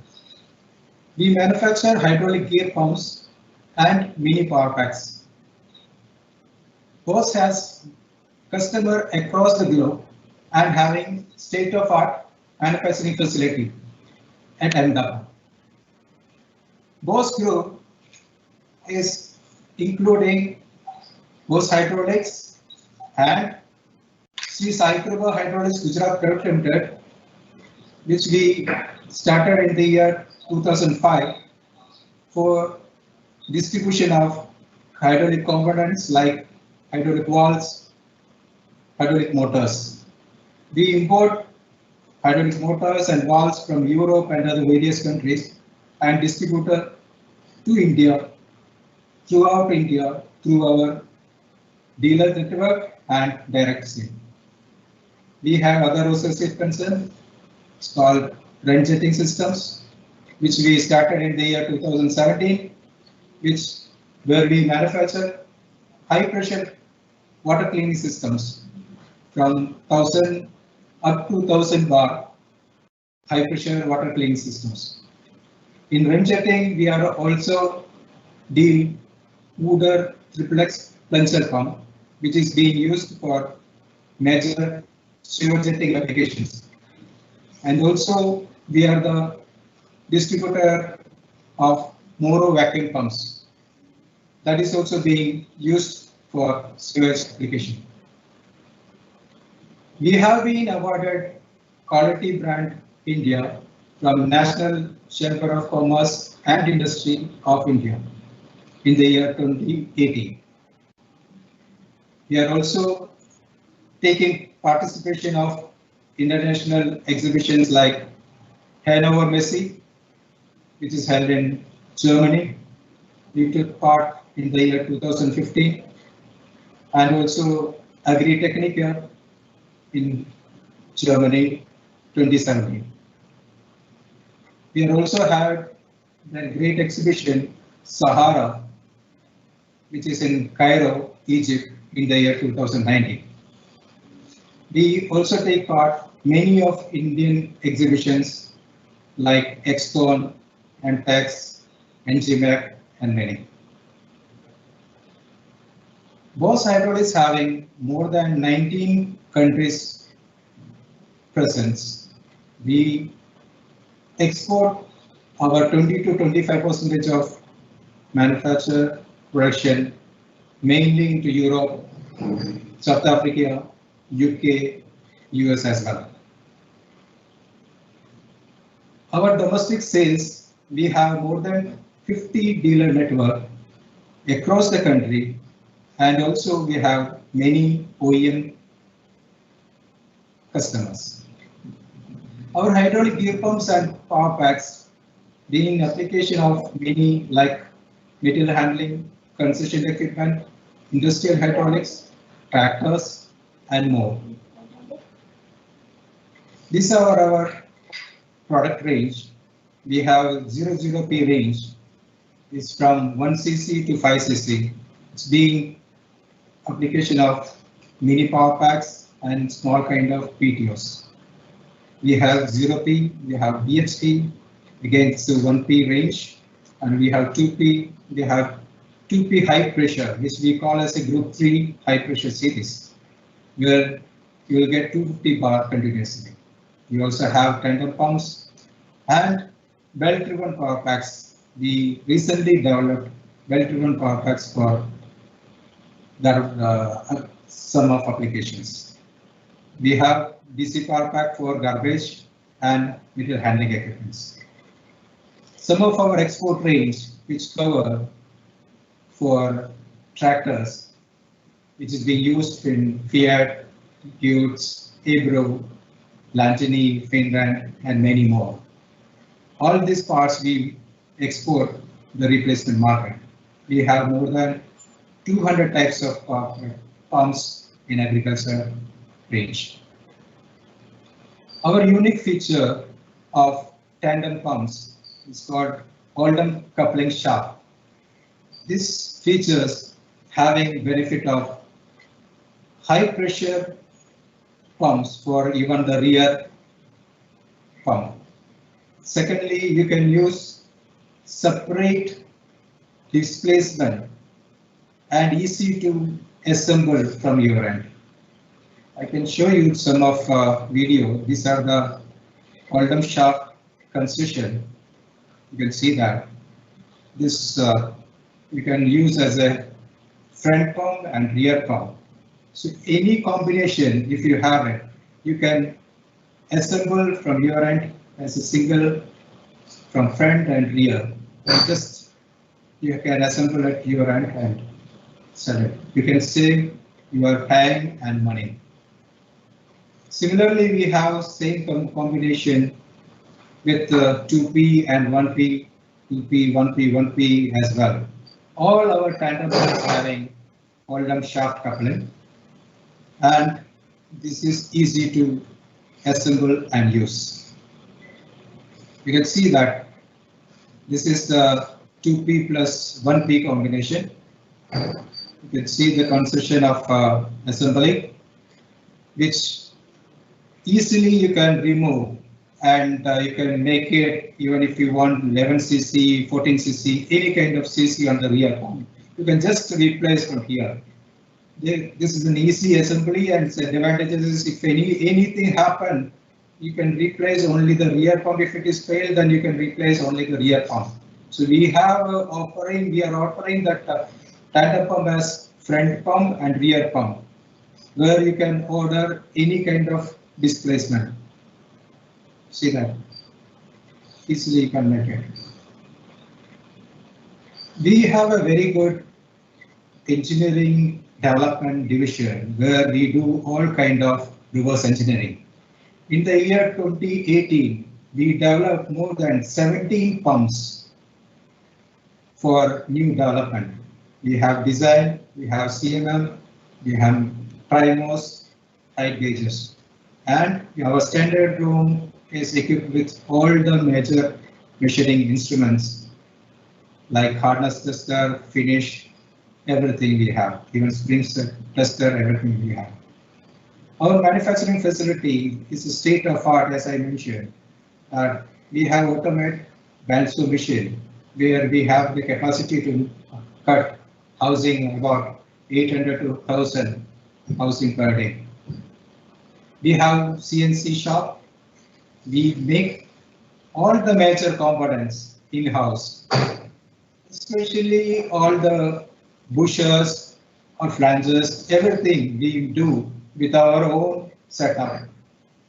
We have a CNC shop with Haas USA, Ace, and other machines. And another one, BMC shop. BMC shop 1, which we call for a manifold machining, where we have 4th axis machine of Haas USA, which you can make all the side in one setup. So mainly we use this BMC shop 1 for manifold production. And another one, BMC shop 2, is dedicatedly for gear pump housing. This is a pallet changer machine where we cannot, you cannot lose any kind of time, and you will get more productivity. We have the capacity to make 400 to 500 housing per day.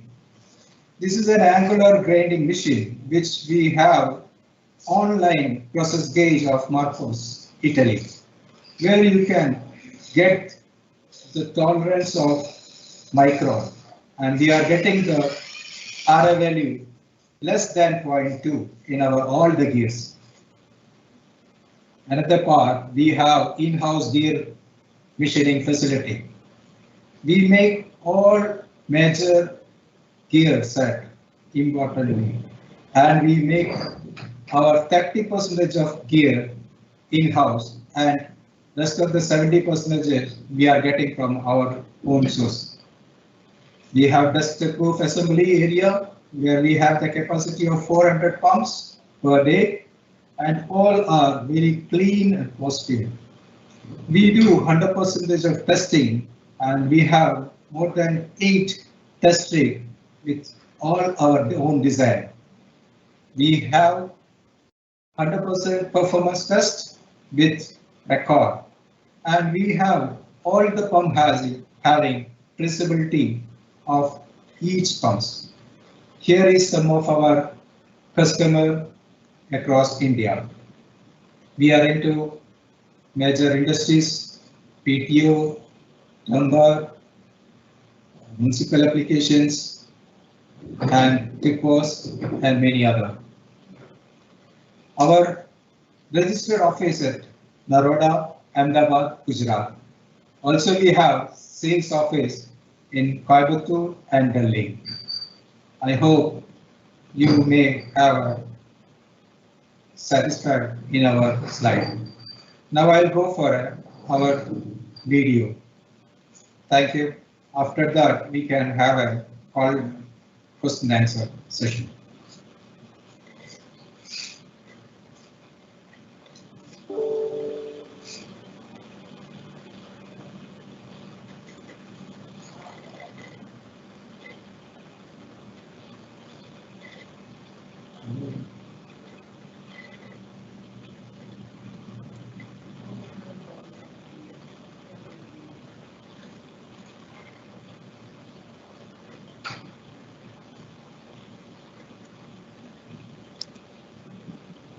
Hello. Mr. Renish, are you playing?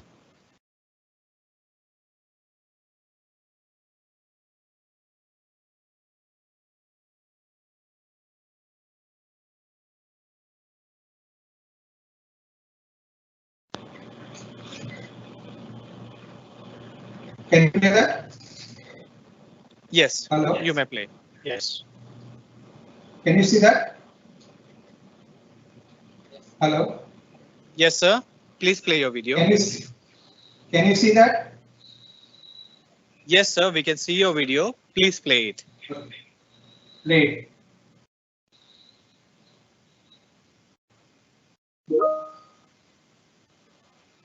So it has come.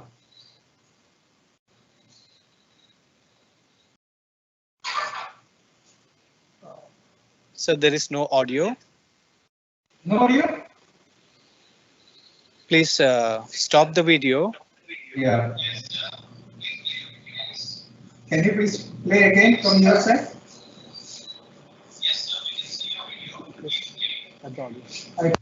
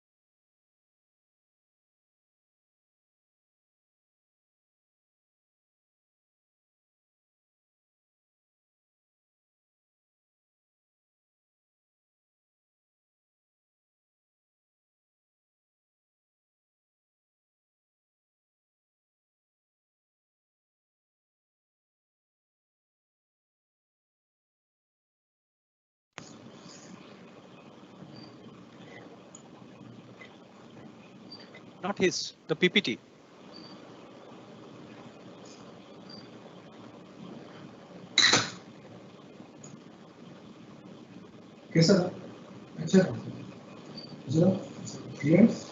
Please play the video. Okay. Namaste. My name is Bhaskar, founder and CEO of Bose Hydraulics, commonly known as SS Hydraulics. We are a 20 years old hydraulic gear pumps and power pipe manufacturing company based in Ahmedabad, India. Presently, we are manufacturing about 70,000 of hydraulic gear pumps and 2,000 power pipes. After that, we export 20 to 25% of hydraulic pumps to UK, Europe, and US market. Our future plan is to manufacture about 1 lakh hydraulic pumps and 6,000 power pipes.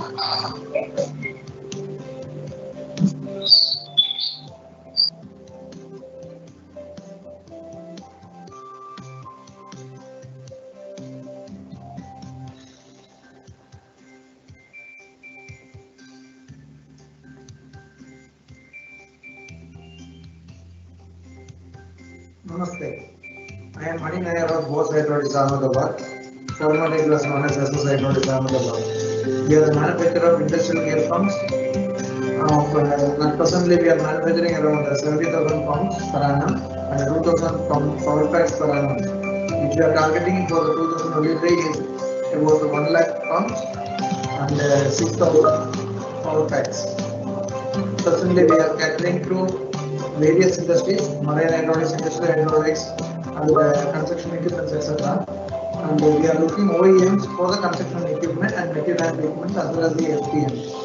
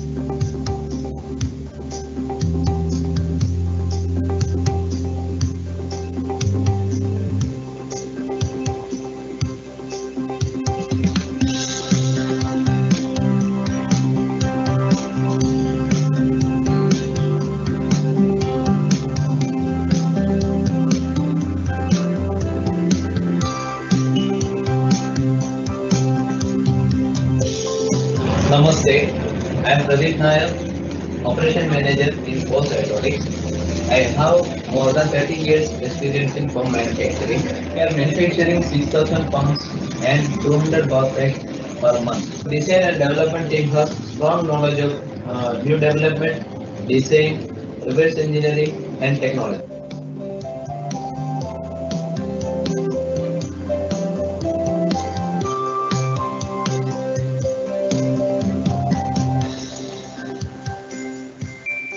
Namaste. Myself, Solanki Vivekan, working as system manager in Bose Hydraulics, Noida, Ahmedabad since the year 2017. I have more than 15 years of experience in manufacturing. We are ISO 9001 2015 certified organization and we are planning and preparing for ISO TS 16949. We have state-of-the-art facilities for manufacturing and measurement. We have in-house CMM and timers, that is digital height master, and both of these equipment have a use count of 1.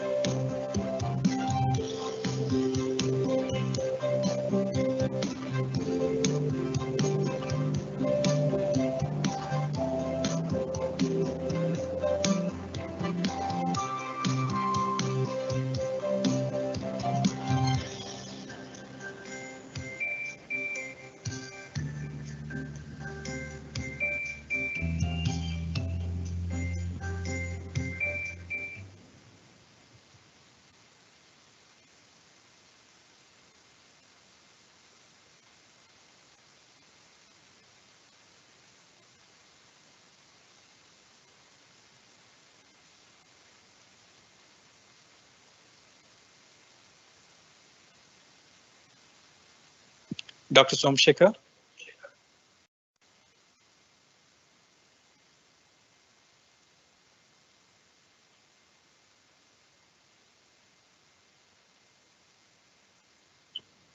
Somsekhar. Sir, namaste. Namaste.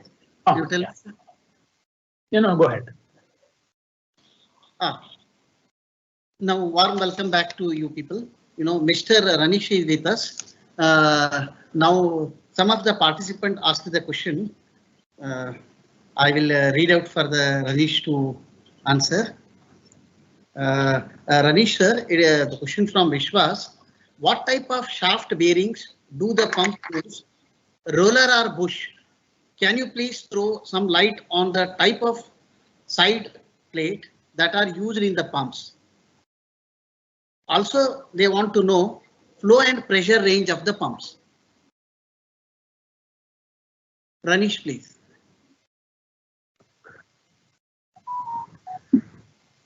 Unmute. Ranish, sir? Yes. Hi. Hi. Can you hear me? Yeah, can you please answer? Questions you understood? Yes, we have two types of bushing. We have one with aluminium pressure die casting, and the another one is with truss plate. Truss plate, we have bronze bush, which is being used for all our cast iron pumps. And the second question was pressure rating and flow rating. The second question, flow, we have from 1 cc to 154 cc and the maximum pressure up to 250 bar. I hope I have answered both the questions. Thank you.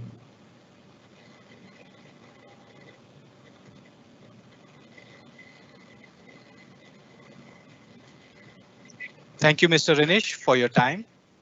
Thank you for answering the questions from the participants. Thank you. And, we are very thankful to Boss Hydraulics for being a platinum sponsor and supporting this event. Thank you once again. We congratulate to all the FPSI organizer to make this successful event. Great initiative towards hydraulics. Thank you. Thank you so much, sir. Thank you. Dr. Somsekhar, please introduce the next session. Yeah, now we'll move on to two technical paper presentation. Now with us, Dr. A. Navata from the MOOG ITC Bangalore.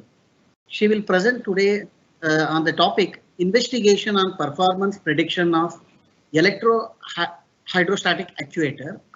Before that, I will read a brief biosketch of Dr. Navata. I'm sharing the slide here, please.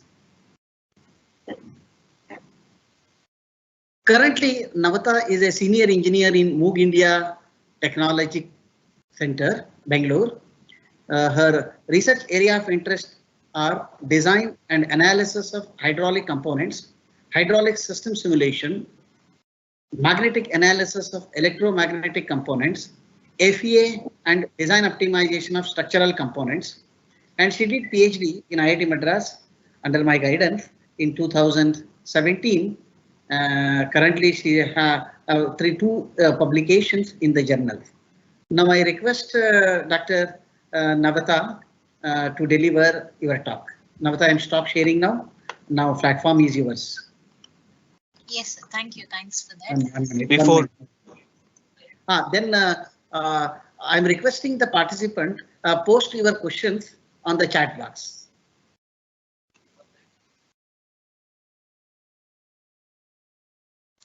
I'm not able to unmute myself. Yeah, good evening, everybody. Excuse me. Yeah, yes. Sorry for the interruption. Yes. Yeah. Before we go into the next technical paper, we have a short 5-minute break. Thank you. Yeah, sure.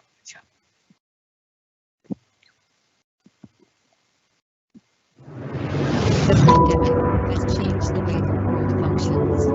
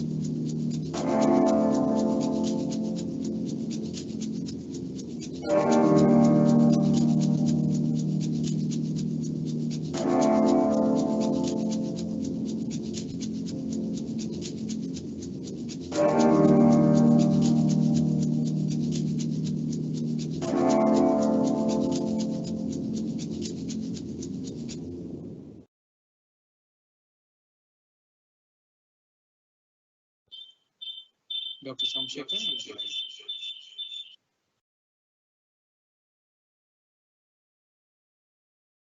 Welcome back to sessions.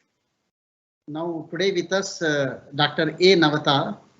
She will deliver the first technical talk on the investigations on performance prediction of electrohydrostatic actuator, EHA. Navata, I request you to take the platform and deliver your talk. Thank you, sir. Thank you. A very good evening to all of you, and I thank everybody who is present in this session. Thank you. I thank Somsekhar sir and Ashokan sir and FPSI for giving me this opportunity.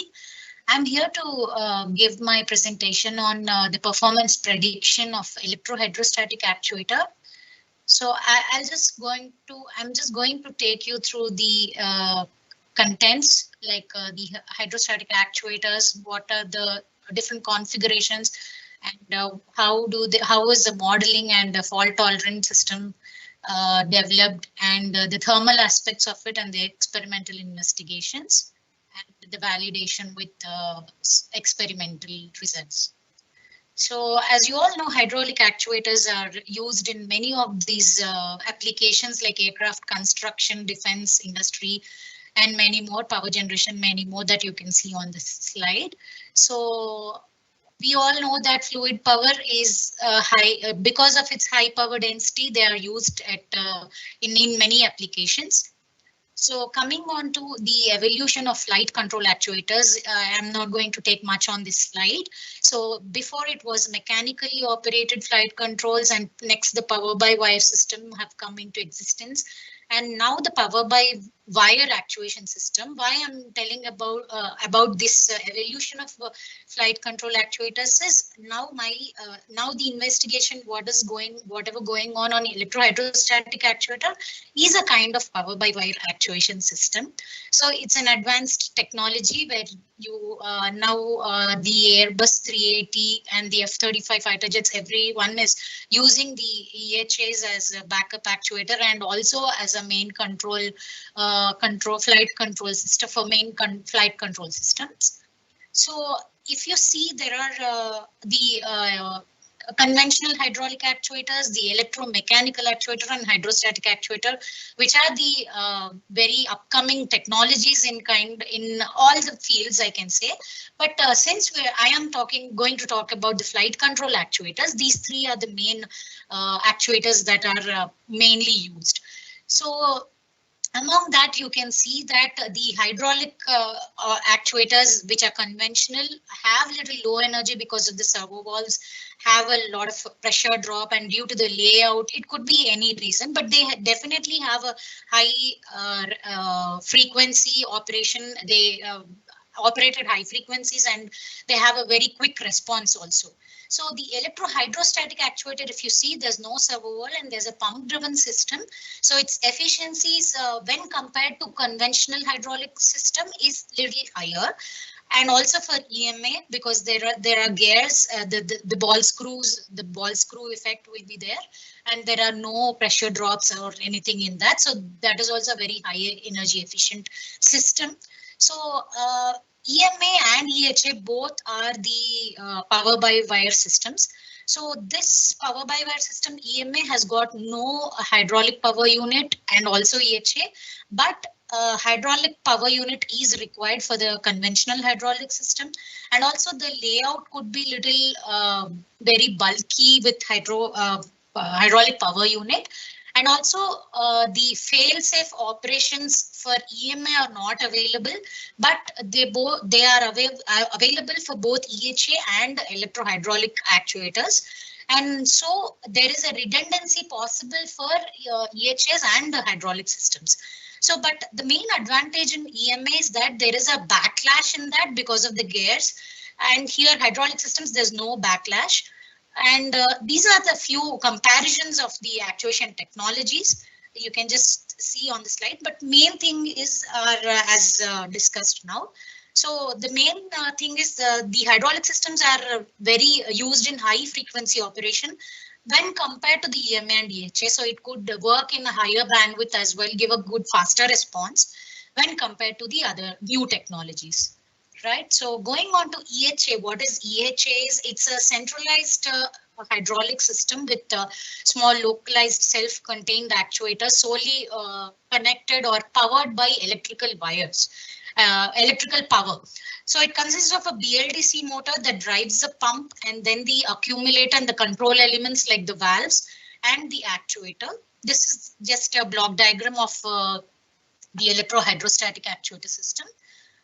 And the main advantages, as I told you, because of its modular and compact, lightweight actuator, and it draws only power on demand. So this is the main thing, that it draws power on demand. Unlike the hydraulic actuators, it is only drawn when the power is on demand, and it is not always turned on, and so no wastage of electricity or the power. So, and it consumes less power also because of that, and definitely a higher efficiency. It has a higher efficiency. And so with all these factors, it has improved reliability by eliminating the power supply and replacing the hydraulic pipelines by electrical power cables, thereby simplifies the layout. It could be an aircraft or any industrial application. So it has minimum fluid contamination and lesser leakage and low maintenance costs also, because it doesn't have a big layouts and running pipelines. Okay, so less time required to replace the faulty components as well, easy installation, and fail-safe option is available. As I told you, it has a redundant option available. So you can see limitations as low frequency operation and little low stiffness, and heat generation is its more mainly main limitation, we can say, because of the compactness. Right, so in EHA, basically there are three kinds of configuration, which is the pump and motor configuration basically. So fixed pump and variable motor configuration, variable pump and fixed motor, and both variable pump and variable motor. So when I say variable pump, the angle of swash plate can be altered based on the requirement, and also the motor speed can be varied. So here I'm going to take you through the FPVM configuration, which is fixed pump variable speed motor configuration. So this is a typical system, EHA system, which has a pump controlling the actuator and these control valves, which are important to maintain the system pressure and also to maintain the working of the EHA. Basically, the working of EHA is mainly based on the hydrostatic transmission system. Okay, then some kind of modeling and simulation has been done, and to establish the working and to predict the performance. Right, so when a certain voltage, a certain voltage is given to the motor, and also mainly the system configuration of EHA is based on the requirements basically. So whatever requirements, desired performance is required for EHA, based on that EHA was designed, keeping in that view. So for that, if we see, if I give a 2.4 volt, the piston displaced to 25 mm in 0.27 seconds and 50 mm in 0.54 seconds. So this is basically to establish working and the response, to see basically the actuator response, whether it falls within our desired specification or not. So based on that, the motor speed and the actuator flow rates, and it is also tested in giving a sine wave, like both extension and retraction are modulated in this by giving a sine wave. So you can see here the EHA modeling based on the load.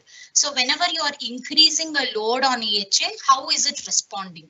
So this is this slide basically shows you, so what would be the effect when the load is increasing on EHA, right? Okay. So this is the, as I told you, this is the frequency response could be little low when compared to the electro-hydraulic conventional hydraulic systems. So right now at 25% of input signal, the frequency response is attained as 3 Hz at -3 dB, which is a good start off, I can say, for the which is designed for these specifications. Right, so this was a basic simulation done on EHA, and from that we can summarize that it has brought an awareness of the dynamics of the EHA and how the improvements, how the performance can be improved based on some aerospace application demands, and what type of controller can be used in order to get a precise control, position control of the actuator. So PD controller is selected for the position control of the actuator based on the trial and error method. Okay, so you can see the response times. And also it gave an insight with the simulation, which can be utilized to reduce the hydrostatic system model such that relevant dynamics can be considered. What kind of dynamics can be considered, or what kind of response is it giving with the designed configuration. So it gave a basic idea. Then there is one more requirement that for an aircraft or anything, there is a bypass mode should be modeled in order to keep the actuator in safe position. So for that we used a bypass valve, a spool type bypass valve, which will work in this way. So this is the normal operation. So it goes through the bypass valve to the actuator and the actuator moves. Right, and whenever there is a high load on the actuator such that it has to sustain it and come to a bypass mode, so we can turn on the bypass valve. So it is solenoid operated basically. So it balances between both the chamber pressures, and the actuator comes into a standby position. So this is a kind of fault tolerant condition, I can say. So that fault tolerant condition is also whenever the load is removed again, so the solenoid valve is controlled or turned off, and then it works normally. So this is also simulated in the simulation, and to get that intended response. Right, so you can see here the load has been increased. I mean, I'm basically increasing the load and trying to get the responses out of it. So whenever there is an increase in load, whether the actuator is coming to standby, it's going to its pressure controlled mode or not. So the simulation shows a good result. So this has to be implemented again experimentally. So that was also done, and the results are validated. So you can see here the pump flow will be brought to standby. If it is not done, the overload on the actuator continues, and the motor will start running, but the actuator will be held up. So it may lead to the failure of pump and motor. So that is why this bypass valve is used to put it into standby mode. Right, these are the results on for the fault tolerant system. And with that, we can conclude that the overload on the actuator is considered as a fault condition here. There could be many fault conditions, many other components may go faulty, but one of the thing considered here is overload on the actuator. Right, so how was this selection of bypass valve considered, and was it meeting the demand, and the feasibility and the layout of the EHA system was also a challenging part. And you can see from the simulation the results and the responses.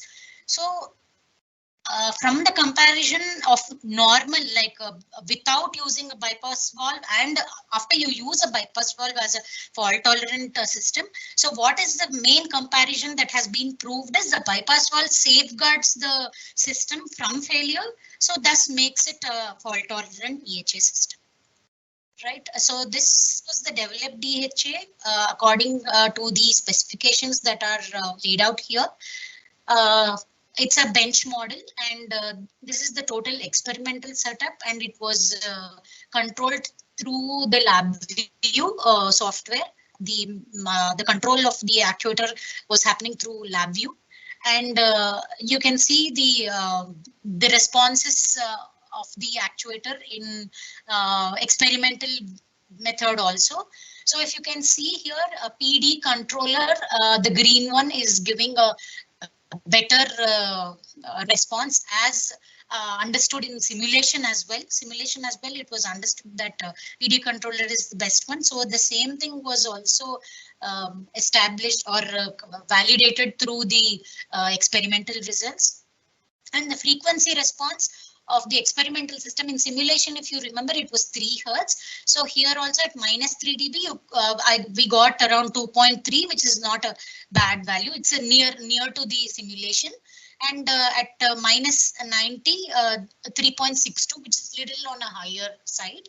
So similar to the simulation, the load test also was done on the experimentation as well. We can see the responses of the actuator when in load condition, right? So this is a comparison of simulation results and experimental results. You can see a little variation in the both, but they seem to be quite nearly matching, and hence the validation has been done to the designed configuration, I must say.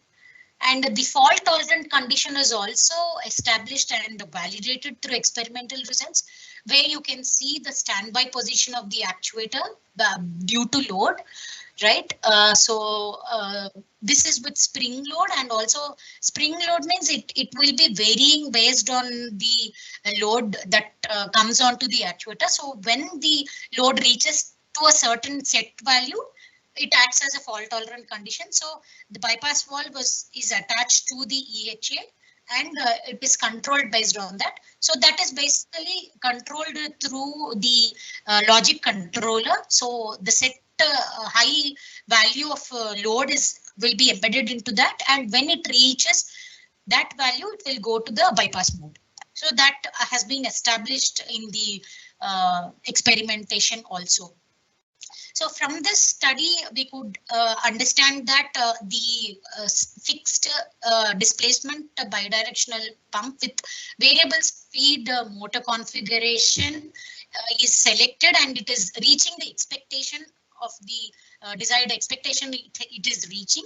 And also it is easy to control, and also the layout is simple, I can say. And it has been modeled in simulation, and the performance is predicted. And the same thing, before we start off with some experimentation, the simulation definitely gave us a good insight on how the system would respond to certain loads and certain fault tolerant conditions. So after that, a modular compact EHA has been developed in-house with minimal piping. It was a bench model.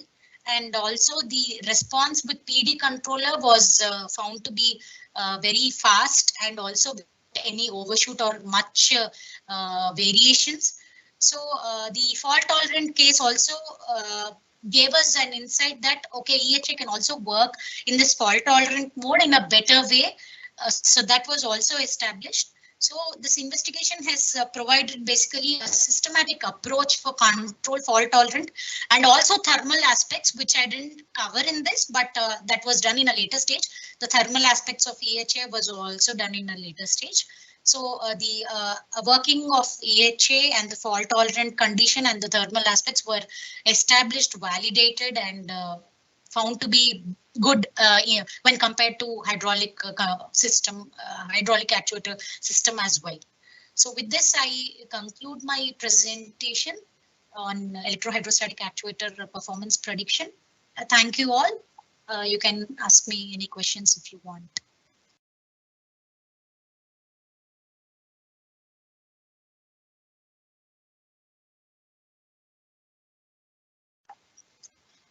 Thank you, Navita. Yeah. Thank you. Thanks for the presentation. Very nice presentation. On behalf of Fluid Power Society, we thank you. But before we close, let me see whether there are any questions. I get any questions, but Somashekar might have. Yeah. We have one question for Dr. Navata. Yeah, please go ahead. It's from an anonymous participant.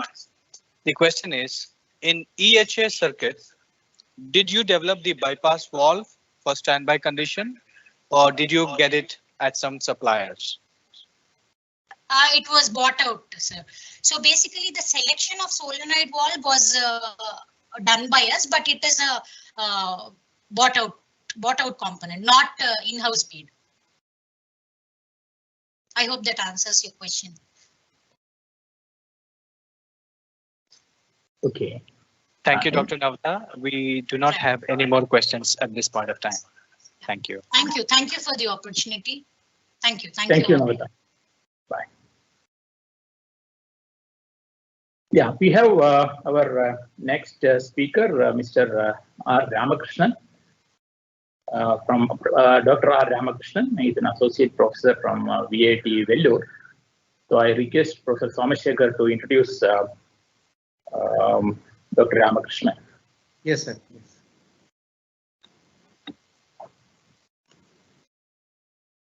Now with us, Dr. R. Ramakrishnan from the Vellore Institute of Technology.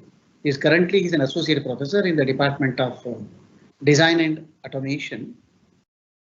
His area of research work on the mechatronics, cyber physical system, robotics, deep learning, and system dynamics and control. He's having teaching and research experience 11 years. Publications and patents, he's having more than 25 publications and 8 patents. Awards and recognitions, more than 14 awards. Now with us, Dr. R. Ramakrishnan, and welcome you for your talk, Investigations on Design Optimization and Control Strategy for Energy Efficient Series Hydraulic Hybrid System. Then I'm requesting the participant to post the questions on the chat box. We'll consolidate and we will make you Ramakrishna to answer. Now Ramakrishna, now your platform. I'll stop sharing my slide. Before we get into the technical presentation, we will take a short break. Yeah.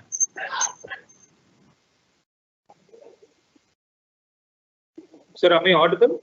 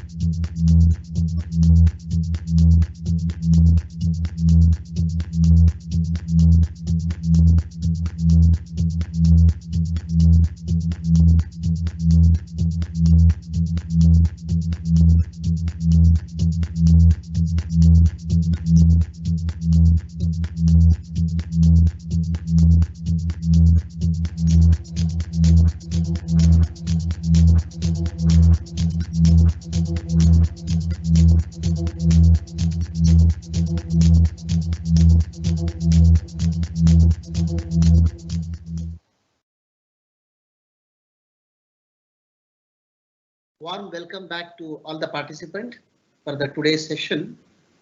Today with us, Dr. R. Ramakrishnan, Associate Professor, Mechatronics Lab, VIT. Today he will deliver a technical talk on investigations on design optimization and control strategy for energy efficient series hydraulic hybrid system. Dr. Ramakrishna, you take the platform and you will deliver your talk. Thank you, sir. Thank you. Good afternoon to everyone.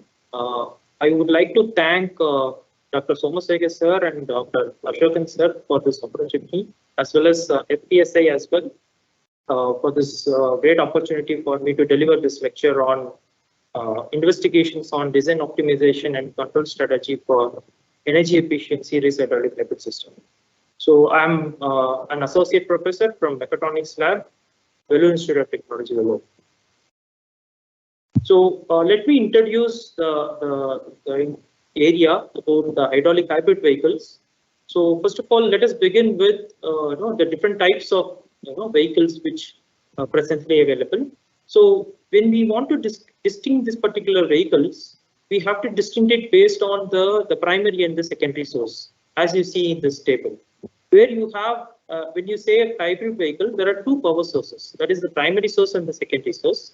So the primary source for an hydraulic hybrid vehicle, which we are going to discuss after this, will have a gasoline engine as the primary source and the hydraulic accumulator will be the secondary source.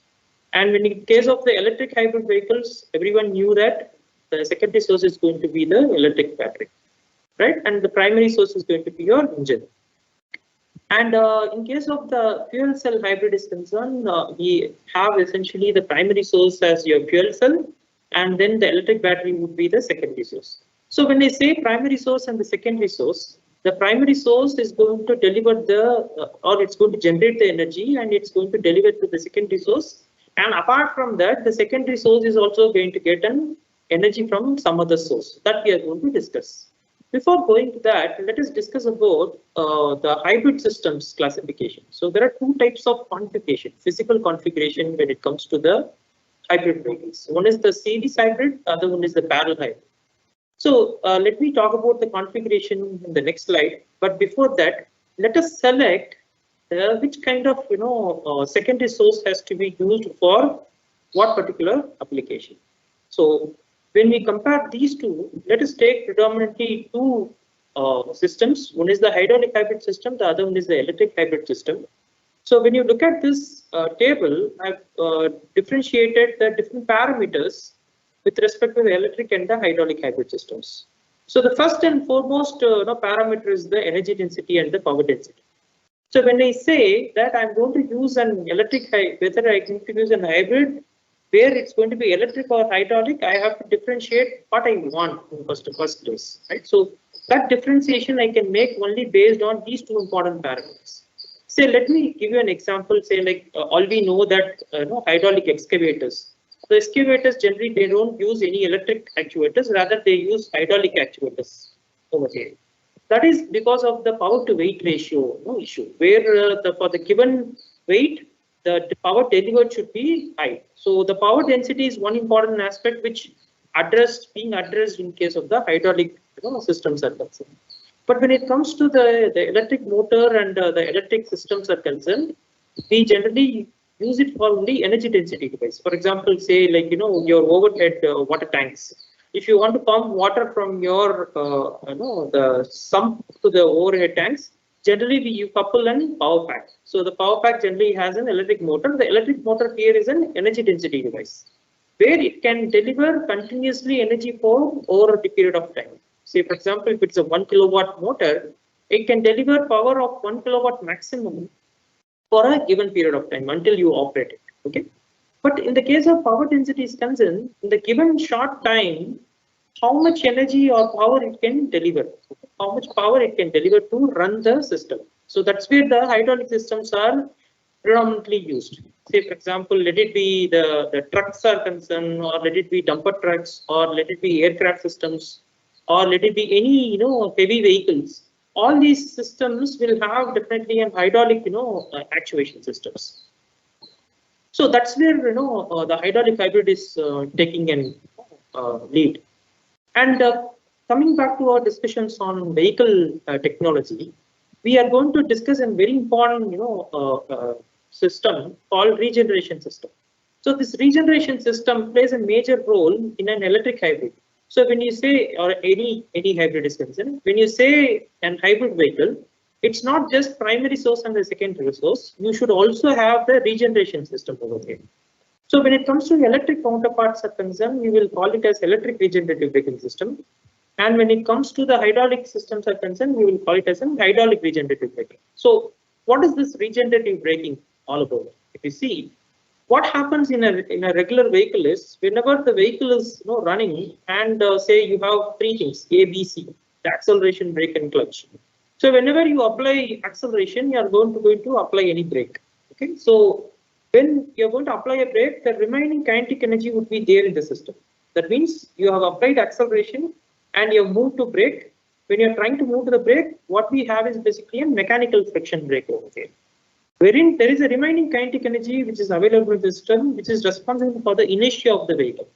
So we want to arrest this inertia of the vehicle. If you want to arrest this particular inertia, then we have to look upon the regenerative system, where what happens in this case is, in a mechanical conventional friction braking systems are concerned, the remaining kinetic energy is converted into heat energy.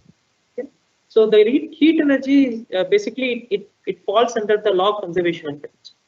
But when it comes to your hydraulic regenerative braking, the remaining kinetic energy is being converted into hydraulic energy.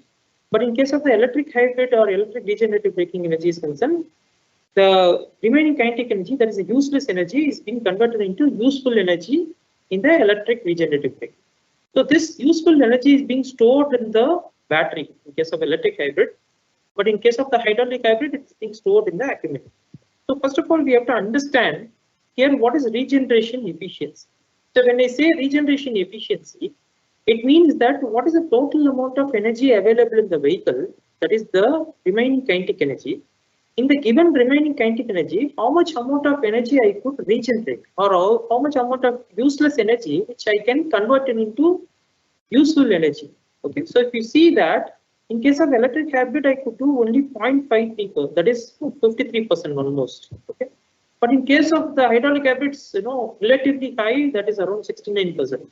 So what it means here is that there is some challenges in still which exist in the electric hybrids that we are going to discuss. What is it?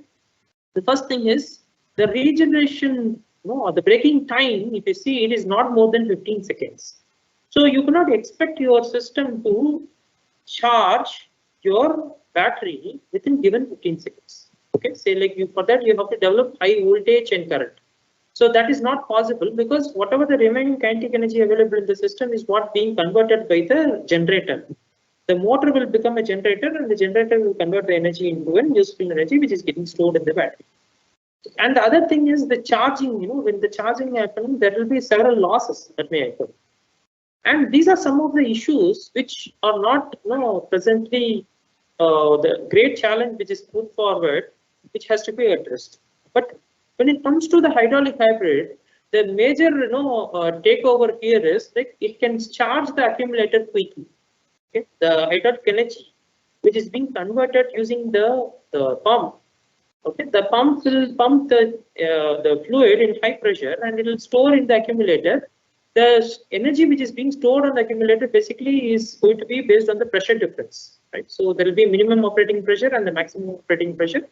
Within this delta P, the accumulator will get charged. So the amount of energy getting stored against the, say if it's a piston type of accumulator, the energy which is getting stored over there would be large when compared to the energy which is being stored on the battery.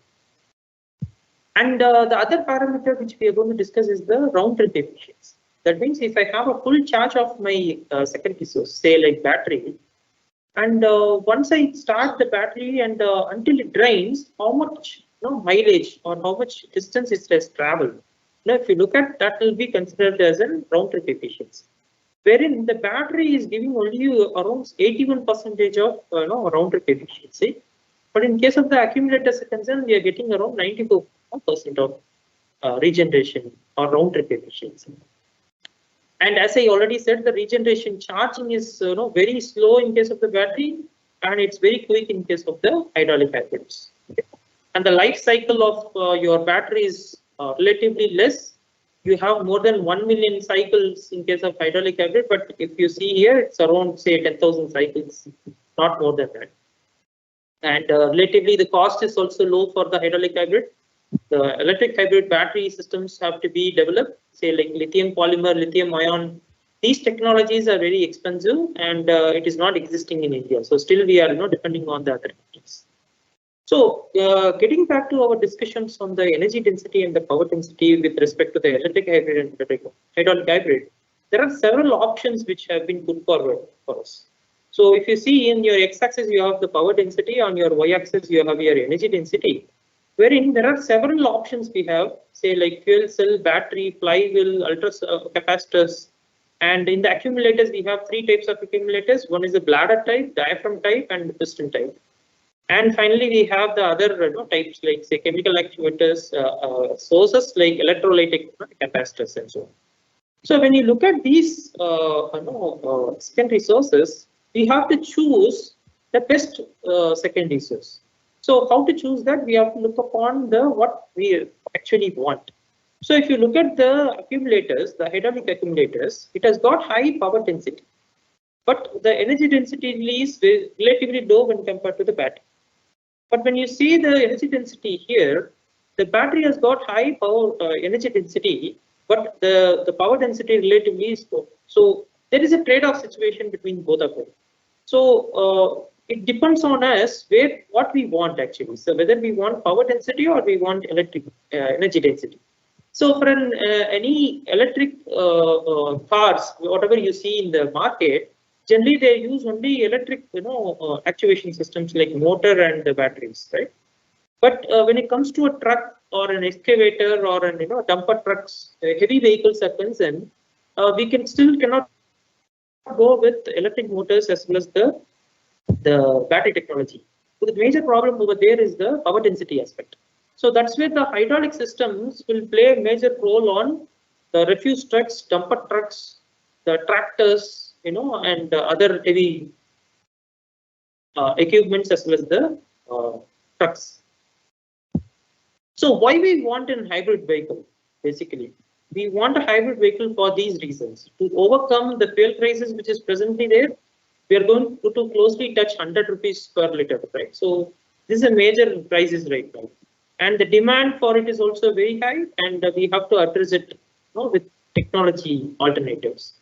The second option is the environmental pollution. So due to the regeneration energy which you are going to bring up here, it's going to reduce the pollution. That is one thing. Second thing is you can downsize your engine.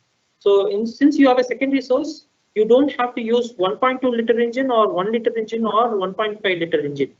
Rather, you can reduce the size of the engine in the same place where you have a secondary source to support. Then comes your performance. The performance is going to be improvised because both the power sources are going to support you when there is a heavy demand from the vehicle end. Then finally, the controllability aspect. So this is one of the challenges when it comes to the hybrid vehicle is concerned, where since you have multiple additional components which are placed in place when compared to a conventional vehicle which runs only with a propeller shaft and a powertrain, obviously you need a proper controller. So this investigations what we have done concentrates on developing a design of this particular vehicle, and where the component sizes are being sized, and after sizing the components, how the complete system can be developed. And once the development system is ready, and once you select that through simulation as well as experimental validations, then after that, how you're going to control the primary and the secondary source. Why the control aspect is very important aspect here is that since there is a demand coming from the vehicle end, the demand has to be supplied with the energy required. So when this demand is placed, which power source is going to deliver the power has to be decided. Whether is it the primary source or the secondary source, that decision has to be made.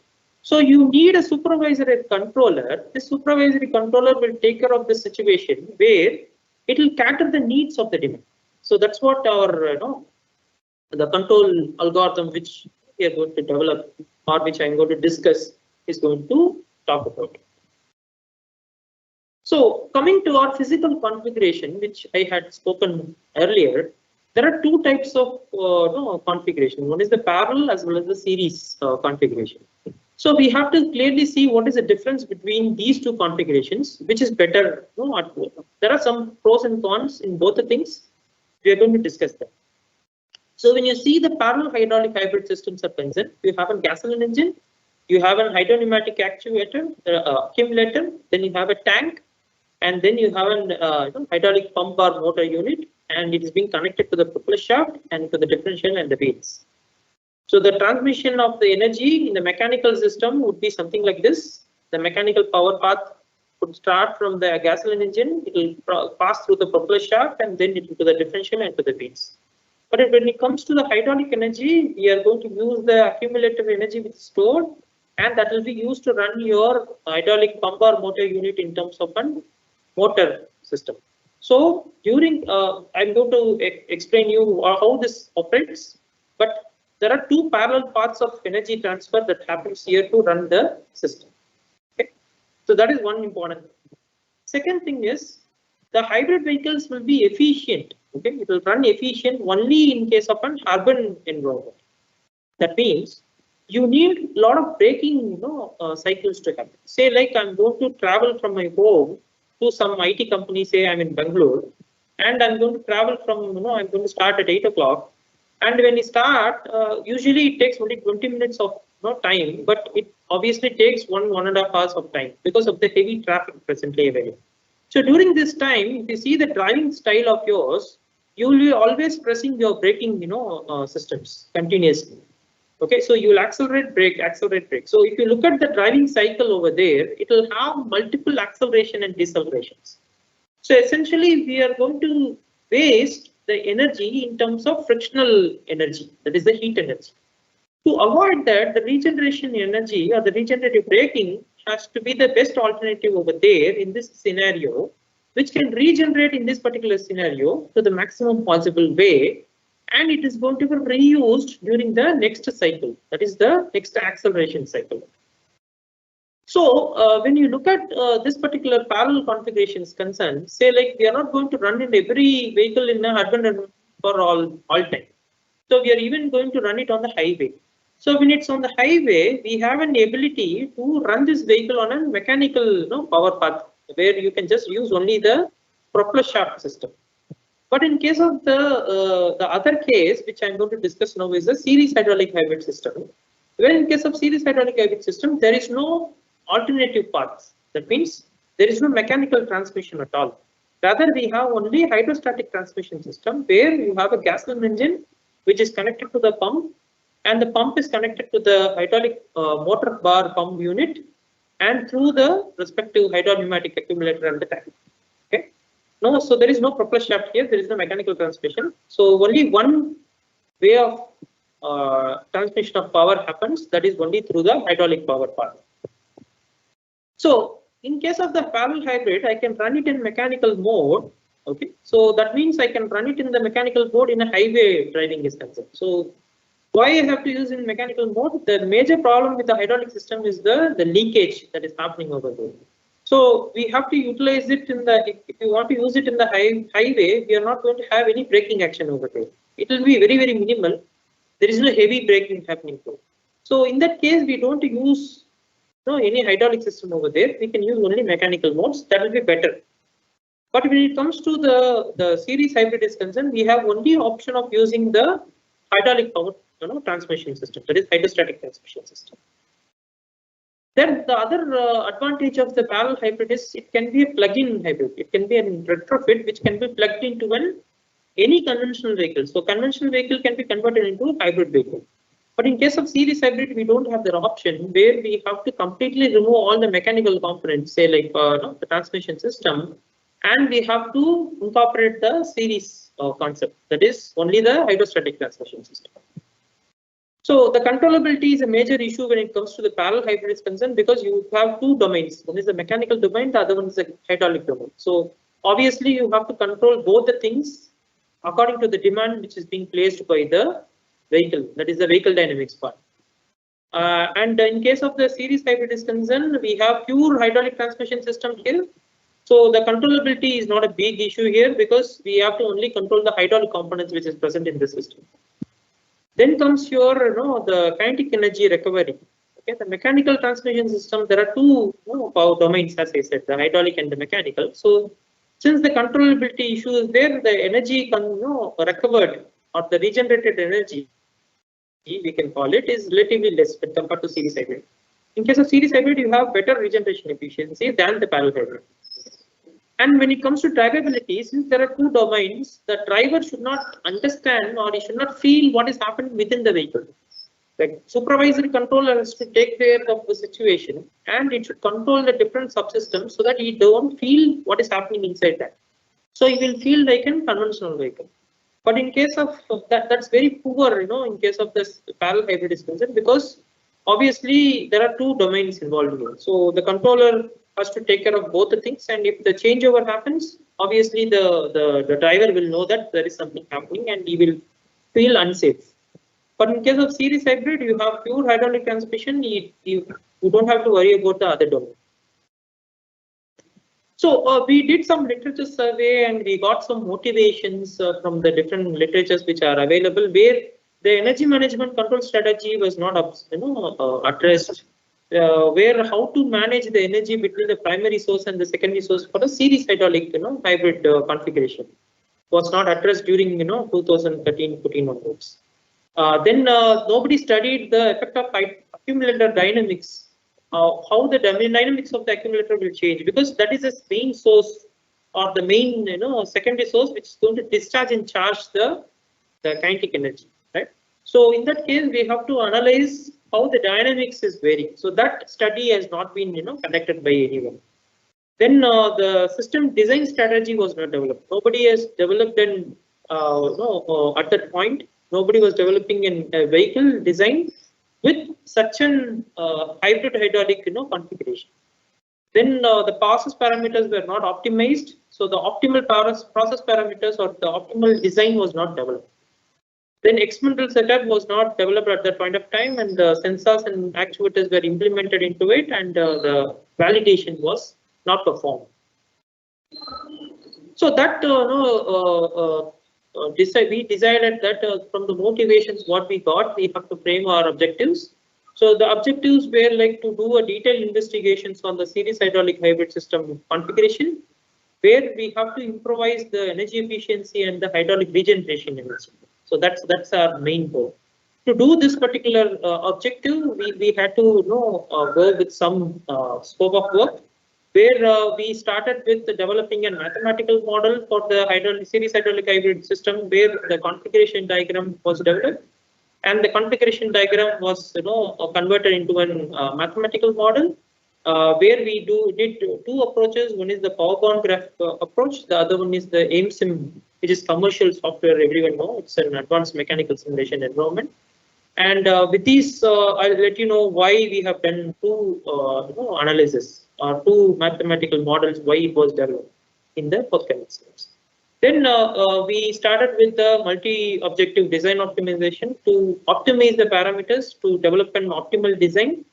And then we worked on developing a fuzzy logic based supervisory controller for energy management control strategy between the primary source and the secondary source to deliver the energy to the vehicle.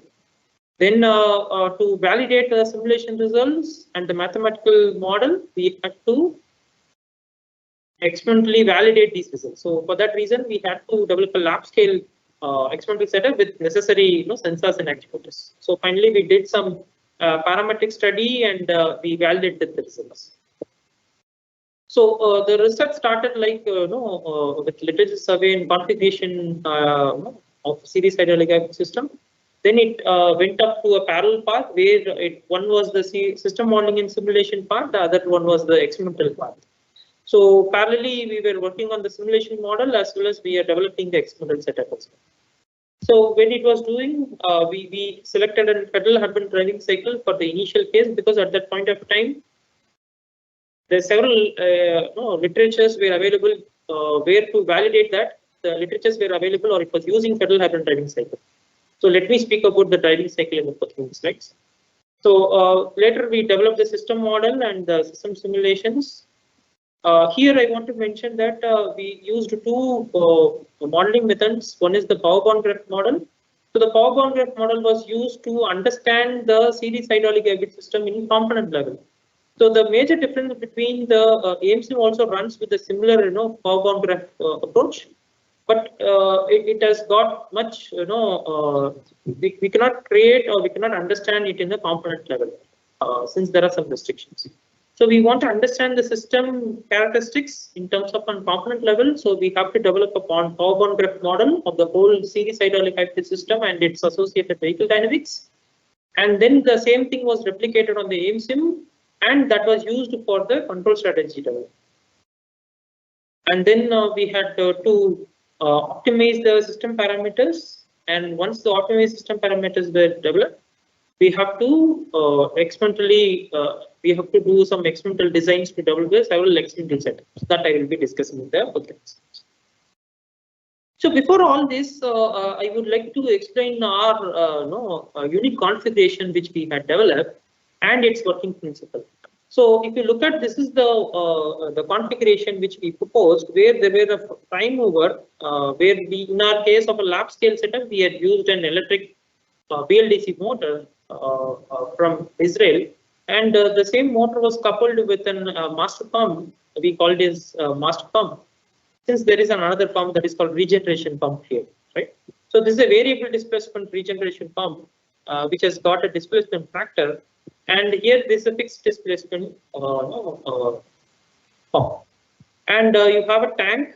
Let me explain you what are the basic things we have. So the primary prime mover, and there is a secondary source, that is a hydropneumatic accumulator, and there are several necessary sensors and actuators which are present here.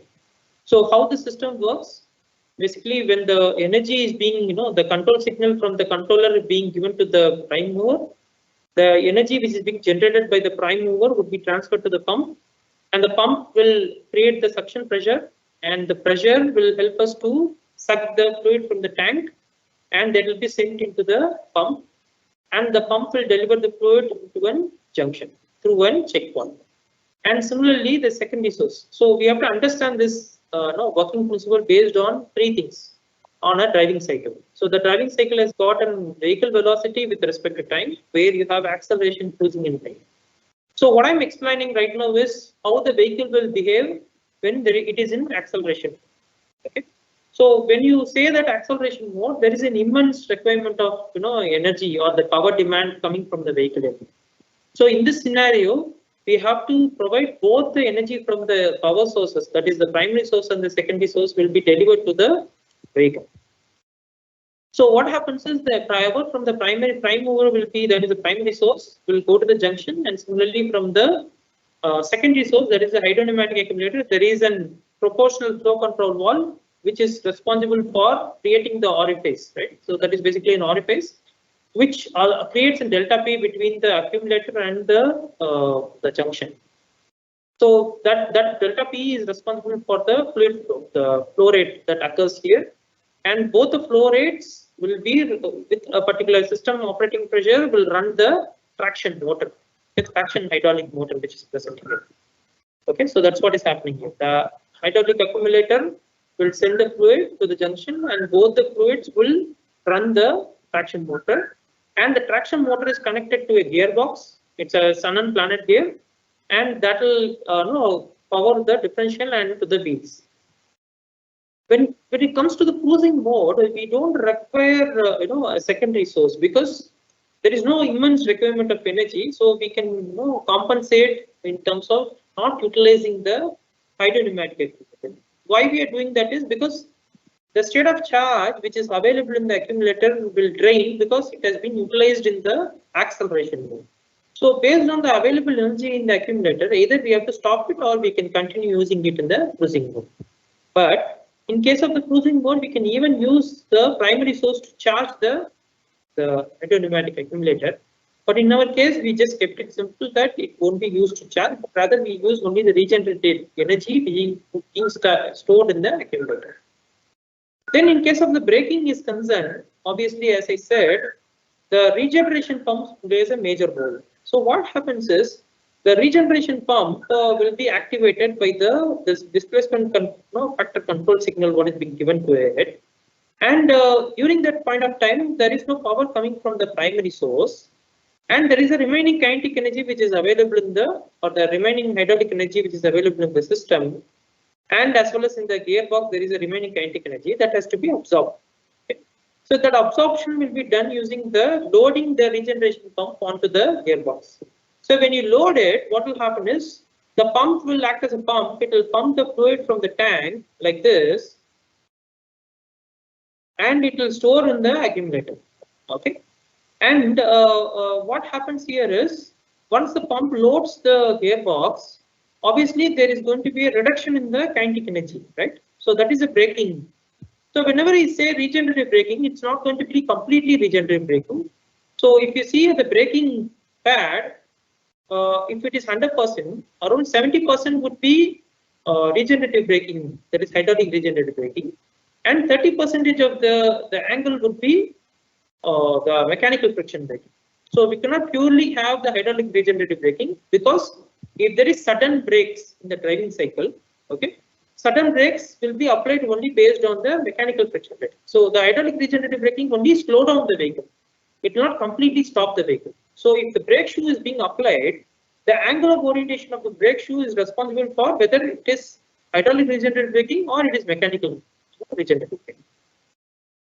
On that note, we selected two driving cycles. One is the federal urban driving cycle, the other one is the Indian driving cycle. So as I said, it's a velocity with respect to time. There are acceleration and cruising and braking available here. So with that, we have to develop our system. So the major challenge which was put forward to us is to develop the system for a passenger vehicle. If it is a commercial vehicle or a truck or something, there is no restrictions on the sizing of these components. So moreover, there is no sizing issues, but also the weight will get added up in the truck. That is also a very important thing. But still, we have to size it in case of the trucks are concerned. But very important thing is when it comes to a passenger vehicle, we have to we cannot compromise on the space as well as in the weight, because if the weight increases, obviously the mileage will drop, and similarly the space constraints are very important for us. We have to develop a compact system over here so that the optimization is the only way to do that, the design optimization and sizing the components. So we started with selecting a pedal hard-on driving cycle. And from this driving cycle, we essentially wanted to understand what is the total energy consumed by the vehicle. So for that, first of all, we estimated, this is a theoretical estimation. So through the theoretical estimation, we identify what is the distance traveled by the vehicle. Around it's 12.8 kilometers on the given 600 seconds. In this given 600 seconds, that vehicle has traveled around 12 kilometers. So now we had to analyze the vehicle dynamics part to understand what is the driving force, because the total energy consumed by the vehicle is basically a function of your driving force and the distance traveled by the vehicle. That is to be obviously known by us. So first of all, we have to estimate what is the driving force which is required by the vehicle for this given driving cycle. So when you look at it, there are several parameters which influence it. First is the mass of the mass into acceleration. The mass of the vehicle is going to determine the force which is required to push the vehicle. Second is the aerodynamical drag, and then you have rolling resistance both in the front and rear tires, and then finally you have the slope of the vehicle. Okay, that is the mg sin theta. When there is a slope, it is going to travel against the slope. Okay, so essentially we have to find there are two components, horizontal and the vertical components. So we were estimating the parameters for an Honda Brea vehicle, because we want to do it for a very compact vehicle, so that this particular system can be developed for such a vehicle. And if that is possible, then the rest of the categories between the commercial vehicle and the passenger vehicle can be developed. So with that, we were estimating the mass, mass of the vehicle, and from that we were estimating the acceleration of the vehicle using this particular velocity information. After derivating it, we'll get the distance and the the acceleration information. And from the acceleration information, we were estimating the driving force. The driving force comes from the aerodynamical drag, the rolling resistance. And after estimating the driving force, we were estimating the energy required or the consumed by the vehicle from this particular equation.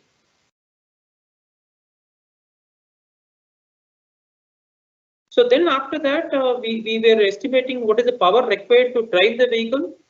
And from the from the power required information, we wanted to estimate the torque which is available in the wheels.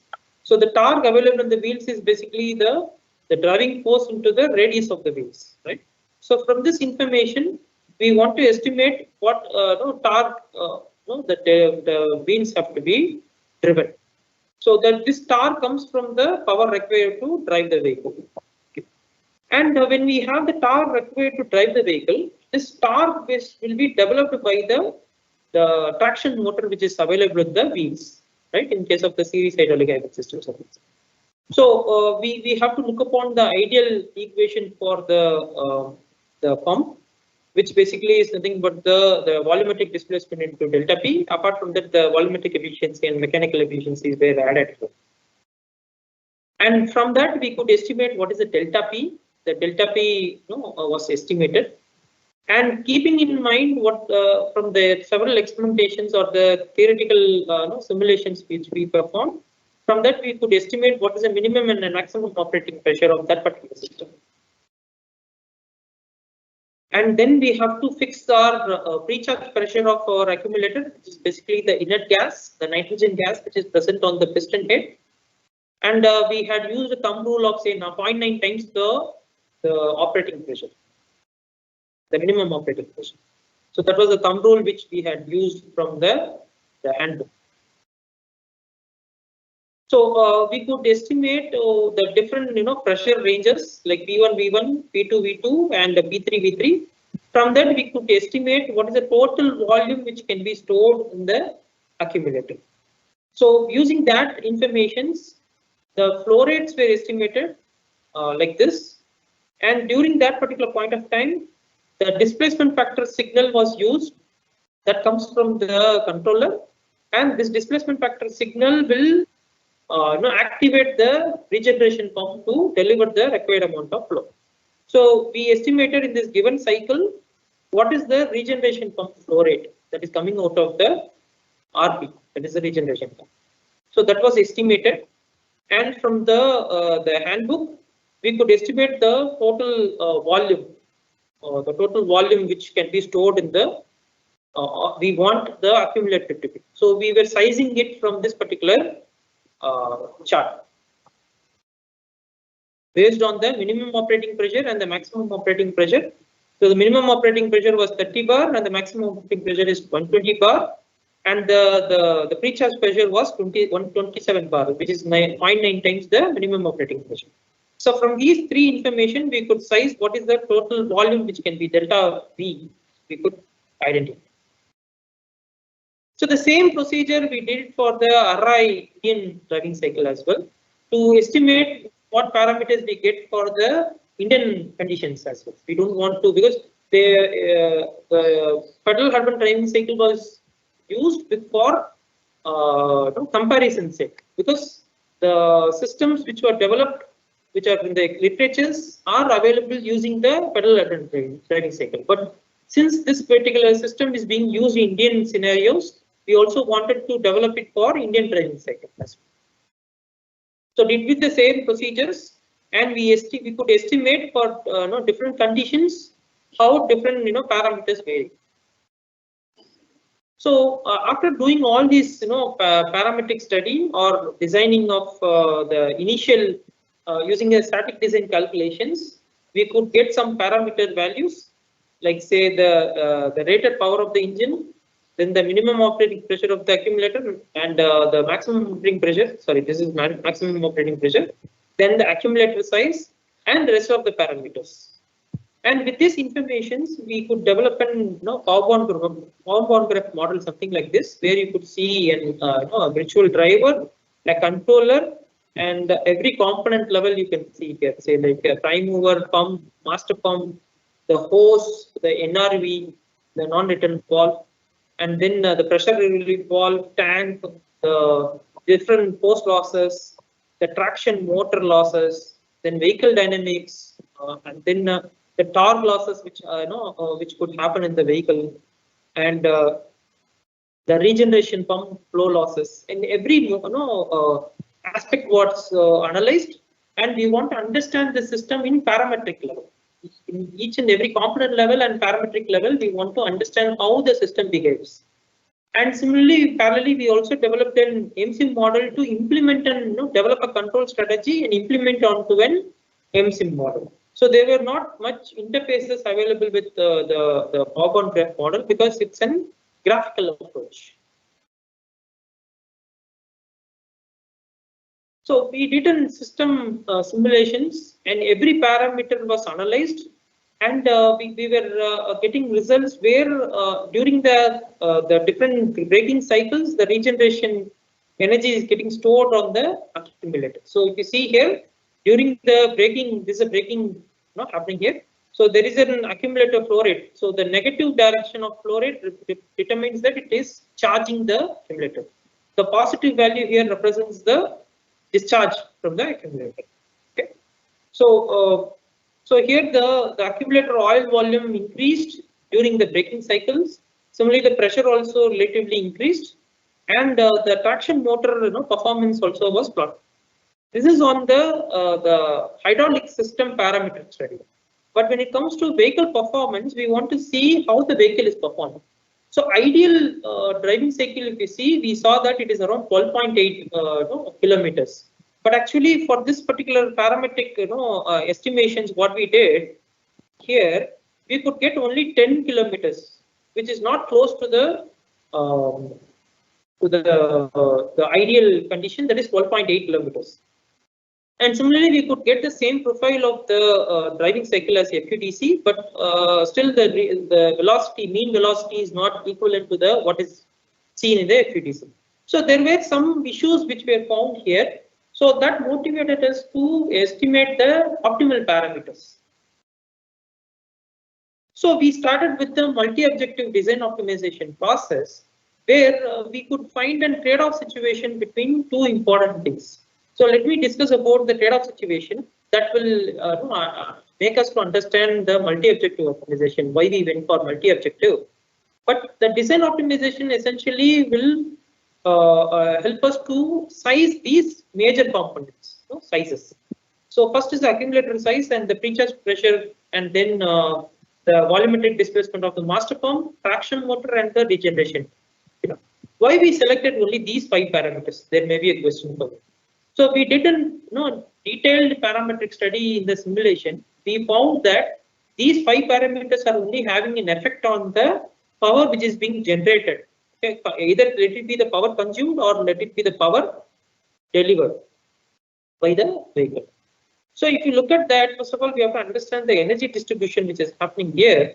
So say like there is an energy consumed by the vehicle. We are going to estimate the energy consumed by the vehicle, where there is an input power which is being given as an input from the your prime mover, and once that is being given to the system, okay, there are 2 power sources which comes from. One is the hydraulic regeneration energy, which is regenerated, will come back to the system again, and apart from that, the input power also will get added up. Okay, so from here we can estimate what is the total energy consumed by the vehicle, and at the same time, the energy delivered by the vehicle will take 2 directions. One is the vehicle driving energy, the energy required by the vehicle to drive, to move the vehicle. The other one is the energy which is getting lost, right?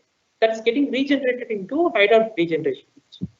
So this basically is fed up into into the system here. Now we had several objectives here. One is from the mathematical model, we want to develop the equations. So we derived the equation where the power is a function of these 5 parameters. So where we could estimate what is the power delivered by the traction motor, and similarly the power delivered consumed by the master pump. Those 2 parametric equations were developed, And from that, we could identify what is the regeneration power which is being generated. So from that, we could estimate these objective functions. First objective function is to maximize the regeneration energy. Obviously, we have to improvise the regeneration energy, because what is the total energy available? That is the remaining kinetic energy that has to be converted into equal amount of power. Ideally, it is not possible, but the maximum possible way we can regenerate is what the technology we can develop. Then similarly, the vehicle driving energy is one important aspect which has to be maximized. That will play a major role on the vehicle performance. Then maximize the energy delivered. The maximize the energy delivered here means I have to maximize this. If I'm going to maximize both of them, obviously this energy delivered is also going to maximize. But at the same time, I have to minimize my energy consumed. Okay. So if I say maximize, it cannot more than the input energy. But in case of the hydraulic hybrid systems are concerned, it is possible. How it is in an ideal condition, say, is it possible? It is possible. How it is the regeneration energy is being fed back. Say there is no loss happening in the system. Say 100% of energy is being transmitted here. In that case, the regeneration efficiency which is fed back again into the system will give you more than the 100%. So that's what I mean to say here. So that means there are two trade-off situations. One is the maximizing the energy delivered. The other one is the minimizing the energy consumed. If you minimize the energy consumed, obviously your performance of the vehicle is going to drop. That means your energy delivered is dropping. But in the same time, if you are going to maximize your energy delivered, obviously you need to give more input energy, right? So there is a trade-off situation. Considering this particular trade-off situation, at this moment we have to size these 5 parameters. That was the challenge which was put forward for us in this case. So what we did is we found an composite function that is called the maximizing the energy efficiency. Obviously, we know that the energy efficiency is nothing but the output energy by the input energy, right? That is nothing but the energy delivered by the energy consumed. So if I maximize my energy efficiency, obviously what is going to happen? My energy consumed is going to be minimized and my maximum energy delivered is going to maximize. So we had used an MMES algorithm that is called multi-membered multi-objective evolutionary strategy algorithm, where we have used an software called Mode Frontier, where it basically uses the experimental design. The 5 parameters were fed into this particular software, and each parameter, lower limit and upper limit, is known to us, and we fixed a step size, initial step size. And the MMES algorithm, what it does is it will refine the step size and it will take the solution to the global solution. Okay, so the local solutions will not reach. It will try to reach the global solution. So that's what the objective of this particular evolutionary strategy algorithm. So these are the lower limit and upper limit of the 5 parameters which was chosen and the corresponding initial step size. So the MMES algorithm was, intelligently it can modify the step size, and then it was doing iterative, optimization. And once the iterative process is completed, it was reaching the global optimization. So where if you look at that, there will be several sets of, this data were given. Each set will have 5 parameters. Okay. So like that, we could give up to 2,200 sets. So that set, we call it as design ID. Okay. So for the given 2,200 design IDs, every design ID, what the system does is, it will take these 5 parameters, it will give it to the AIMSIM model, and every time it simulates it for 600 seconds for the given driving cycle time, and it will generate the corresponding parameters. So it will take around 1 or 2 days for every iteration. So based on the computational facility we had around 2012 or 13. So with that we could estimate the system energy efficiency, and it was plotted with respect to design ID. And then we had to analyze it in the Pareto optimal front as well. So the Pareto optimal front basically gives you a plot between the trade-off parameters, that is the energy consumed and the energy delivered.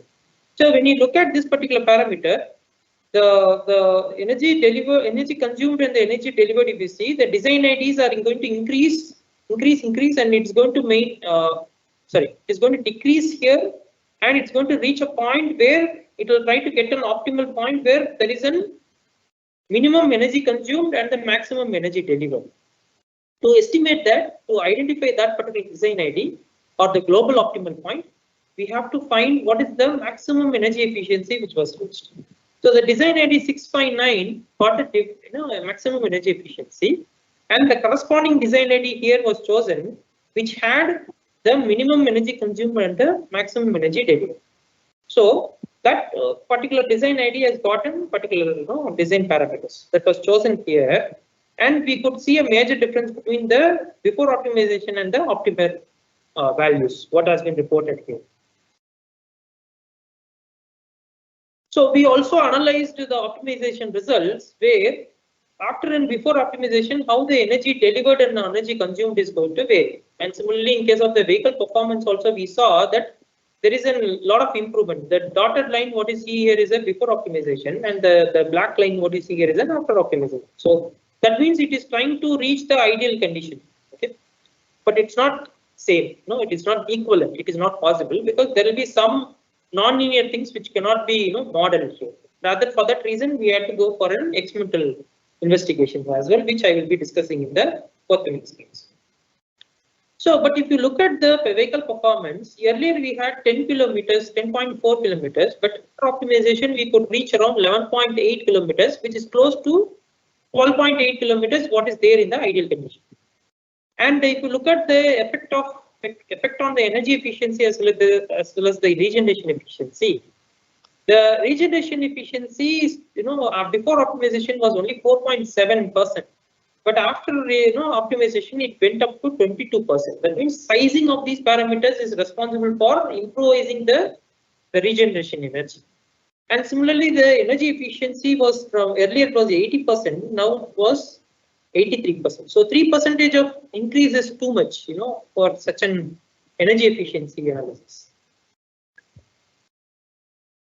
Then we had to develop a lab scale experimental setup with a such an schematic experimental setup with the necessary sensor and actuators to measure the parameters what we are speaking about in the previous case. So you could see the experimental setup which was developed. It's a lab scale experimental setup which has got an accumulator, and there is a nitrogen gas cylinder. So we could develop this custom. All these things were manufactured. The components were not manufactured in lab, but we procured it. Different sizes were procured as per the market standards. But some of the components were manufactured, say like the physical systems, what you see here, the holding systems, because the accumulator is like a bomb. It has to be holded by the proper framing.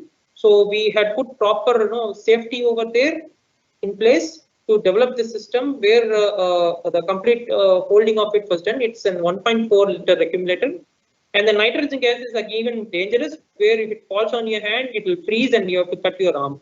So we have taken utmost caution to transfer the nitrogen gas from the cylinder to pre-charge the accumulator in a research environment like this. And then we had used necessary instrumentations. We had used carrier frequency amplifier. So if you look at this particular system, we had to put in the knowledge of both mechanical domain, hydraulic domain, electrical domain, the signal processing domain, control theory domain, and so on. So wherein the sensors, what you see here is a transducer. The transducer is only converts one form of energy into other. Rather, we have to amplify it, where the carrier frequency amplifier was used to amplify the information so that will be fed into the NI instrumentation. So the NI instrumentation is the one which helped us to convert the analog information which was available here in the experimental setup into one digital information that was given into the controller, which is present in the it's an NI controller, a virtual controller. And if you look at here, we had a BLDC motor, and after that we had a speed torque sensor in line with the master pump, what you see here. And this traction motor the prime mover, how much energy is being consumed by this particular prime mover was measured using a watt meter. Then apart from that, after the power being delivered by the prime mover, what amount of power is being entered into the master pump was estimated using the speed torque sensor which is placed there. So that speed torque transducer will give the information to the instrumentation, where it will be amplified and will be sent into the system through the NI diagram. And then the master pump is connected to the traction motor, and the traction motor is connected to a flywheel. So to create a regenerative braking environment, we had used a flywheel which basically stores the remaining kinetic energy. And then we had used again a speed torque sensor, which basically estimates the energy delivered by the system. And then you could see an accumulator with a proportional flow control valve and a transducer. And through the proportional flow control valve, it will come to the junction and it will run the traction motor.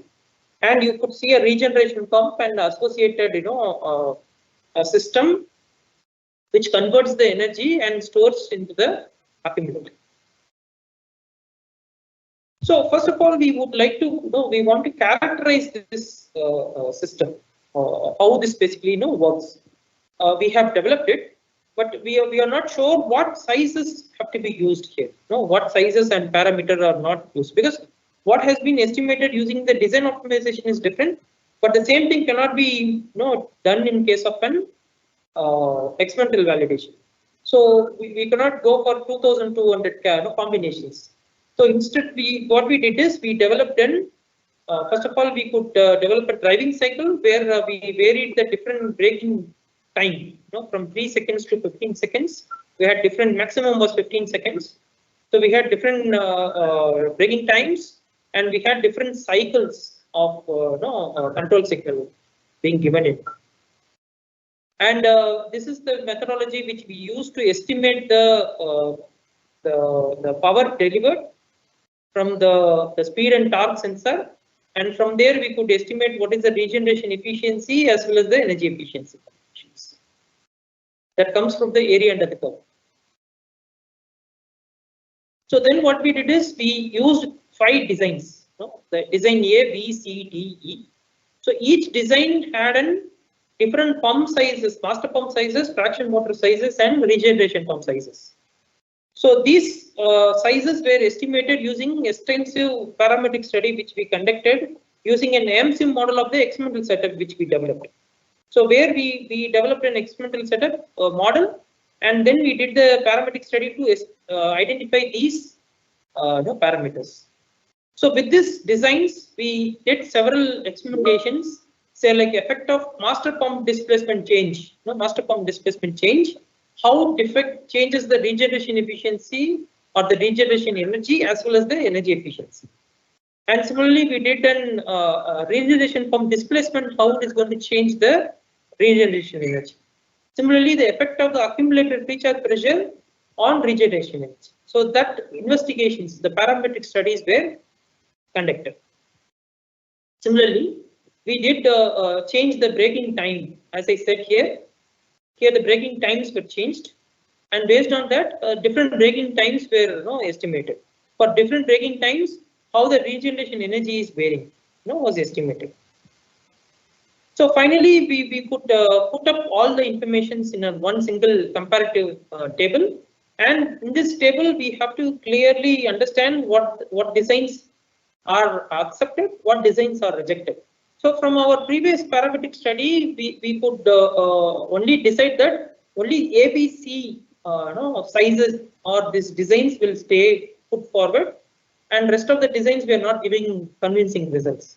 So in that case, we decided to compare only these 3 designs, wherein the design B had better regeneration efficiency as well as energy efficiency as well. So we decided to go with the design B.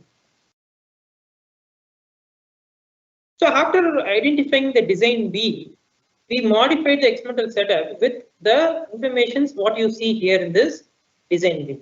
Okay, the experimental setup was again reframed, reiterated, and then after that we started with developing a control algorithm. So before also we had a control algorithm, by the same algorithm, but we were refining the control algorithm. We want to validate the control algorithm. The control algorithm basically was developed using the simulation model in the first place. And then we want to implement this control algorithm into an experimental setup to say that the control algorithm is working in real time. You know, how it is performing in the real time also we want to understand. So the control strategy was developed. It is basically a rule-based control strategy which comes under the heuristic approach, where the heuristic approach takes care of the accumulated dynamics. The accumulated dynamics is the state of charge situation. The state of charge of the accumulator was estimated continuously using the torque sensor which is present here. The pressure transducer, what you see here. The pressure transducer was estimating what is the pressure, the instantaneous pressure available in the accumulator.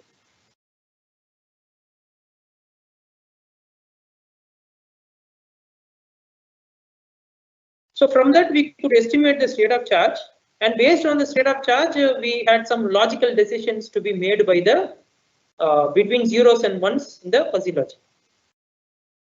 And we developed the linguistic terms and the associated control algorithm, and we implemented into the experimental setup using the NI DAC card. And after implementing it, we were estimating again the same information within simple driving cycle, because we could not do it with a complete FPTS because it's a lab scale setup. So we had to go with a simple driving cycle where it had got an acceleration, constant velocity, and deceleration. If you see here, this is an acceleration signal which was given, and you could see a deceleration signal which is being given by the controller. And then this is the SOC signal coming from the accumulator. That is a transducer, the pressure transducer. Basically, it converts the pressure into a voltage. So what we have plotted here is the voltage. The voltage drops here. That means it is discharged. The SOC is discharged. That means the fluid in the accumulator is discharged. Then there is a constant phase where the fluid is constant in case of the accumulator. Then there is a severe charging of your draining. So it's charging of your accumulator that you could see here. And in case of the traction motor speed also, we could realize the same as the acceleration signal in the driving cycle. And the traction motor also was behaving awkward in case of the regeneration systems, because it's going to apply a pressure onto it's going to apply a load onto the gearbox. When it's applying a load onto the gearbox, there is a pressure rise on the regeneration pump, and as well as in the torque of the traction motor. So that's effective. So I would like to conclude the whole presentation here with some key findings. So first, we identify the gaps in the literature where we want to develop a design and development of the energy efficient system. Obviously, that's our main motto. Then we did some parametric level understanding, and the behavior of each subsystem was understood using the parametric model. That is basically the power bound graph model. And then we did system modeling and simulation using AIMSIM model, and then we analyzed the simulation results where for different conditions, say acceleration, cruising, and braking, how the system parameters are available. Then we did the multi-objective design optimization in condition of a trade-off situation, and the optimal parameters were improvising the energy efficiency as well as the hydraulic regeneration efficiency. Then the experimental setup was developed, and then we developed different designs. And using the designs, we did a parametric study, and we chose the best design out of it. That is design P, which is having best regeneration efficiency as well as the energy efficiency. Then we developed a mathematical model of the experimental setup, and we want to develop it in AIMSIM, and we want to validate this mathematical model of the experimental setup using the simulation experimental results what we get from the parametric study. And finally, the fuzzy logic control strategy was developed, and it was implemented into the developed experimental setup. The major contributions are basically the methodology for energy efficiency, energy efficient series hydraulic system was developed. And power bound graph model is the one important, which will help the research world to understand how the system behaves. And the multi-objective design optimization will identify the optimal system parameters. And fuzzy logic control strategy will, control the energy management between the two power sources. And then finally the experimental setup and its corresponding validations. And the future scope, we were thinking of developing a hardware in the loop as well as in the software in the loop simulations performed, so that it makes it can be easily integrated with the industry. They can easily understand it rather than completely developing it. And then similarly, the hydrostatic transmission system also, integrated hydrostatic transmission system also was want to be explored. Where here we had given individual pump and motors, rather we want to develop an integrated system where you can act as pump and the motor as well. And finally, we also want to study the thermal effect of the dynamics. Thank you very much. Thank you, Ramakrishna, for the nice presentation on hydraulic hybrid vehicles. Okay, Ramakrishna, we will take 2 questions from the audience. Okay, Ramakrishna, you are audible? Whether I am audible, Ramakrishna? Yes, sir. Yes, sir. You are audible. Yeah. From the Sachin, he asked, under ideal condition, which one has effective range and why? Meaning the parallel hybrid vehicles or a series hydraulic hybrid vehicle? First question. And second one from the same Sachin, what design validation or a testing were incorporated for the design optimization of the series hydraulic hybrid system? Okay. So let me answer the first question. When it comes to the operating, the total range of the vehicle is concerned, we cannot take that parameter and compare for the electric hybrid as well as the hydraulic hybrid system. The major issue is which this particular system is best in case of the heavy vehicles are concerned. That is, the hydraulic hybrids are the best option when it comes to the trucks are concerned, which are heavy vehicles. And when it comes to the electric counterparts are concerned, the electric hybrid, that is the battery and the engine, is the best option. But what we were trying to do here is to optimize the hydraulic components to one passenger vehicle, where presently we are using electric options, right? So when we are investigating the electric option and the hydraulic option around 2012 and 13, where the battery development technology was very poor. It's not like what you see here in right now. We don't had lithium polymer battery technology or the battery management systems what we see day to day with the existing computational facilities. So at that point of time, the battery technology was not developing a lot. At that point of time, the range was better for the hydraulic hybrid vehicles. That's for a passenger cases. And Ramakrishna, okay, very good. You are comparing with the battery operated vehicles, hybrid vehicles, but he is asking for the between the series and parallel. Under ideal condition, which vehicle is good? His answer. You have to answer for that. Yes. Again, we have to understand that in case of 2 cases, whether you're going to have only urban driving, for example, say like refuse trucks. Refuse trucks are concerned, it will be, it can be used anywhere, right? Let it be urban or anywhere it will be used, but it's not going to have continuous, constant velocity. So there is going to be an acceleration, braking, because it has to stop at every location. So coming to the discussion on parallel, either parallel or series going to have a longer range.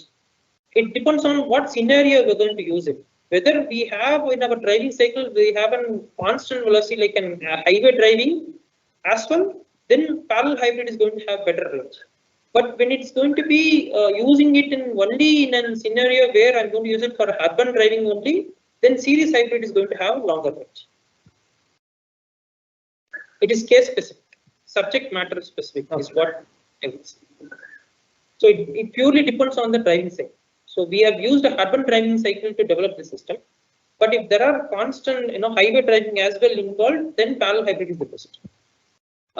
Answering to the second question, sir, can you repeat the second question? Second question is, what design validation testing were incorporated for the design optimization of the series hydraulic hybrid system? Okay. So first case in our experiments as well as the design optimizations what we perform. When it comes to the design optimizations, we started developing an for the real conditions, that is the Honda Brio vehicle. But when it comes to the experimental setup is concerned, we could not go to such a level or a full-scale experimental setup. Rather, we had to develop a lab-scale setup for a research perspective, where our perspective is only to develop a control algorithm to be implemented into this system. So, having said that, the design parameters, what was identified in case of, that is the optimized parameters, were not validated using the experimental results, but rather what we did is we had a set of designs. From the design, we could identify an optimal design. For that optimal design, we were validating using the experimental results. That's what we could do at the end of the day. Okay. Ramakrishna, one more question from the Ananta Krishna. This is similar in line with the same question. Which vehicle is best suited for this system? What's the expected fuel savings in Indian driving cycle? So I got the second question, part of the question, but I didn't understand the first part of the question. I didn't receive it properly. Which vehicle is best suited for this system is telling. Whether he is referring to, I don't know, this is a question. Assume to be again in line with the Sachin series and parallel hybrid vehicles. I think that I have answered. Yeah, that is the answer. Can you please answer what's the expected fuel savings in Indian driving urban cycle as compared to federal driving urban cycle? Okay. So the fuel savings are concerned, again, we cannot compare the fuel savings over here, because the fuel saving depends on how many, braking cycles you have. The federal urban driving cycle, if you see, I could show you the difference. This slide, yeah. If you see here, the braking cycles, if you see in the Indian driving cycle, it is emulated version of the European driving cycle. And moreover, it is not a dynamometer-based real-time driving cycle. That means it is not they didn't take the vehicle onto real environment and they tested it. Rather, what they did, they put it onto a dynamometer and they tested it, where they could find only uniform braking actions. Okay? But in case of federal urban driving cycle, it was taken onto the roads. The vehicle was taken onto the roads, and the urban condition, under the urban conditions, the vehicle velocities were estimated. So when you look at these two driving cycles, for a real-time FPTS, the mileage was better when compared to the Indian driving cycle. And the fuel saving was better in case of the FPTS, because it was giving more braking cycles. So that's what we have to understand. Whatever has got better braking, the fuel saving is going to be, say, like, for example, FPTS has got 10 braking cycles. And Indian driving cycle is going to have 5 braking cycles. Obviously, the FPTS is going to give you better mileage as well as the fuel savings. Good. Ramakrishna, very nice it is. Your very nice talk on the hydraulic hybrid vehicles. I'm extending the thanks from FPSI, Madras chapter, Bengaluru main region. Thank you very much for your valuable presentation. Okay. Thank you, sir. Thank you so much for the opportunity by FPSI as well as Dr. Thank you. Thank you so much. Now we are having one more sponsor video about the product. Then later is the last session is on the dam logic, the characteristics of the unique check ball pump design. Later it is. First we have the one sponsors video.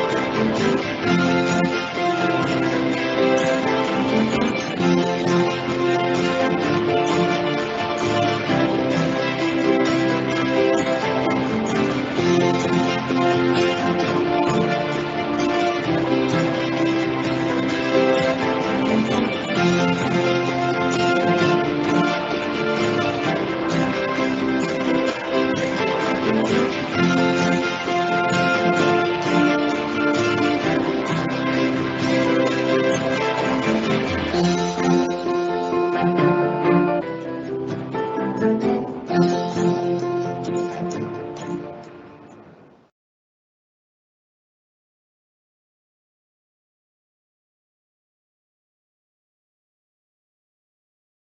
live. Yeah.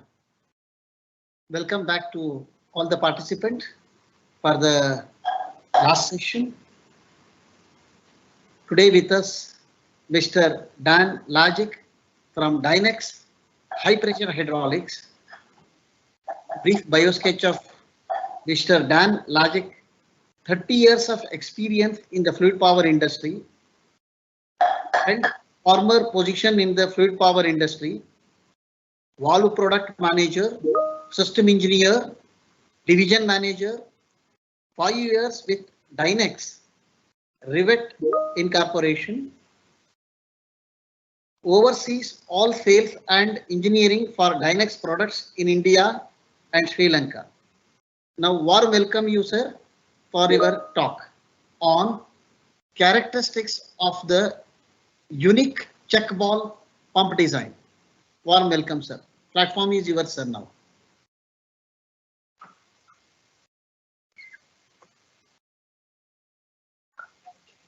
Dan Lajic.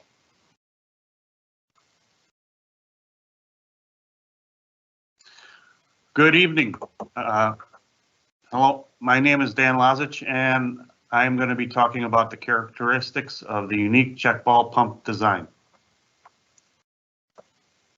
Again, this is my name, and I'm Market Development Manager for Dynex Hydraulics. And this is my contact information. You can also find my information on the website as well.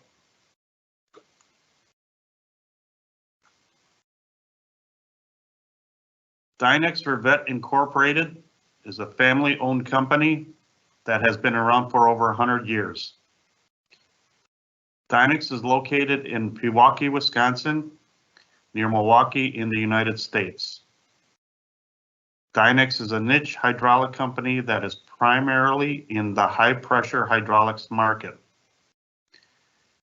We do have a distributor that does represent us in India, and that information can also be found on our website. Dynex produces piston pumps, directional and pressure control valves, along with hydraulic power units, custom manifold assemblies, and pump motor packages. Today we will talk about the unique check ball pump design. The check ball design is similar to a hand pump where you have an inlet and an outlet check with a pressurizing piston in between them. We then take this simplified idea, add some additional pistons, and put it all into a rotary package. These pistons reciprocate following a rotary wobble plate, which is mechanically tied by using a key or a spline to the pump shaft. During the pump suction stroke, fluid is passed by the unseated inlet check valve and into the pumping chamber. The outlet check valve is seated and forms a positive seal, which does not allow fluid to pass in either direction. During compression, the inlet and the outlet check balls are seated. Fluid in the pumping piston chamber is being compressed by the piston, which then will cause the pressure to rise. During the discharge stroke, the inlet check ball stays closed. The pressure in the chamber rises above the load pressure, plus you must add the outlet check spring pressure. This will then allow the outlet check ball to lift off its seat, which then allows the fluid to go out and past the outlet check ball and into the outlet cover. Then this fluid is pumped into the system. Here's a working cutaway of our pump. The number of moving parts in this pump design is minimized with the use of a stationary piston barrel. As you see here, there are only a few items that are rotating. Those items are the wobble plate and the shaft, which are mechanically tied together, and as the bearings, of course, as well, will be rotating. All other parts are stationary. That is one major thing to remember. An axial piston pump, a standard axial piston pump, the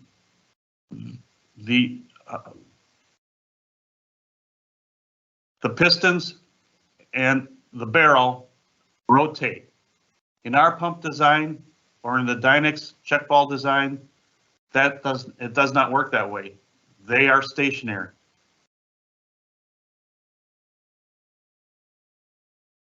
To change displacements on a fixed displacement pump, there are 3 different methods that are used. First is to change the angle of the wobble plate, which they all have a predetermined cam angle. So each wobble plate will have a specific angle, 9 degrees, 11 degrees, 13 degrees. It all varies on what type of outlet flow you're looking for.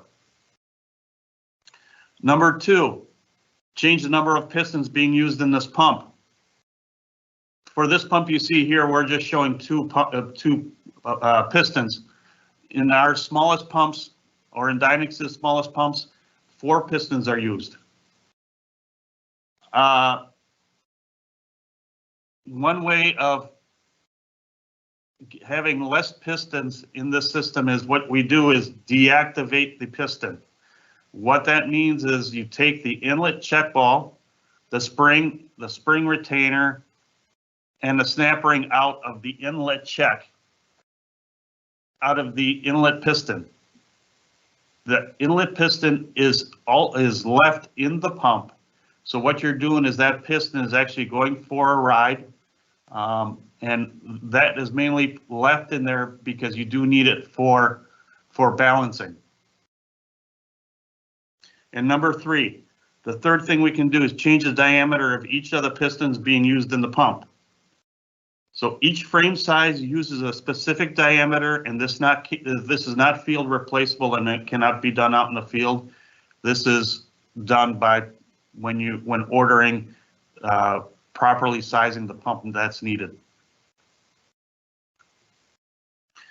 As you can see in this design as well, one thing to notice, because of how the high pressure outlet cover is, you do have fluid in that back cover. You cannot piggyback or stack another pump onto this pump.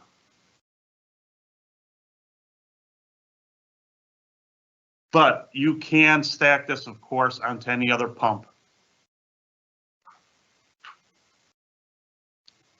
Because there are a few seals, compared to other pump variants, this is a rugged design and withstands high pressure, severe shock, and vibration.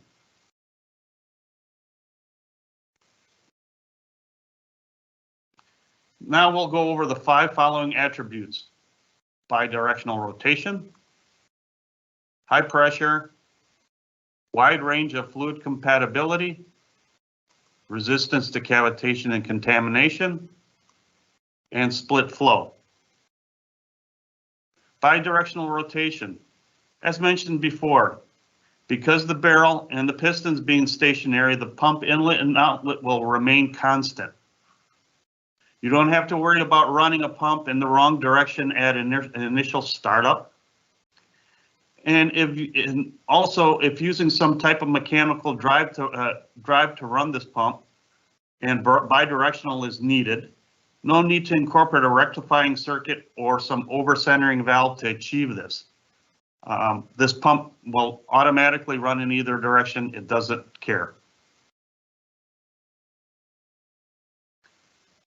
If using a double shafted motor to run multiple pumps, because you cannot stack these pumps, You don't have to worry about direction of rotation. Ordering and installing the correct pump rotation is also no longer a factor. One pump is what you need. You don't have to worry about right hand or left hand rotation. High pressure, positive seal and outlet check, and low leakage between the piston and bore allow the pump to achieve pressures from 700 bar, 1040 bar, and up to 1380 bar with this design. Here's a chart which allows the max pressure attainable by each pump frame size. This chart is also available on the website.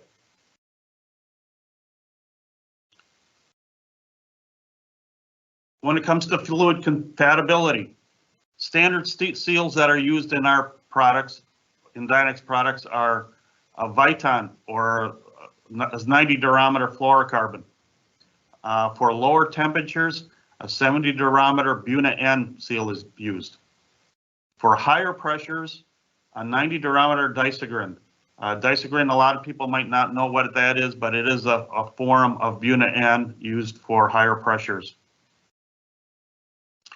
And also for Skydrol or phosphate esters that are used in the aerospace and aviation industry. 90 durometer ethylene propylene rubber or EPR seals are used. So again, the use of very few seals, as you can see, there are only, going from the left to the right, at the shaft we have the shaft seal. In the center position, between the housing and the barrel, we have one single seal. And then on the rear, between the rear cover and the barrel, around each of the check ball seats themselves, there is a seal. So essentially there are very few seals in this pump.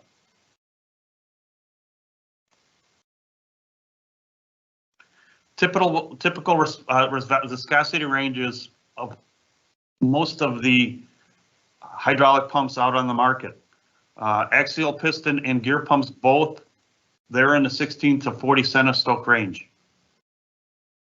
Vane pumps, they have a little bit wider of a viscosity range of 13 to 54 centistokes.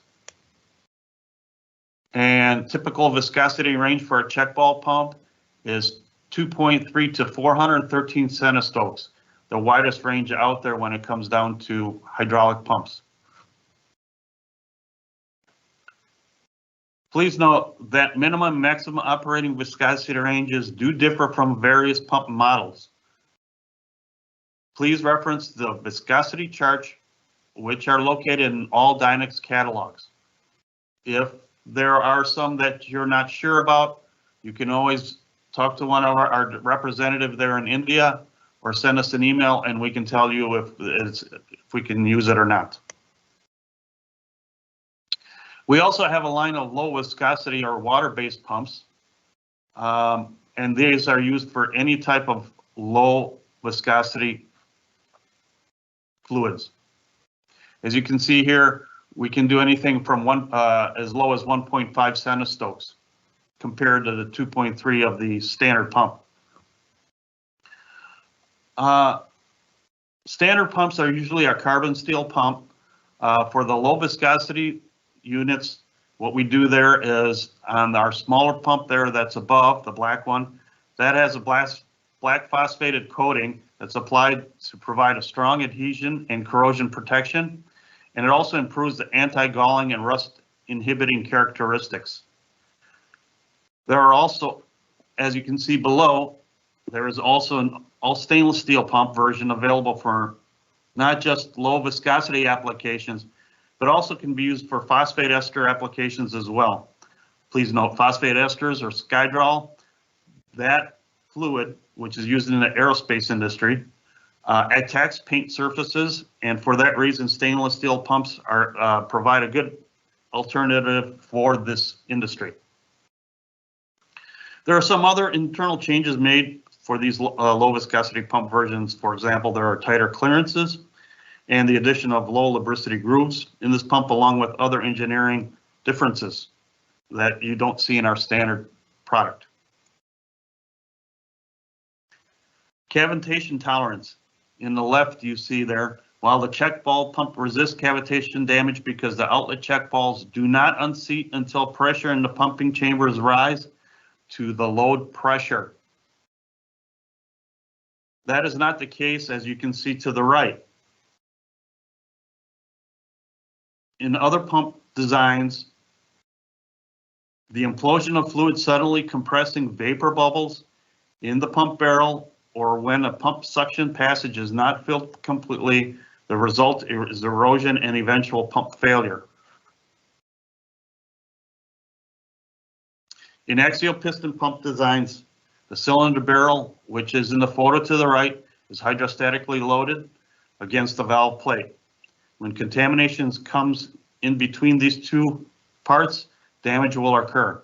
Again, because of the flow through design, as you see on the left, on the right, I'm sorry, that is not available, that is not attainable. The photo on the left shows contamination under electron microscope at 300x power. Check ball pumps provide superior contamination tolerance compared to many other pump designs. Primarily, it's due to flow through design of the pump itself, and now it takes up. Now, this takes us to pump sensitivity testing. This pump sensitivity test was conducted by Oklahoma State University to evaluate hydraulic pumps. Multiple gear, vane, and piston pumps were evaluated from various manufacturers. It was probably around 50 pumps or so that we were talking about here. We've taken just a few of them just so you can see. Each pump was run under a prescribed set of conditions. A method to introduce control level and control size of contamination into a hydraulic system was used. This contaminant was silica AC test dust. Please note the name of the manufacturers and pump models have been omitted and were given a letter designation instead. First, they started with a 5-micron test dust, followed by 10-micron test dust. They recorded the percentage of pump flow loss. So this is actual percentages that we're seeing here of loss. Then followed up by 20 micron, then 30 micron. Please note that the extrapolated values on one of these, this pump has already failed. Then they finally completed this test with introducing a 40 micron test dust. Based on the dropout percentage, an index was established. This index can be used to compare the relative sensitivity of pumps to contamination. Pumps with an index of a score of 1,000 or higher are considered very sensitive to contamination, while pumps with an index score of 200 or lower were considered less sensitive to contamination. Approximately half of all the pumps tested did not survive this test. Only one pump had a combination index score of under 100, and that was the Dynex check ball pump. And as you can see, the sensitivity test was actually at 0. Now, to get rid of that contamination, we will talk about filtration. In a 100 mesh screen for an inlet strainer, this is common in most pumps circuits, but Dynex believe that this is not a good practice for check ball pumps, since you're just adding additional restrictions to the inlet of the pump. For return filtration, a 25 micron filter is just fine for our pump, but consider the other components filtration requirements first, such as valves, motors, and other actuators downstream of the pump. These items usually need better filtration than our check ball pump does. And as for pressure filtration, again, 25 micron also works well. Again, if you're using servo systems or something else downstream, you're going to have to go to 3 microns. Our pumps, you don't have to worry about those. Make sure that anything downstream is usually has a higher sensitivity to contamination. So size filtration according to that item. We also recommend for any systems 3000 PSI and above have a cleanliness code of 2018-15 for check ball pumps. For example, vane and gear pumps need a higher cleanliness code of 18-16-13, and then axial piston pumps are higher yet with a cleanliness code of 17-15-13. Another unique advantage of the check ball design is the ability to split the flow of the pump.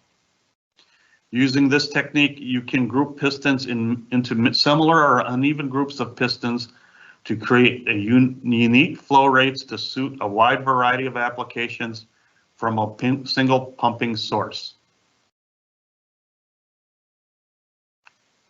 Shown here is a cutaway of a fixed check ball pump with a split flow cover. Two outlets are shown. The rear section of the pump is called the cover. The cover is essentially a manifold that is machined to group a specific amount of pistons together and provide additional flow pass through the pump.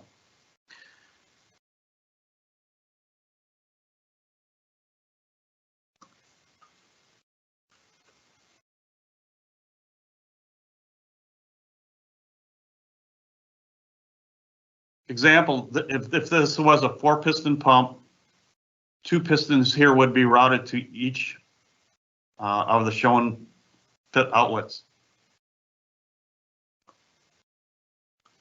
What you see here in this rear cover is the drill passage connections from the outlet check ball of each piston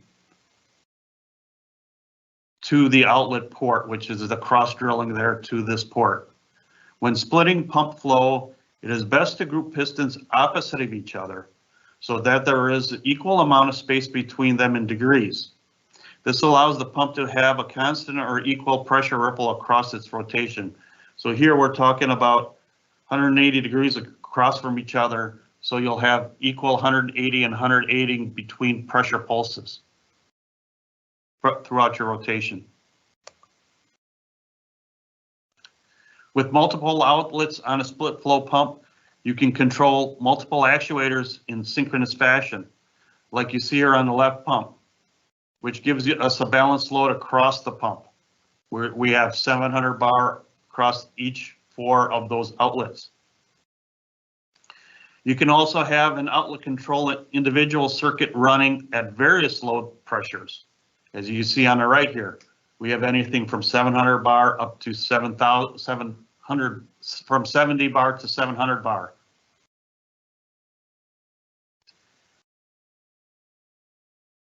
Which gives us an unbalanced load across the pump. Balanced or unbalanced load pressures will not have any adverse effect on the pump performance. The pump doesn't care.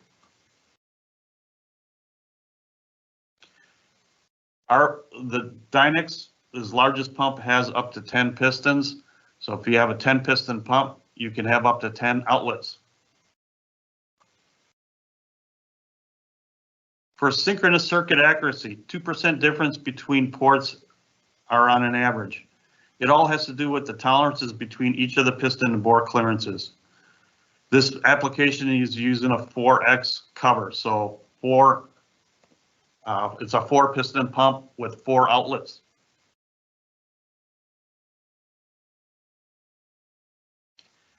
Here we're looking at a standard high-low circuit. We are using a 4-piston pump that produces 4 liters per minute total. On outlet number 1, we have 3 pistons that have 3 liters per minute total and are running at 20 bar. On outlet 2, we have 1 piston that has 1 liter per minute total at 600 bar.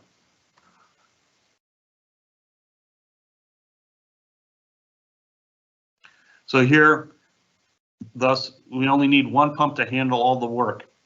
This outlet block or cover that is needed for this pump is a 3+1. We now we'll now start to talk about flow variance in the split flow pump and how and why we tie certain pistons together.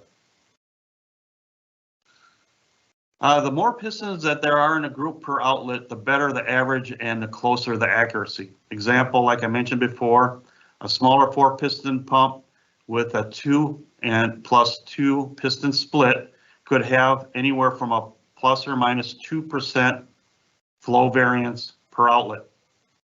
While a larger 10-piston pump, when you take all those averages together, with a 5 plus 5 piston split would be closer to a 0.5% plus or minus per outlet flow variance. Now, this image also shows you a little bit better how we could tie pistons together in split flow. Because what we're showing here to the left, it's a 2 plus 2. Each one of those ports are cross-drilled, connected 180 degrees from each other. So you have a good balance, and each one of those, you'll have a pressure pulse 180 degrees from each other. The one to the right here is a 10-piston pump, and it is a 5 outlet plus 5 outlet. So dual outlets, 5 pistons for each outlet. And we have it set up so it's every other piston is tied together. So that way you have an equal amount of degrees throughout the pump. Here we're getting into pressure ripple. In the left graph, this is a full flow pump. The check ball pump design provides output with reduced pressure fluctuations. Tests have indicated that at typical peak-to-peak pressure ripple, as low as 100 plus or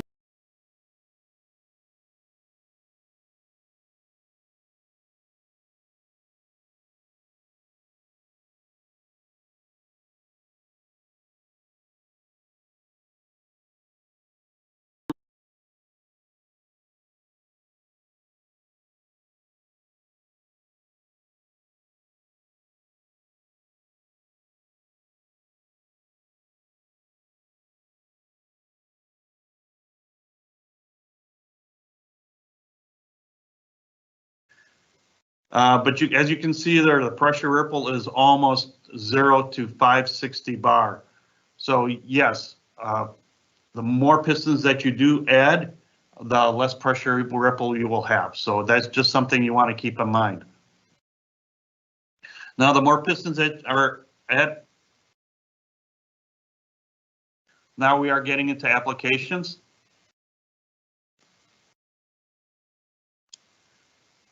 So this application is for a blast hole drill rig manufacturer. There are 2 circuits that, excuse me, that the split flow pump runs. The propel circuit and the feed circuit. The propel circuit is only used while the machine is traveling. Once it becomes stationary, then the feed circuit takes over, and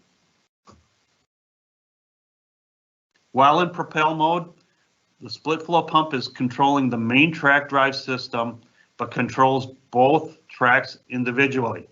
So this is one pump controlling both tracks individually.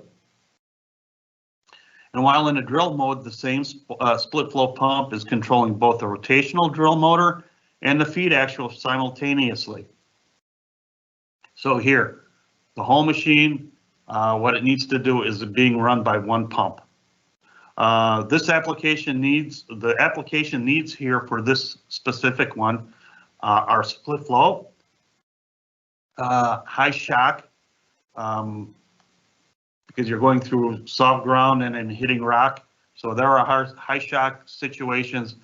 These pumps are very tolerant of shock, and also high contamination tolerance is also a must in the mining sector. For oil and gas, high pressure water glycol applications. The main things that we're doing here are accumulator charging circuits and flushing circuits. Application needs here, high pressure, low viscosity water, glycol applications, and also stainless steel construction due to salt water spread. In power generation, bearing lube and lift and lubrication pump skid, as you can see on the inset photo to the left top.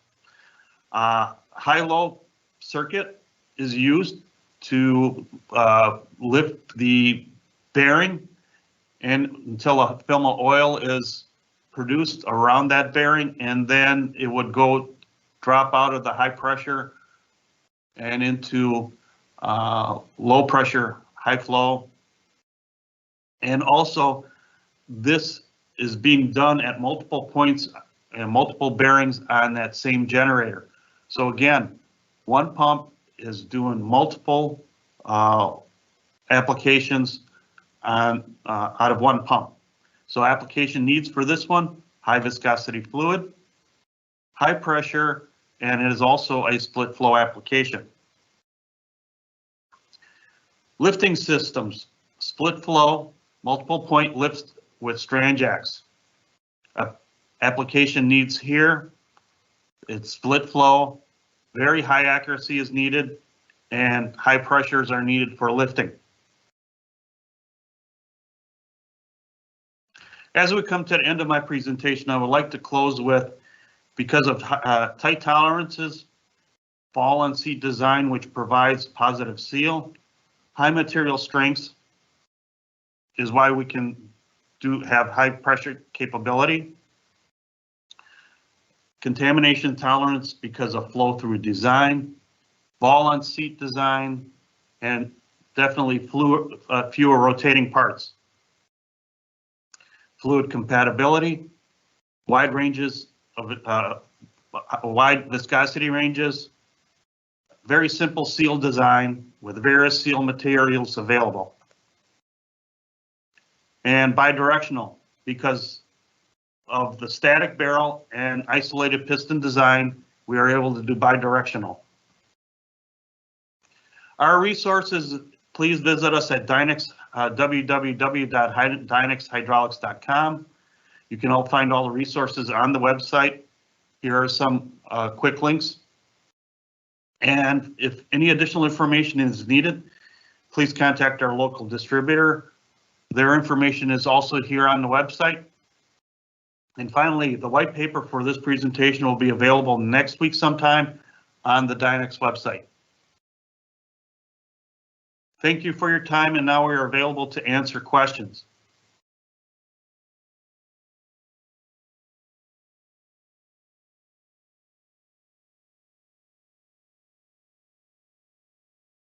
Thank you. Thank you, Dan, for the wonderful presentation. It was really interesting to listen to you. Over to Somsekhar. Yes, sir. Very nice presentation, Dan Lajic. We are so happy for your participation. Okay. Now I think today it will end it with this last session. Am I correct, sir? Yeah. Questions? We do not have any questions. Yeah, no questions. 1 second, sir. No questions were received. Okay. Yeah. So on behalf of FPSI Chennai chapter as well as the FPSI National Council, we thank Mr. Dan Lajic for his wonderful presentation. Thank you very much, Dan, for your time and the presentation.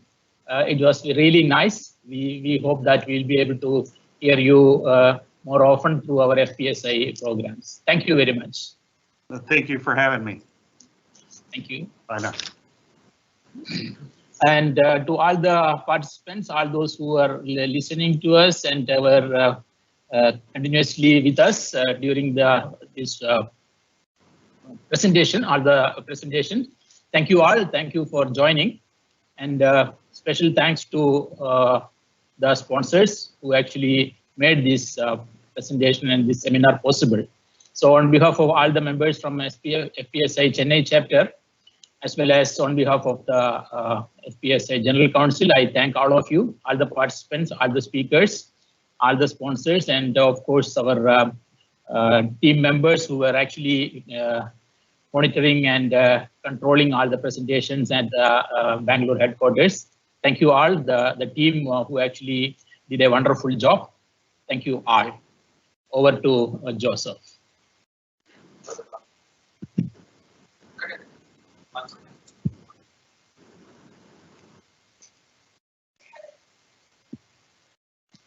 Thank you so